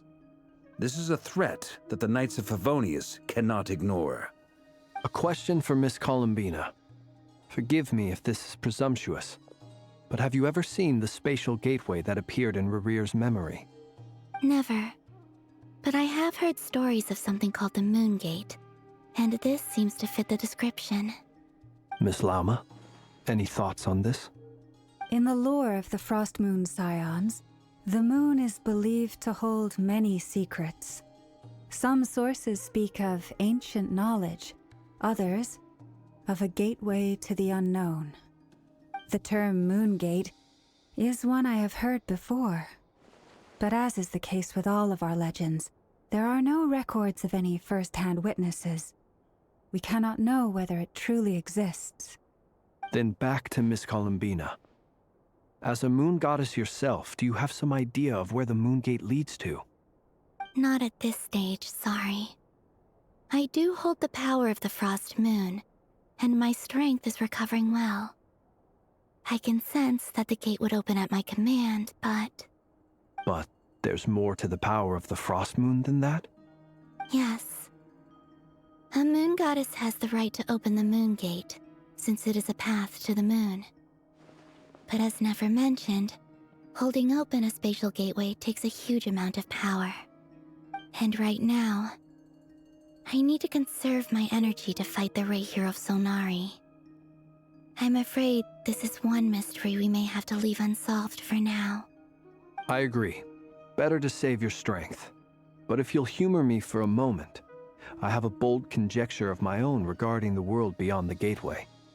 I highly suspect that neither Tholindis nor Rerir made it through unscathed. The evidence pointing to this is the fact that the Raker of Solnari exists in the form of countless fragments. With the abyssal power he wields, no ordinary foe can touch him, let alone tear him to shreds. And yet, the Wild Hunt proliferates wherever his scattered fragments lie, drawing hordes of monsters to many different locations across the land. So your theory is that Rerir was physically torn to shreds by some powerful force? Hence, why the Wild Hunt is a distributed phenomenon, rather than a unified one? Makes sense to me. Explains why the wild hunt is so pervasive, and why he's been trying to piece himself back together. He was whole to begin with, and he wants to be whole again. Without the power of the Abyss on his side, he almost certainly would have perished the moment he was torn apart. But the Abyss, much like a curse, has kept him alive. I could not agree more. The power of the Abyss is most surely a curse. It is a compelling explanation, and one that accords with my present understanding of Abyss creatures. Whether the life form in question is primitive or advanced, if a curse has extended its lifespan unnaturally, it will continue to survive in spite of everything. This raises some interesting questions. I will run some experiments and see if there is any validity to my suspicions. That being said, regardless of whether my research bears fruit, I would like to thank Miss Nefer for conducting such a thorough investigation. Already, it has greatly enriched my understanding of the entity we face. My pleasure, Mr. Albedo. I too hope that the information I have shared today proves useful as we look to formulate the next stage of our plan. Hey! What is it, Dainsleif? You look really upset! It's just... when I think of the man I once knew as Rerir, I struggle to understand why things had to turn out like this. The two of you used to be friends, didn't you? I don't know if these words will bring any comfort, but my heart goes out to you. Mine too. We could never know all the hows and whys of the way things are. The moon and stars are full of untold secrets and lies, and the skies are host to many more mysteries than these alone. Yet, none of that can begin to compare with the complexity of human life. Those are the first comforting words I've heard in a long time. Thank you, both. Well, I think this is a good place to end today's meeting. I'm sure Nefer needs some time to recover. She's been through an awful lot today. That's very thoughtful of you, Lama. Of course. Sounds good to me. Take some time to rest and digest before we reconvene to nail down a plan.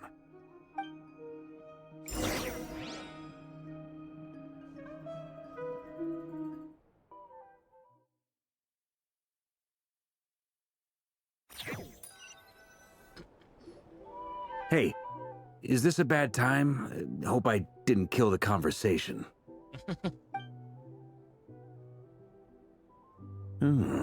Nice room. Oh, I'm not coming in, though.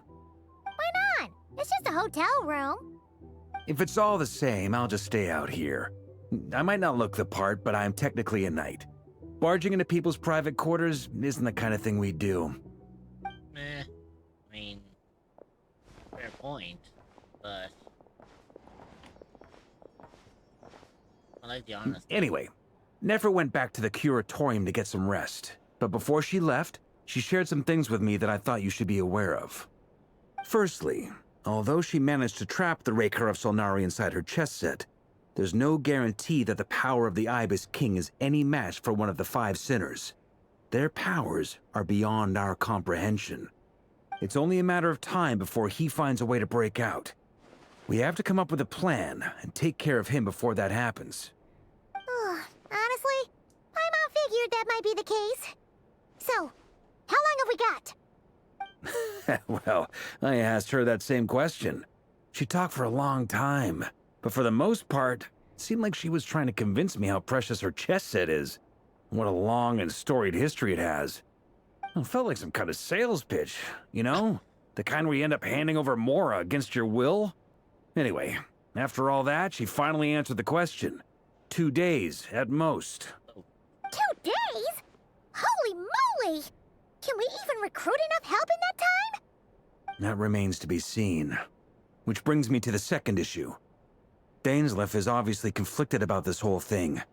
But given how little time we have, there's no way we can pull this off without his help. You have some history with him, right? Do you think maybe you could talk to him for us? Possibility. Great. I appreciate it. All right, on to item 3. So, Albedo, Durin, and I put our heads together and came up with a plan. Can't promise it's gonna work yet, but at least it's a start. We figured we'd bounce the idea off you first. We'll explore it further once everyone's recovered. Okay. Oh, Paimon's dying to hear this. All right, so here's what we're thinking.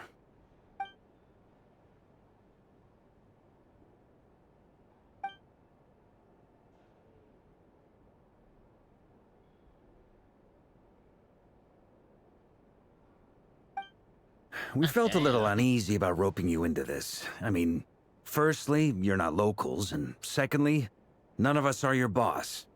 You're well within your rights to refuse if you so choose. Well, why would Roping us in? Why would you even say that? We know the stakes here. It's all of us against the Rayher of Solnari, or none of us stand a chance. I choose my words very intentionally, I'll have you know. I like to think there's an art to striking a down-to-earth tone even when the stakes are through the roof. Sir Varka, I have a few thoughts about this plan. I'm all ears. I think we can be more flexible with how the roles are allocated. In my view, the most sensible lineup would be like this. Okay.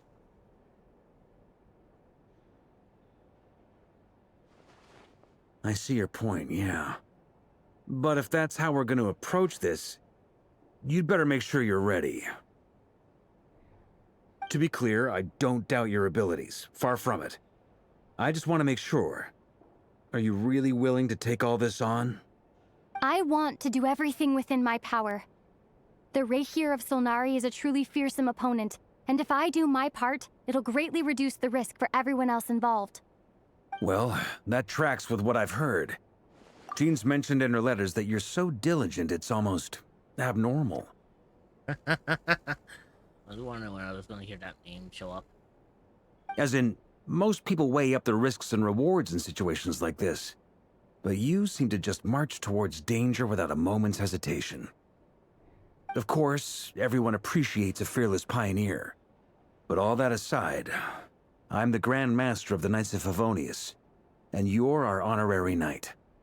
I want to make sure your courage doesn't come at the expense of your safety. Thank you, Sir Varka.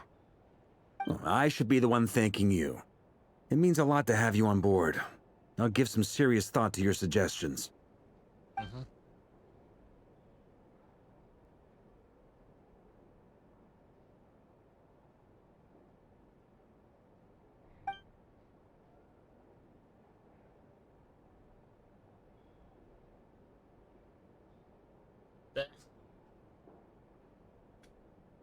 Of course they did.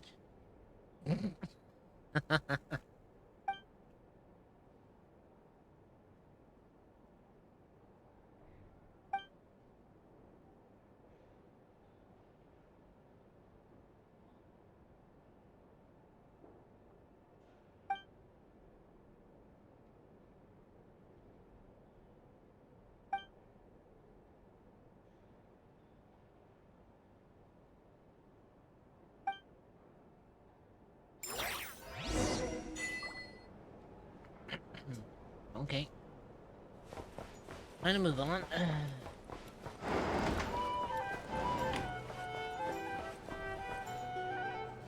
Oh shit, he wasn't. This is a fucking thorough joking. plan, but I do have one last question before we take action.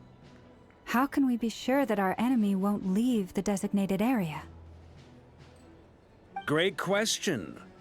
Albedo's been hard at work analyzing Rayher and the Wild Hunt's behavioral patterns. His conclusions are as follows. Firstly, from the earliest known confrontation until now, Rayher has never displayed any ability to manipulate the dimension of space. So it's unlikely he has any power in that domain. Okay. Secondly, he seems to have a particularly strong vendetta against our group. If we put him in a fight-or-flight situation, he'll choose to fight every time. Thirdly, finally, and most importantly, he is consumed by hatred, both for the moon and for his enemies. Turns out, we tick both of those boxes. We have a reincarnated moon in our ranks, and a spy who accessed his private memories without permission. He'll be baying for blood, not looking to escape. As someone who's had their fair share of interactions with the Wild Hunt, those all seem like valid observations to me. Understood. Then I will defer to the verdict of the group. Well, everyone, that's the plan in full detail. Albedo and Durin are carrying out their part as we speak. Plan approved. Scheduling.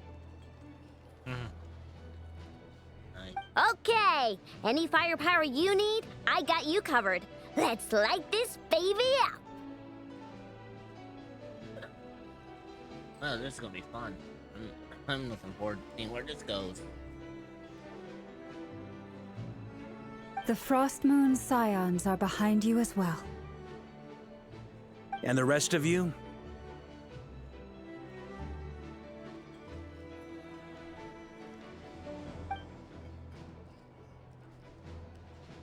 No objections? All right, then it's settled. This is the plan we're going with. Next up, an old tradition of mine. Anyone who wants to back out, now's your chance. Wait, we can still back out of this? The ad break is starting. Fuck's sake. Stretch your legs, Also, get a we're snack, in and Nod-Krai grab some Questline. I'm water. gonna wait here You will for- be joining back in 0.5. We will see you then. Consider subscribing to remove ads entirely so you don't miss anything.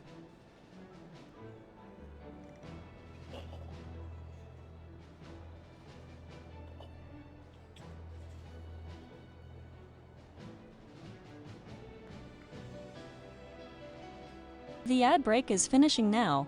Sarubo arrive.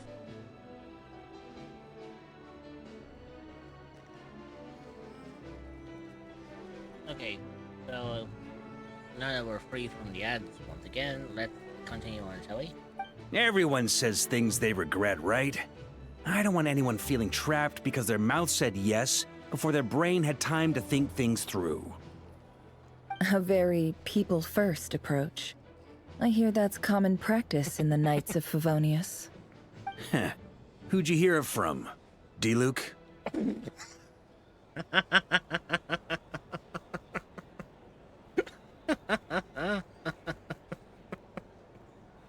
Oh, talk about throwing fucking shade. If that's any consultation, I'm fucking surprised.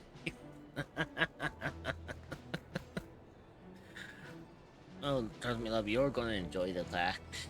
I know it. Shh. We don't use people's real names at work. This contact will be known only as Owl, please and thank you. This plan can only work if everyone does their part. Flint's and I will absolutely support it. Well, I mean, you already know that they're not. There's a few. Well, think of the recurring characters that show up in the Nod-Krai Questline. Which, As you so know, far, to my knowledge, so far out, real out, characters, there's been Linus and the Vodka.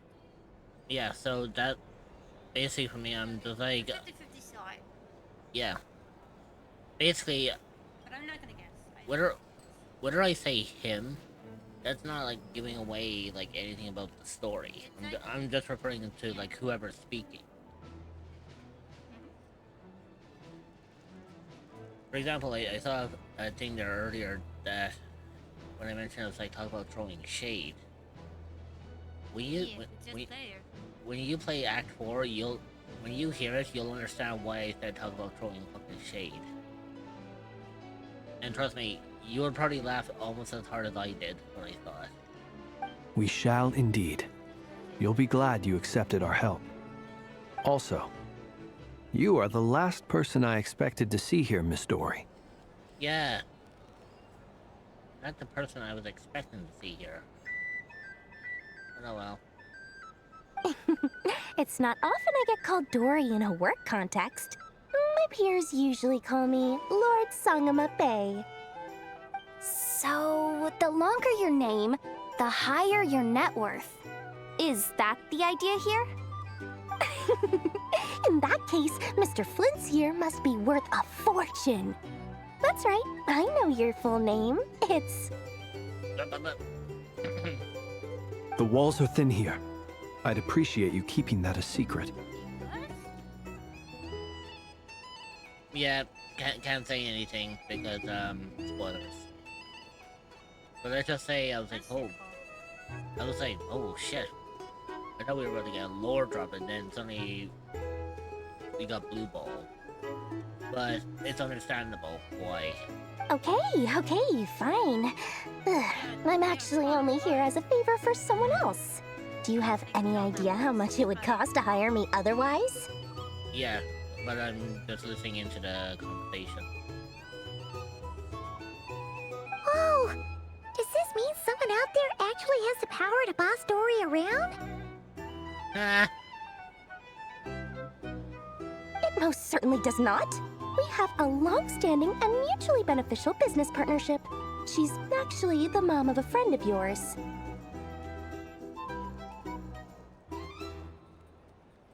Oh, if that's not a fucking name drop. Said mom supplied me with a great little trinket, but now that lady's ruined everything. If I don't start building a little goodwill now, my whole business in Nod-Krai is gonna go down the drain! I knew I recognized that thing fucking clearly. Oh, why didn't I piece two and two together when I first saw it? Now it makes fucking sense. Okay. Okay. So what exactly is so special about this pendant? It's a lucky charm that a great mage made for me. We have a business relationship, and she was worried that something bad might happen to me. So, she wanted me to have something that can store power to protect myself with. I finally got it all fully charged up with Kuvaki, and then never went and used it all up at once! Never lost so big in my life! You're right. It was all my fault. I didn't mean to drain all the Kuvaki in the pendant, but I'll make it up to you. You will? Well, in that case, how about you give me your chess set, and we call it even? I knew you'd say that. Well, it's yours if you want it. In fact, take it now, and I'll even throw in a free Raker of Solnari. Deal? Yeah.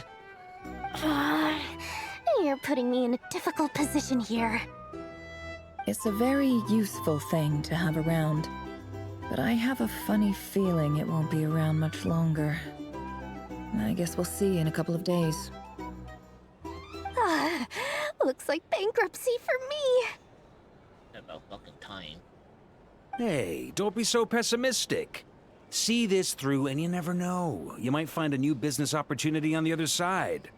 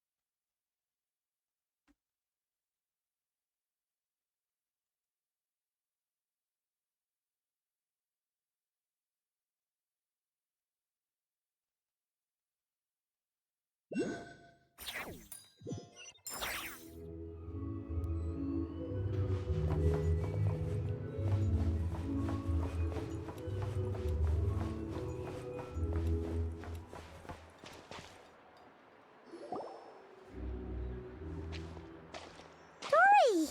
How are things going? Feeling ready? Oh, I was born ready. We only have 2 days. You think Lord Sangamabe would let an opportunity like this slip by? Don't forget, when something's in high demand, the people with the goods on hand get to charge the highest price of all, even higher than the sellers taking advance orders. Ta-da! See? It's right here! Damn. Ah, it's so pretty! Did you make it? No, supplier. We go way back, so he made me a very attractive offer. Aha! No wonder you were talking about Lucky Charms at the meeting. You've been getting Kaveh to make them for you. There's another fucking name we haven't heard in a fucking hot minute. Both me speaking it and seeing it at Genshin. That's not the full story. It actually started a while back as a project between me and the Dendro Archon. Oh shit. Mage Alice once warned me that this world won't stay safe forever. There may come a day when everyone faces a great crisis. I passed this on to the Dendro Archon, and she secretly brought together a research team made up of Sumeru's top scholars to invent a technology that could keep people safe. I won't go into the details because it's all very complicated, but if you want to know more, you can ask the Dendro Archon about it sometime. That is so like them. That is so fucking like them. Anyway, point being, it was the Dendro Archon who asked Kaveh to build this little contraption. As one of the top Kasharawar talents, he was the obvious choice. Took him long enough. He stressed over it for ages.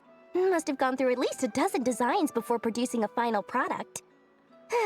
But that's Kaveh for you. Marak delivered it to me a couple of days ago, along with a letter from Kaveh. Could I ask why I'm sending this technology to you? And what's your proposed use case? Has it been approved by the relevant authorities? So nosy. My fault for sending him the research permit to begin with. Surely Nahida must have told him you were involved in this project. He was probably just nervous because you're always so secretive about your business. Could be, could be. Anyway, I just replied, let's hope there never has to be a use case, because it would involve grave danger.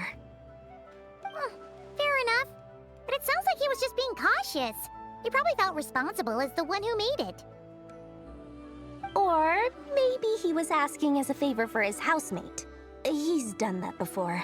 Not sure why, though. His housemate doesn't seem to really care that much about this kind of stuff. Yeah, I can attest. Either way, all's well that ends well. I'm just glad to finally have my hands on the product. I wouldn't want to be without it, given the potential dangers that lie ahead. Huh? What does that look mean? Paimon's just super surprised. This must be the first time we've ever seen you actually get serious about something. Well, a long time ago, I made a promise to myself. I promised that I was gonna live every day of my life with a big beaming smile. Obviously, Mora plays a big part in that. But there are always gonna be times in life when you have to give something back. That could mean paying back a debt, returning a favor, or showing some kindness. Okay, I'm following. Alice has been a huge help to me over the years. She was the first investor I ever had. And I want my investors to know that Lord Sangama Bay is the best in the business. And more than that, no one knows what the future will bring. Whatever happens, I want to make sure the Dendro Archon and all of Sumeru is prepared to face whatever comes. Oh, that? I was just making sure Nefer and I are square. Don't be thinking it was some sort of benevolent act. I'm no saint, so don't treat me like something I'm not. My priority is doing the business that I want to do, so long as my conscience lets me, but it usually does. That's the Lord Sangama Bay business model. All right, if you say so. I do say so, and that's the whole point. I'm a businesswoman. Don't go trying to figure out what kind of person I am. You'll exhaust yourself. Much easier for everyone involved if you just take my word for it. Oh, and could you two help me get this stuff where it needs to be? Thanks so much. You're my favorite assistants. Okay. Ooh, okay. Oh, Okay. Not what I was expecting.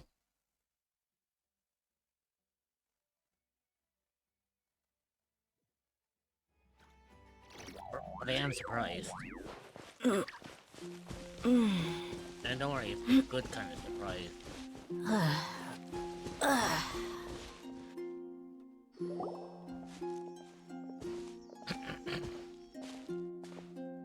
Traveler, Paimon, it's good to see you. Everything going smoothly over here? Sort of. As you're probably aware, Varka, Durin, and I captured some abyssal creatures from the Wild Hunt. Per the plan, we dissected and analyzed some samples of these creatures. The process went very smoothly. The findings, however, come with some troubling implications. Uh-oh. What? You can actually dissect the Wild Hunt? I mean... I thought that would be kinda obvious. That depends on your definition of Wild Hunt and dissection.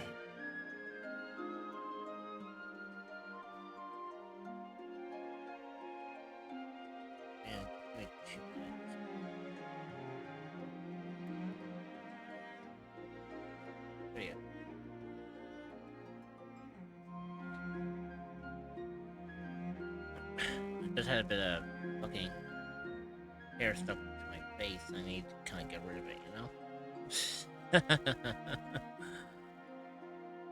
Harmless, lifeless. These words are accurate descriptions. The Wild Hunt is an interesting phenomenon. In and of itself, it doesn't seem to possess anything akin to a human personality. But taken as a collective, the medium through which the Wild Hunt is summoned does appear to have a soul. Oh? Master griped a lot about the wise Horoptetyr, and seemed somewhat fascinated with the foul Certology. But she barely mentioned Rerir at all. Ooh. Okay.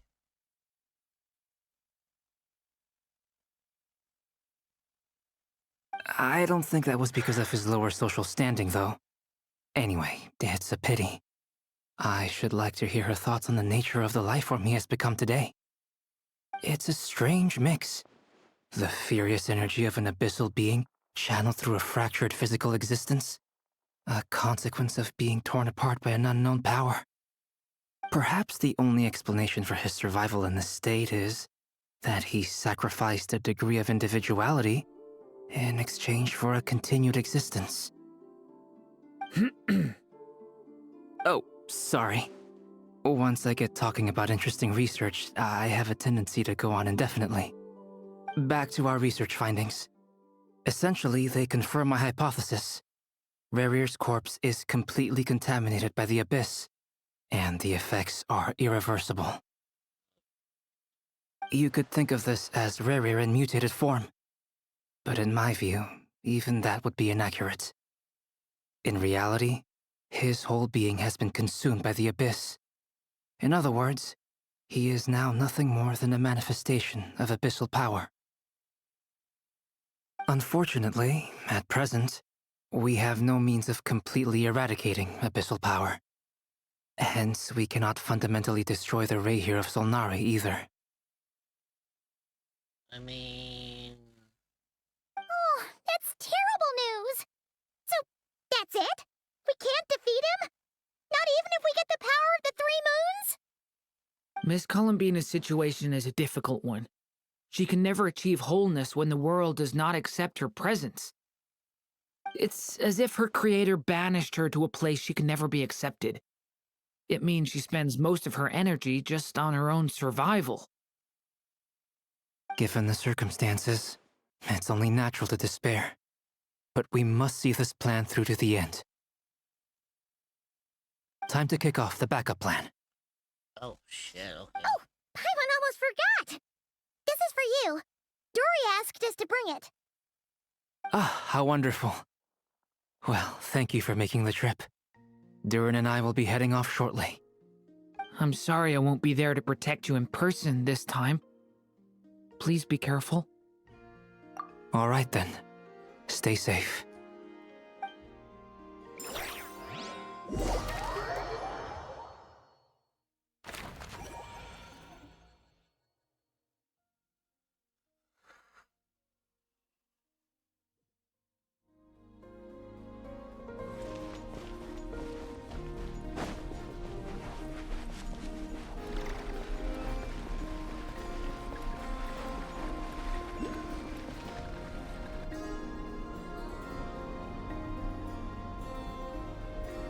Miss Lauma, is everyone here?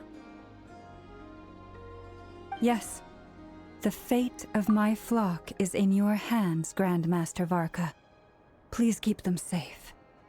My lady, what are you saying? Within the next 24 hours, we will face the biggest crisis the world has ever seen. This is not a burden that we deserve to bear, but I believe that we reap what we sow in this life. So I intend to act. I must do what I think is right. For me, that means fighting for the future of Nod-Krai. This gentleman is the Grand Master of the Knights of Favonius, Varka, Knight of Boreas. In my absence, please follow his lead. Hey, everyone. Damn.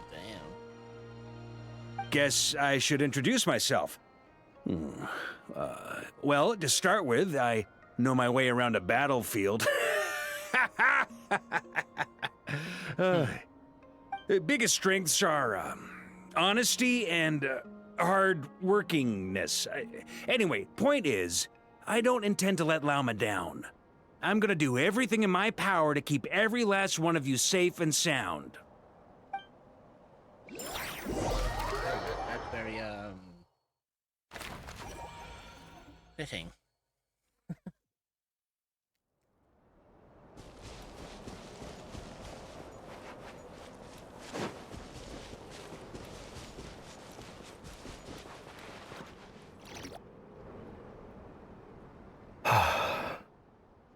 Something on your mind?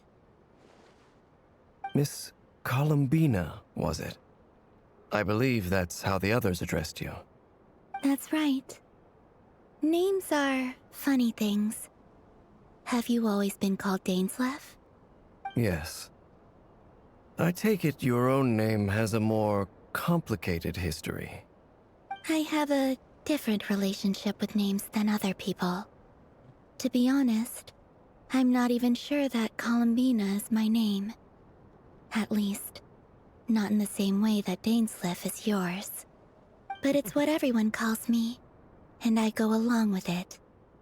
A lot of my life has been that way.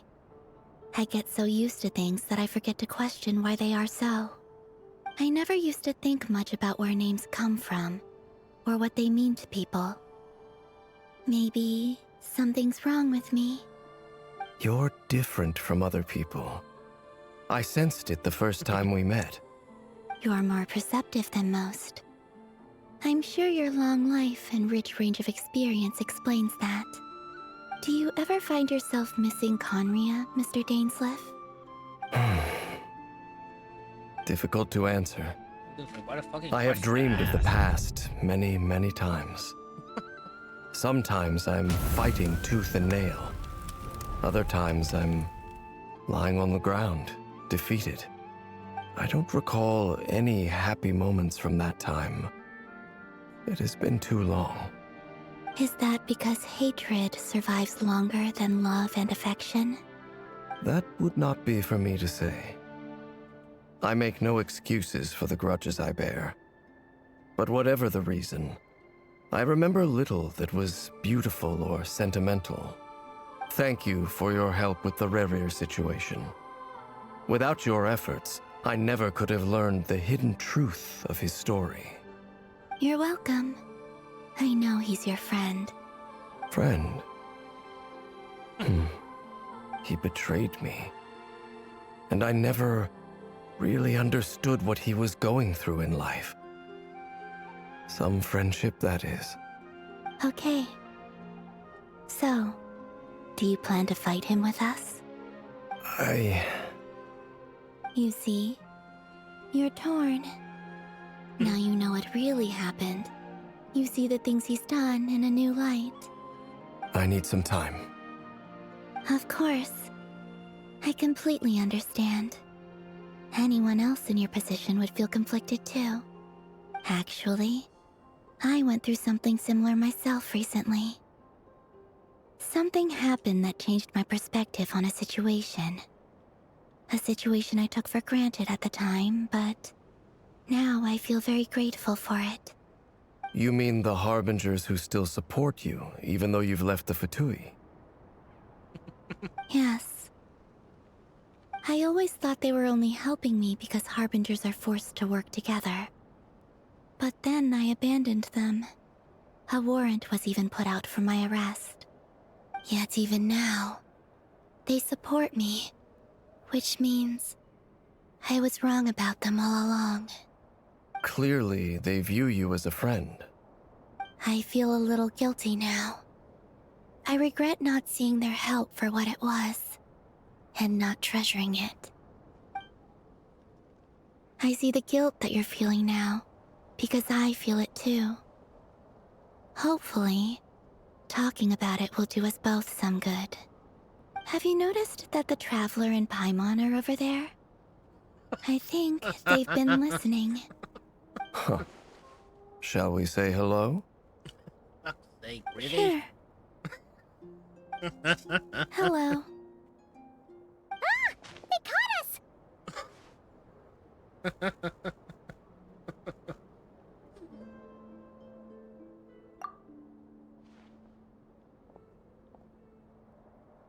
I apologize for making you worry. No doubt you wish to know where I stand on the plan to take down the Recher of Solnari. I'm afraid I need a little time, but I will seriously consider joining you. You will? Oh, thank you so much! Everyone will be so grateful to hear that! They needn't be. This was something that I was going to have to face up to eventually. That doesn't matter to them. They're grateful to you regardless. You can't control their gratitude, so just accept it. And then, have a think about whether you're willing to join us. Like, really?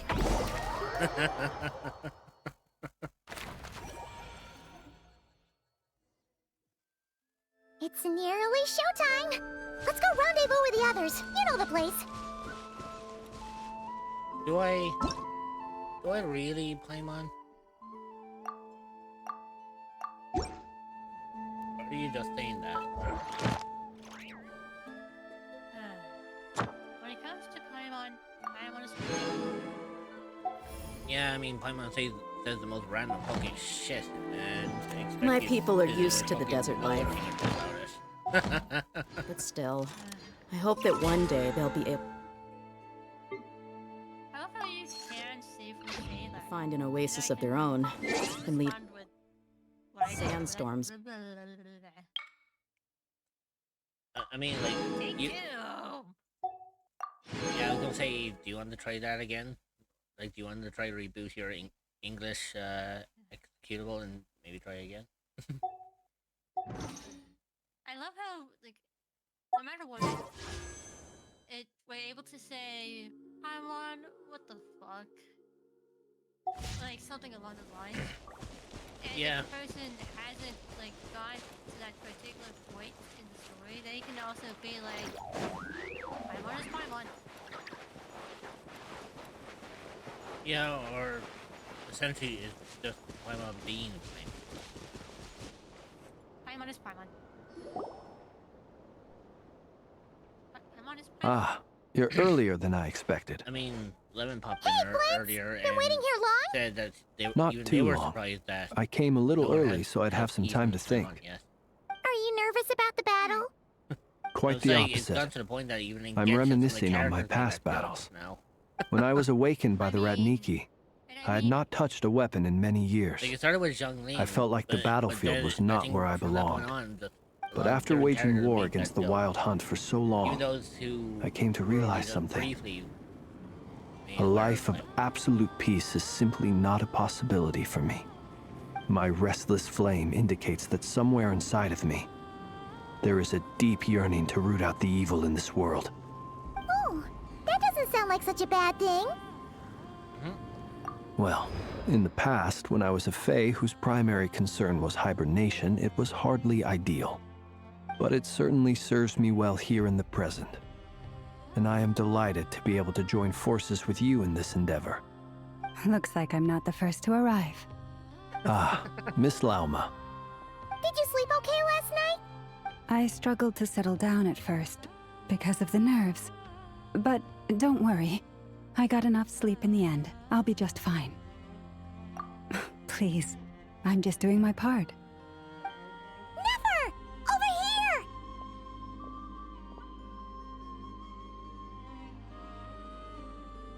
here! Ino asked me to relay a message.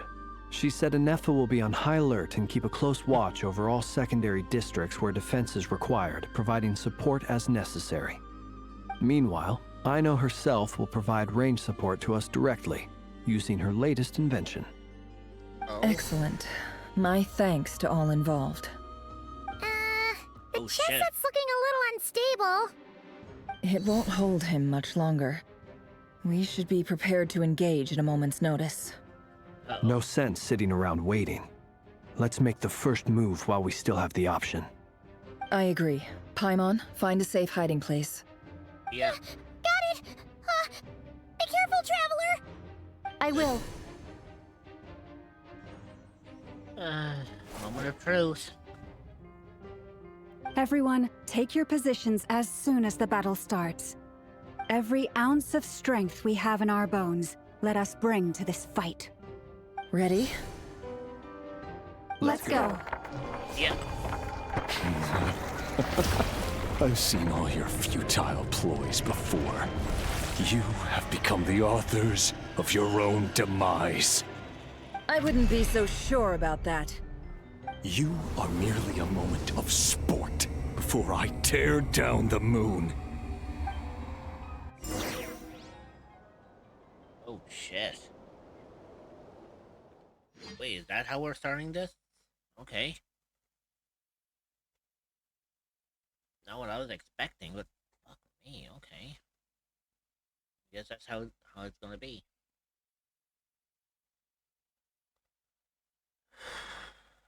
Let's see what happens.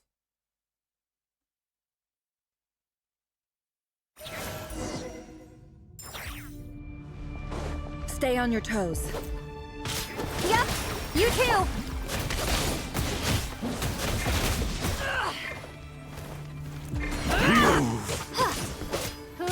The moonlight betrays you. Be silent. Close your eyes. Hunt them down! Are you quite finished? Move! Be silent.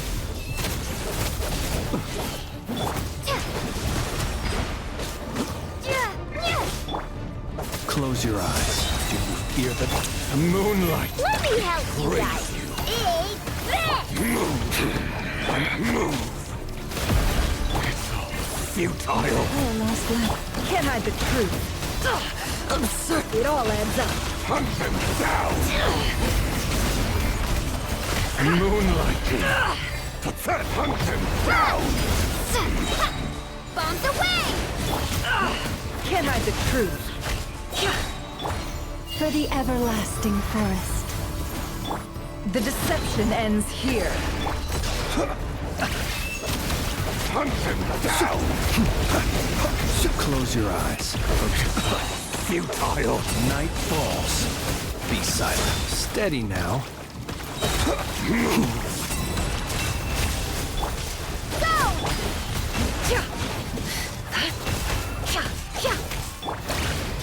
The moonlight betrays you. Leave this place.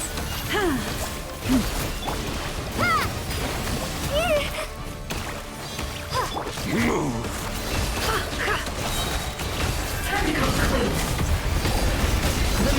With one heart, we pray. It began with the moon, and so shall it end. The moon will protect you.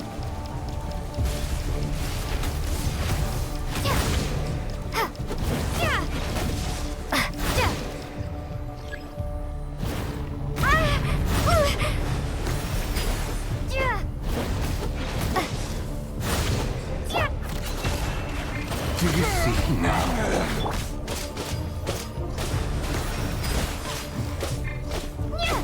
Vedifenir, when will it be as you foretold?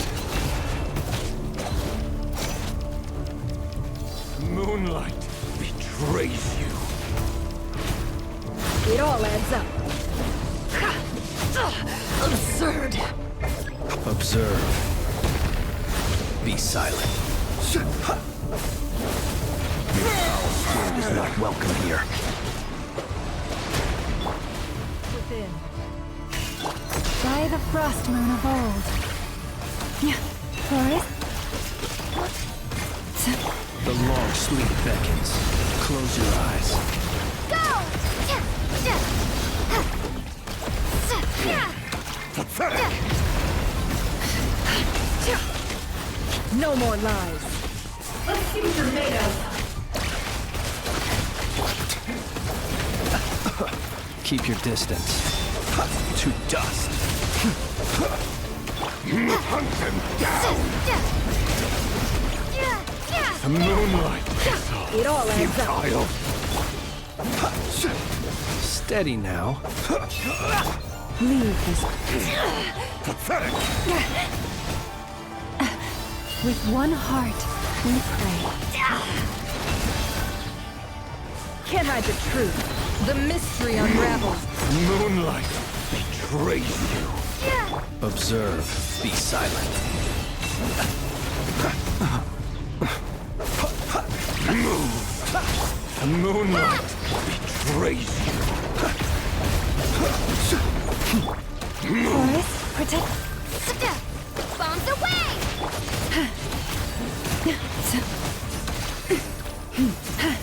The moonlight betrays you. By the frost moon of old. Hunt them down! Absurd. Move. Futile. Close your eyes. Be silent. To dust. The moonlight. Your little game of heroics is over. Who wants to go first? No. Get out of my sight! No! Death is We've been within my separated. grasp! You okay? Never! Where are the others? Stuck outside the barrier. I guess he really doesn't like us. I told you before, knowing too much is always a death sentence. Reborn! Be careful what you wish for.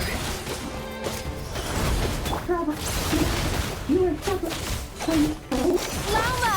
Can you hear me? Silence. Voices are gone. But at least I know they're still there. I need to focus. Stick to the plan. Remember my most important task. Just stalling him. If I can stall him for long enough, the moment will come.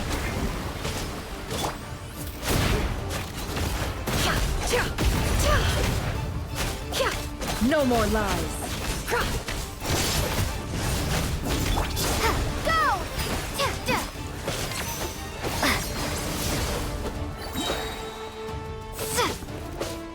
Wipe out! Seek within. It all adds up. Can't hide the truth.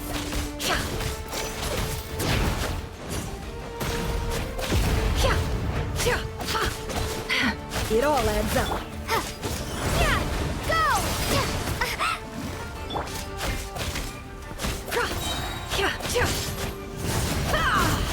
The deception ends here.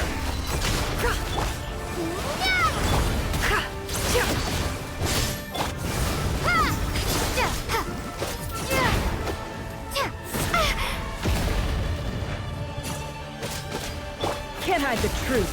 No more lies.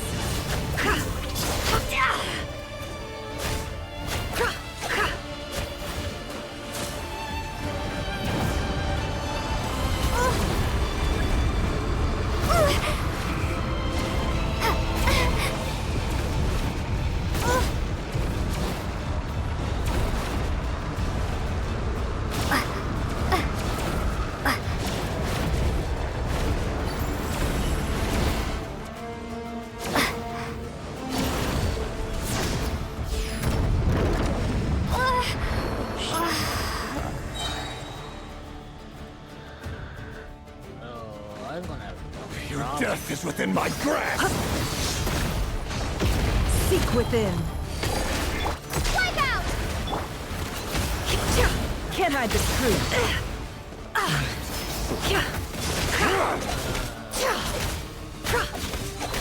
No more love. Destroyed!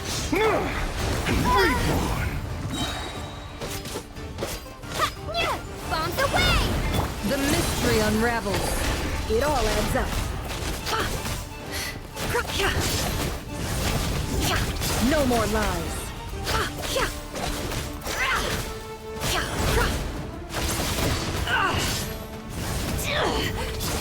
Can't hide the truth.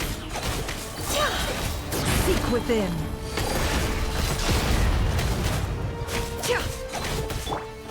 Water jet!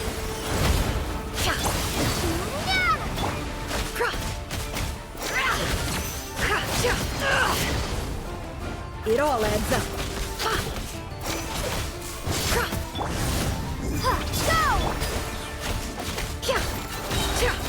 The mystery unravels.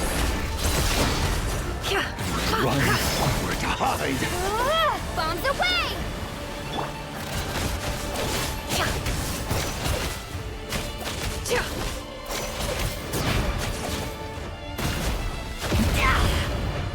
Can't hide the truth. Water jet! Shameless. The deception ends here. Wipe out!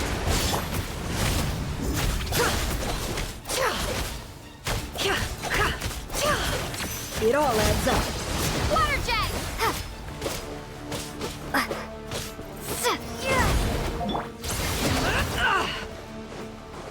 No more lies.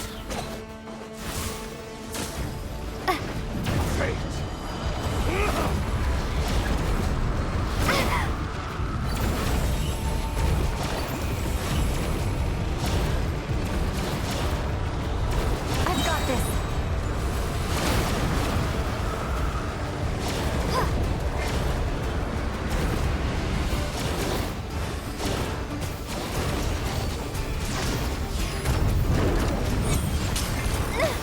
The shield's broken. I can't. Don't push your luck.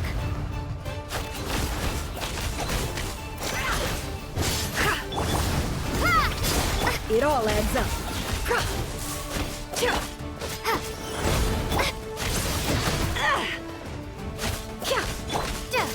Water jet! No more lies. Wipe out! Seek within. Can't hide the truth.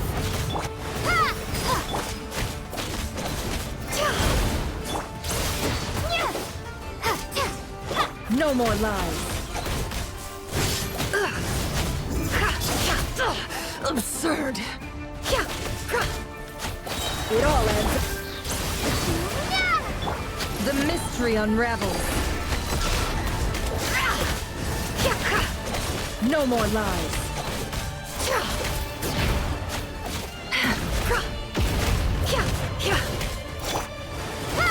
Can't hide the truth.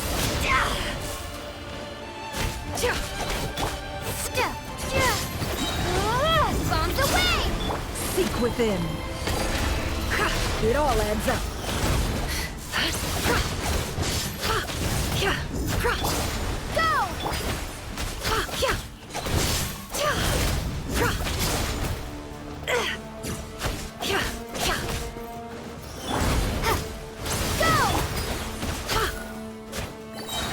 The deception ends here.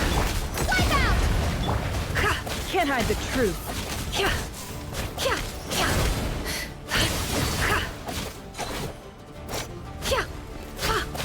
It all adds up. Water jet!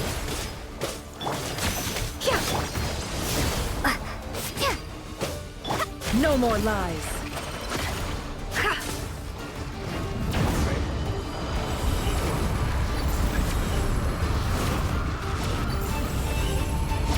Curses. There's no other way.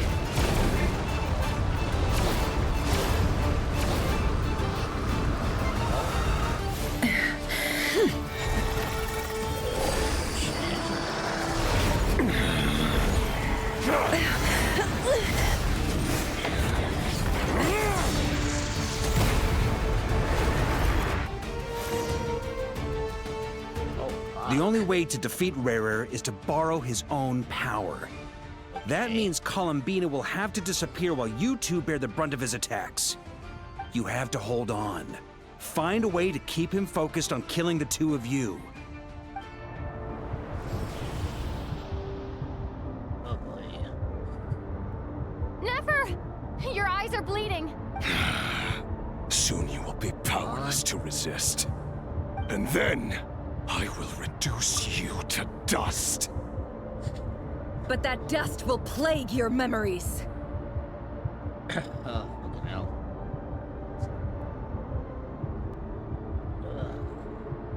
I need a moment. Ooh, this is fucking intense.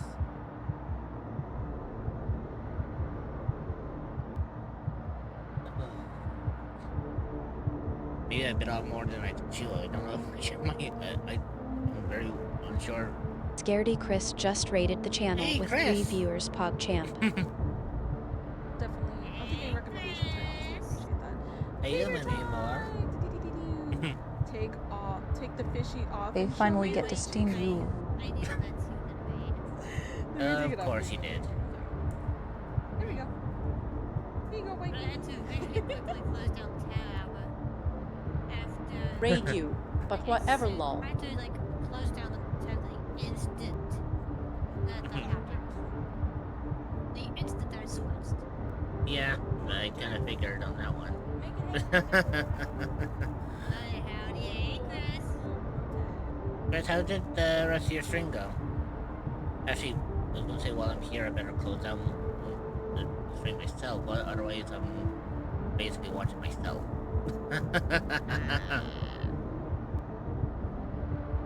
But yeah, hope you're streaming well, Chris.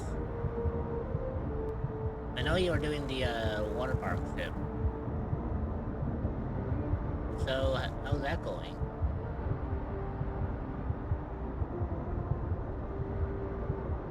Also, I'm not entirely sure if you were aware that Water Park Sim actually has a Twitch integration mode in it. I liked the game and I hated it at the same time. Oh no.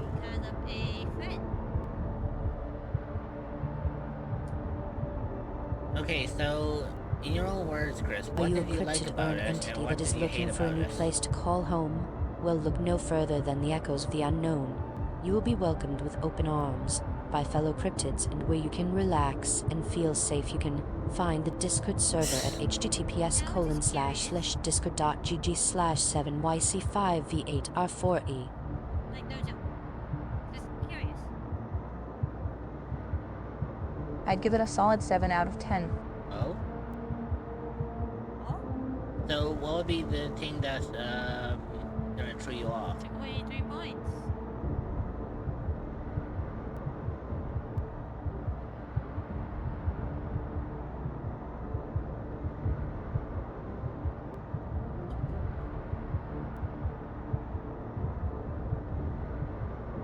The damn water puddles. Oh, yeah, that would do it. I mean, it's a well. One, it's a fucking water park. It kept me too busy.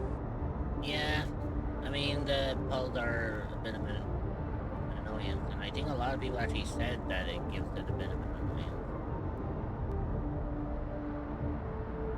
Also, to state what you said, look, yes, it is a water park, but the problem is the whole thing with the... I like busy, but it was you too know, busy that it reminded me of customer service at work.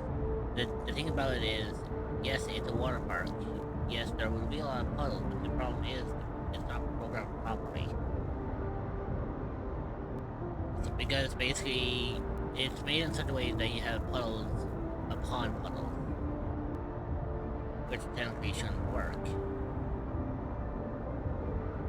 So even if you clean up one of them, you'll slip on the other one that's underneath it. It makes no sense.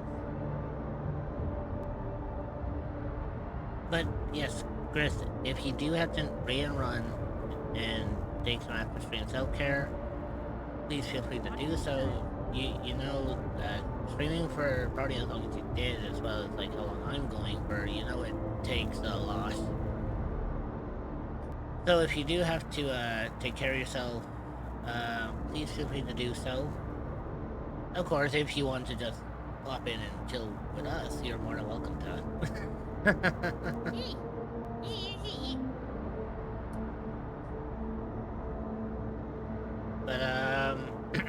But yeah, if you definitely need to rain run, definitely take care of yourself and all that, but... And people kept tripping while I'm cleaning it. I wish they fixed the thanks. I gotta go to bed for work tomorrow. Have a good one.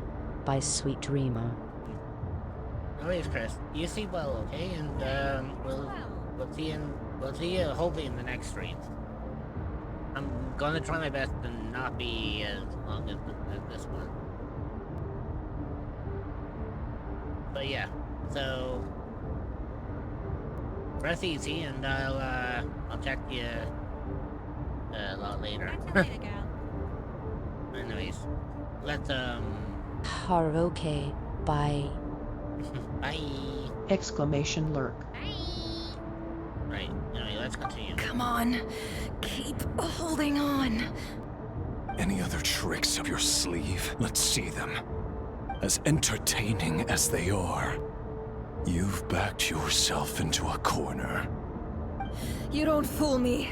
I see your fear clear as day. I have to stoke his rage. Make him unleash everything. You fear what you could never defeat. You fear the thought of never being able to save your beloved. You cannot win the fight against fate, Rerir. Is that what you think? Well, now it's your turn to feel afraid! Well. You fear the sound of your own name? Is it us you hate? Or is it what you've become? Let's see what becomes of you!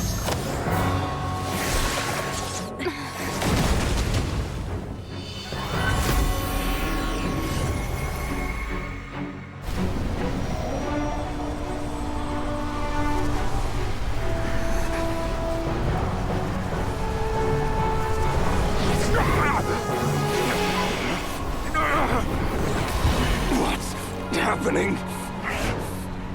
That power. I've seen it before.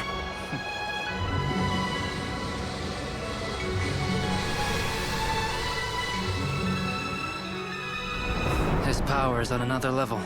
We'll need to use an alchemical array to convert his power into a usable form. Then quickly channel it into Columbina, rendering her powerful enough to compete with him. I'll join you. I can help.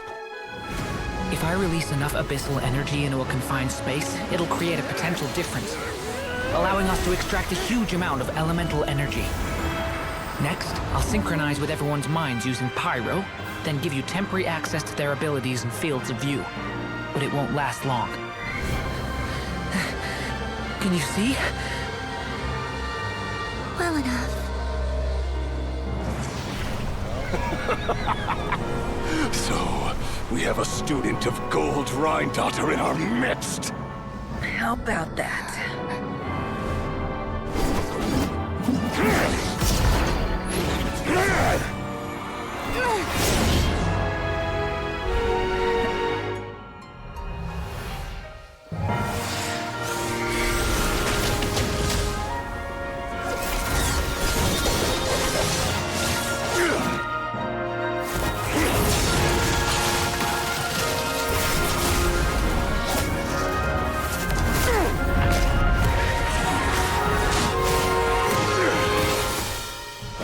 You use my own power against me? Just like how you stole Kuvaki. Look familiar?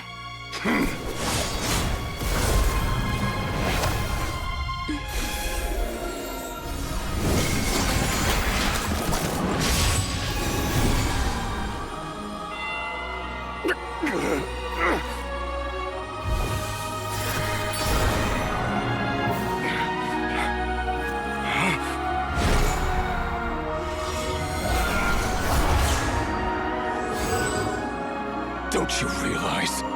You don't have the power to hold that gate open! I don't, but someone else does.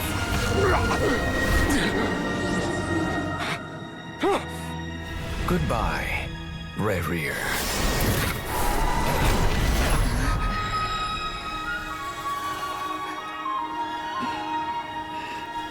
We won.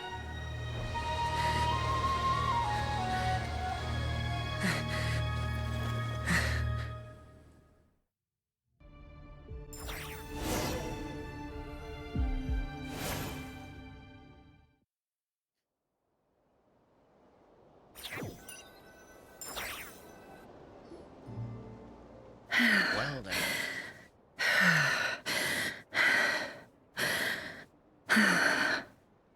Nefer, how are your eyes?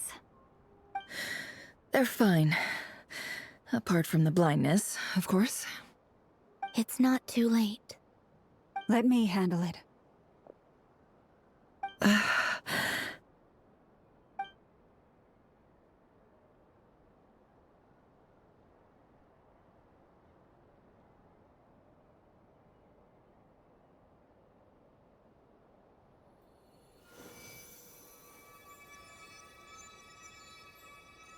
Miss Nefer, it's not like you to lose your composure.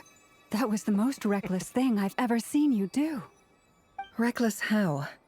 The situation was critical. Our lives were at stake. We had to do something. Even so.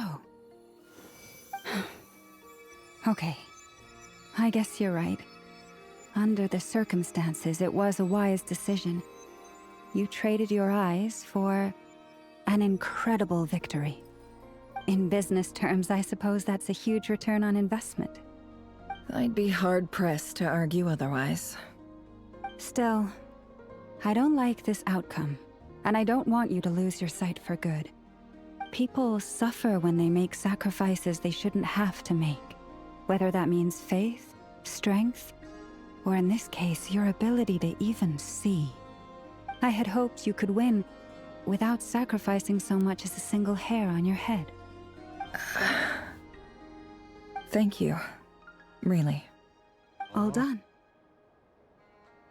Don't try and open your eyes just yet. We'll see how you're doing in a couple of days. Until then, please follow your recovery plan to the letter. I'll send full details through Yehoda. For now, just get yourself Her home, mama Cryptid relax, is taking a break. and rest. Please behave for the My mods dear and don't get up friends, to any funny we business. have fought I will return bravely as soon as and possible. achieved a spectacular victory. A dark cloud has been lifted from the skies of Nod-Krai. All in this land will be grateful for what you have done. The moon will remember this day. Thank you both.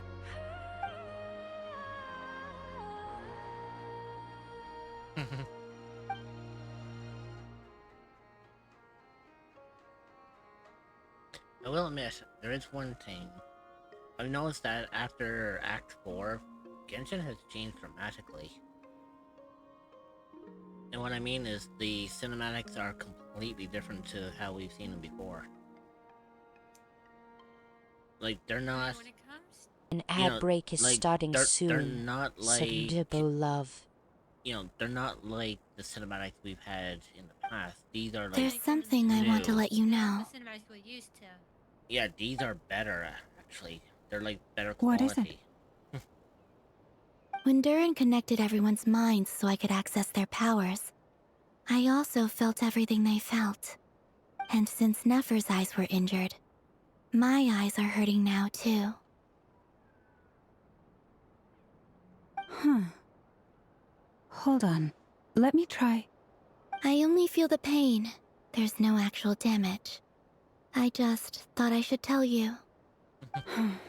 You're right. There's no damage. That's a relief. But I must say, I'm surprised to hear the Kutar share something like this with me. In the past, you never used to open up about yourself. Things are a little different now from how they were. I'm learning to share how I truly feel with my friends. Friends? You have no idea how glad I am to hear that.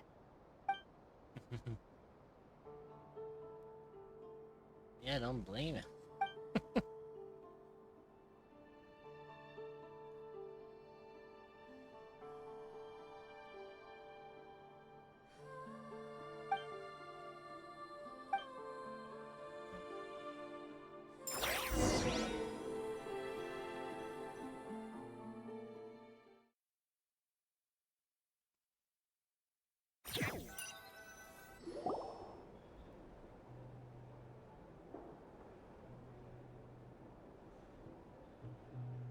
Yay! You're awake!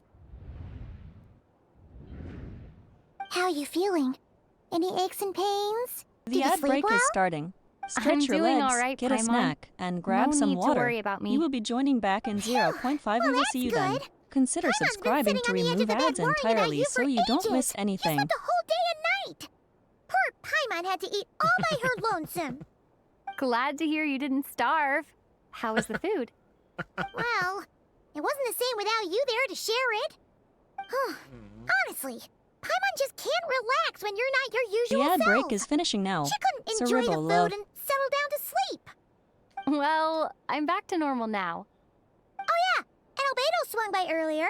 He said to tell you to head to the tavern when you woke up. Varker and the others are organizing a victory feast and they want to celebrate with you. He also dropped off some medical supplies, but you seem fit as a fiddle, so guess you won't be needing those. If you're feeling up to it, let's head over now. Wouldn't want to keep them waiting. Yeah, that's true. So what are you thinking of? Just one of my songs. Also, I think I might be coming to the end of this. We're here! Traveler and Paimon! Perfect timing! We were literally just saying how there's no way we're holding this victory feast without you any longer, and we would have No, this is postponed a it till different one. tomorrow. How are you feeling today? Right. Much better, thanks. Don't worry about me. Relieved to hear it. If that changes, just let me know. Happy to check you over at any time. Yep, we're here for you. Anything you need, just let us know. Oh wait, where's Nefer? How are her eyes doing? Nefer's right over there. I'm sure she'd love to catch up with you. Well, believe me when I tell you that my gut feeling is right. I can feel this. And if you want, we'll make a wager on that. If you think you're confident that I'm wrong, we Traveler, can make a wager. Paimon, are you recovering well? Not needed, love.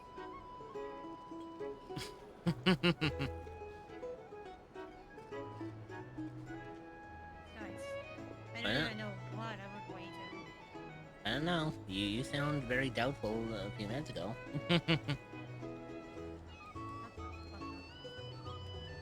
Maybe.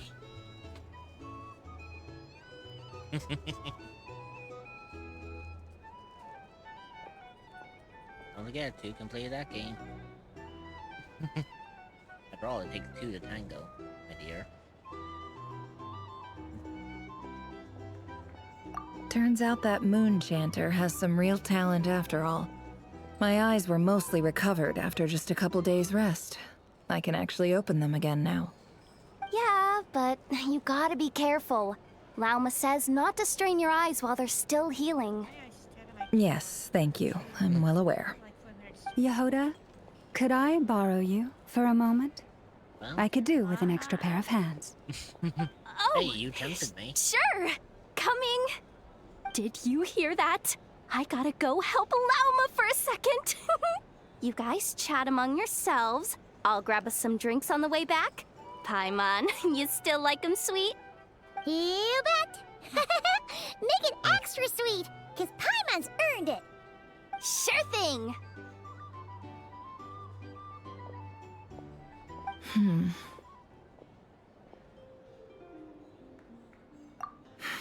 The Raker of Solnari. Kind of a snake, don't you think? No, definitely a snake. A poisonous one who spewed his venomous hatred everywhere. Anyone who seeks revenge out of hatred for other people has become a snake. That's something my dad used to say. Perhaps. I'm sure it sounds like a very wise and open-hearted perspective to your ears. But me? I think hatred is a perfectly justifiable emotion. What else is left when everything you depended on in life gets stripped away? Something's gotta fuel that drive to keep on living. If you're worried about me, you can nip that in the bud. I'm not someone who gets stuck in the past. It's just... I suddenly feel like I was wrong to call my father a liar. He was just a fool. That's why the academia turned their back on him, and why the other tribes ganged up on him. Oh, Father. How much better things could have been if you were a skilled liar. Look at the Ibis King. Thoth is a fiendishly cunning liar. And yet, strangely, he feels more like a father to me than my real dad ever was. He's never brought it up, but I'd bet he feels the same way. Why else would he give me the power to perceive the truth, while at the same time training me in the art of deception? Well, King Deshret banished him to Aru, which is essentially a prison, and posed 3 questions to him. He promised that he'd have his freedom if he could find the answers. His response was to take on a physical form and approach me, hoping that I could become his envoy and search for one of the answers on his behalf. Did he really think I'd fall for that? He's stuck there. He can't make me return what he gave to me. So that's enough for you to decide he's nice, is it? He's a prisoner, and he was scared.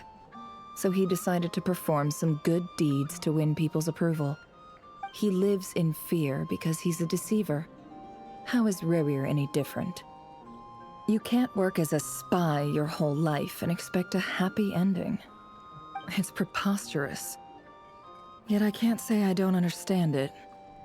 Liars live in the darkness of their own making, but it's still human nature to want to go on living. They say that a liar's soul is the most worthless thing in the world. What do you think? Good. If you understand that, it means you're smart, and you see things objectively. If you ask me, the soul of a liar really is worth nothing, because all they care about is themselves.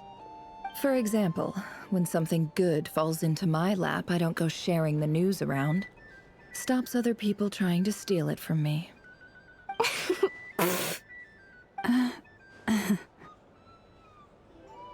So be it. They have sharp ears. I can't keep anything from them. Oh, is that what it looks like?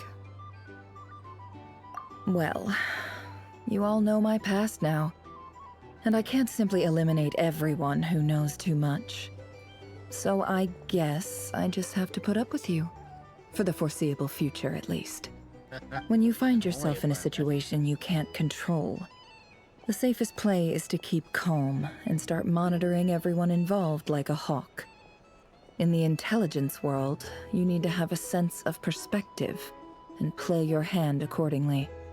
If you understand what's at stake, please ensure my secret is safe with you. I trust you'll respect my wishes as a friend. But don't forget, I will also be watching you like a hawk. Very good. Oh, wait! Now that the panic's over and we've all calmed down, Paimon suddenly remembered something. After all that build-up, our mystery ally never showed up even once.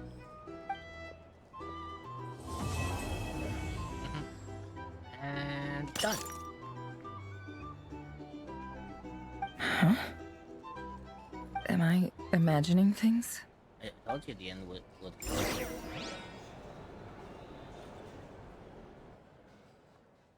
You needn't rub it in, love. I'm just saying that when my gut instinct is right, I always listen to it. Of course, there are, like you said, there are some days where my gut instinct can be wrong. That close colleague who stayed behind with you? But usually when What's I he say been up to that recently? You know. Don't know, don't care. I get more normal human interaction from Usually hanging out with when my Bosco gut too instinct than is him. correct, it does, Although, now you mention it, he I hasn't do bothered listen me to in a it little while. more. I wonder if... If he's disappeared without a trace, it's the biggest gift he ever gave to the world. But I somehow doubt that's what's going on. He won't lie low forever. So we'd better stay on guard.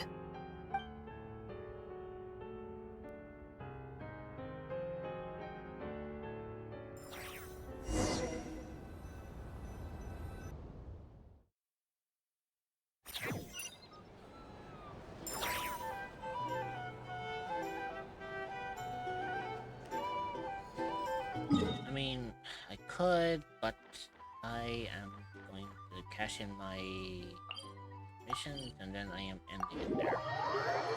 But I did say I was going to do Act 4 today.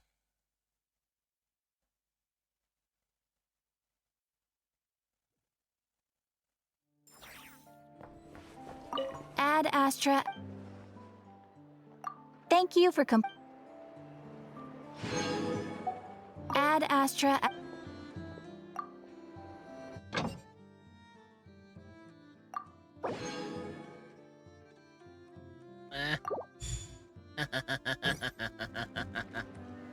I fucking love that. You wanna hear the funniest thing now that I'm not actually doing the quest?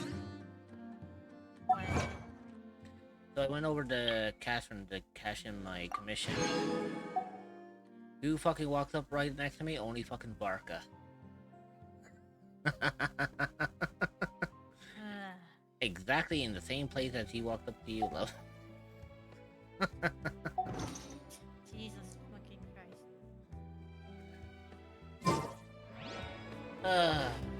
But with that being said, as I have stated, I have finished my claim. Now,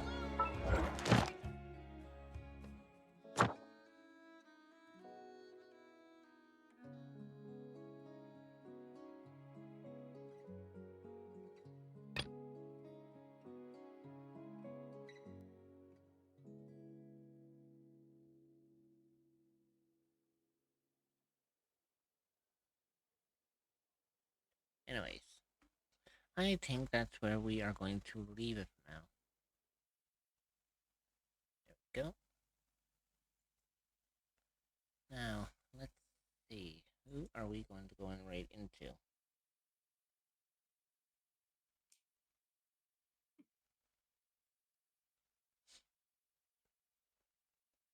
Let's see, who's on my list? Truth be told, I was actually going to hope that Chris was going to keep going for another little bit so I can read into her, but I mean, it is what it is.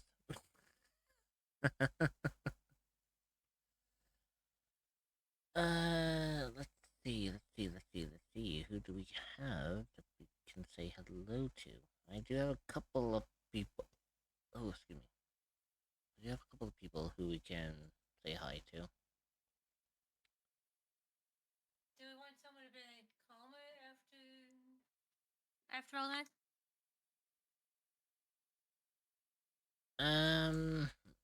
I'll say like who I have, because ironically enough, it's that kind of hour of the night where I actually have a fuck ton of people actually live. Oh, surprisingly? Yeah, very fucking surprisingly, because I usually don't ever have this many fucking people this active. Usually when I go for this long, it's usually like things are fucking quiet as fuck. Ha ha ha.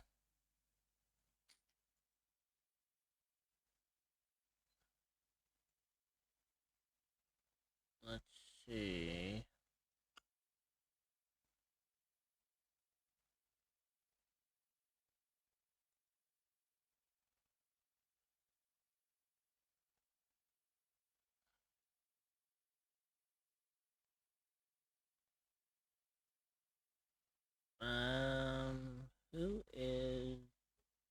best person going to?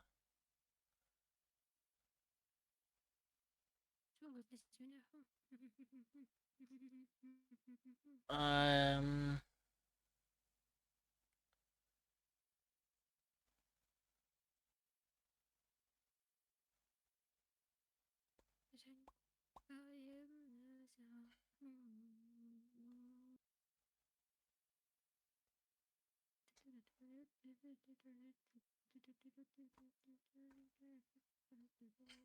Hmm. You know what? While I pick out on who we're going to raid, let me get those raid messages up.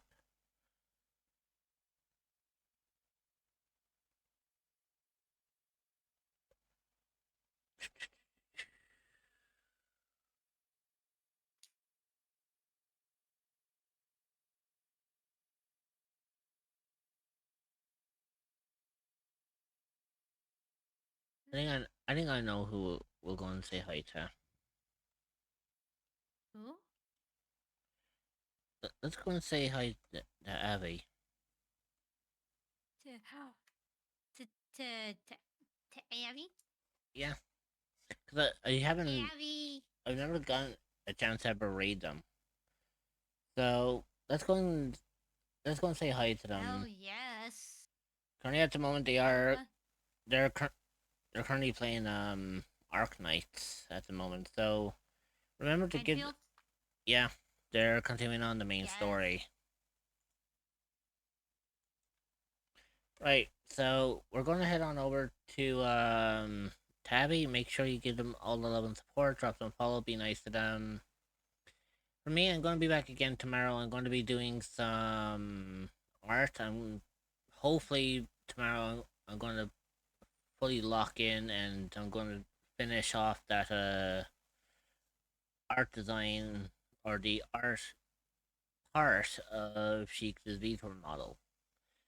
I'm going to make sure I can actually, I'm hoping I can really finish off that art piece tomorrow for the model. So then, hopefully, by the time you see that model again, it will be in Live 2D Cubism, where I will begin the rigging process. So, with that being said, make sure you give Abby a lot of love and support. Drop them a follow. Be nice to them. I will see all my darn little cryptids again tomorrow. And I'll see you in a moment, love. Take care, my lovelies. Bye bye.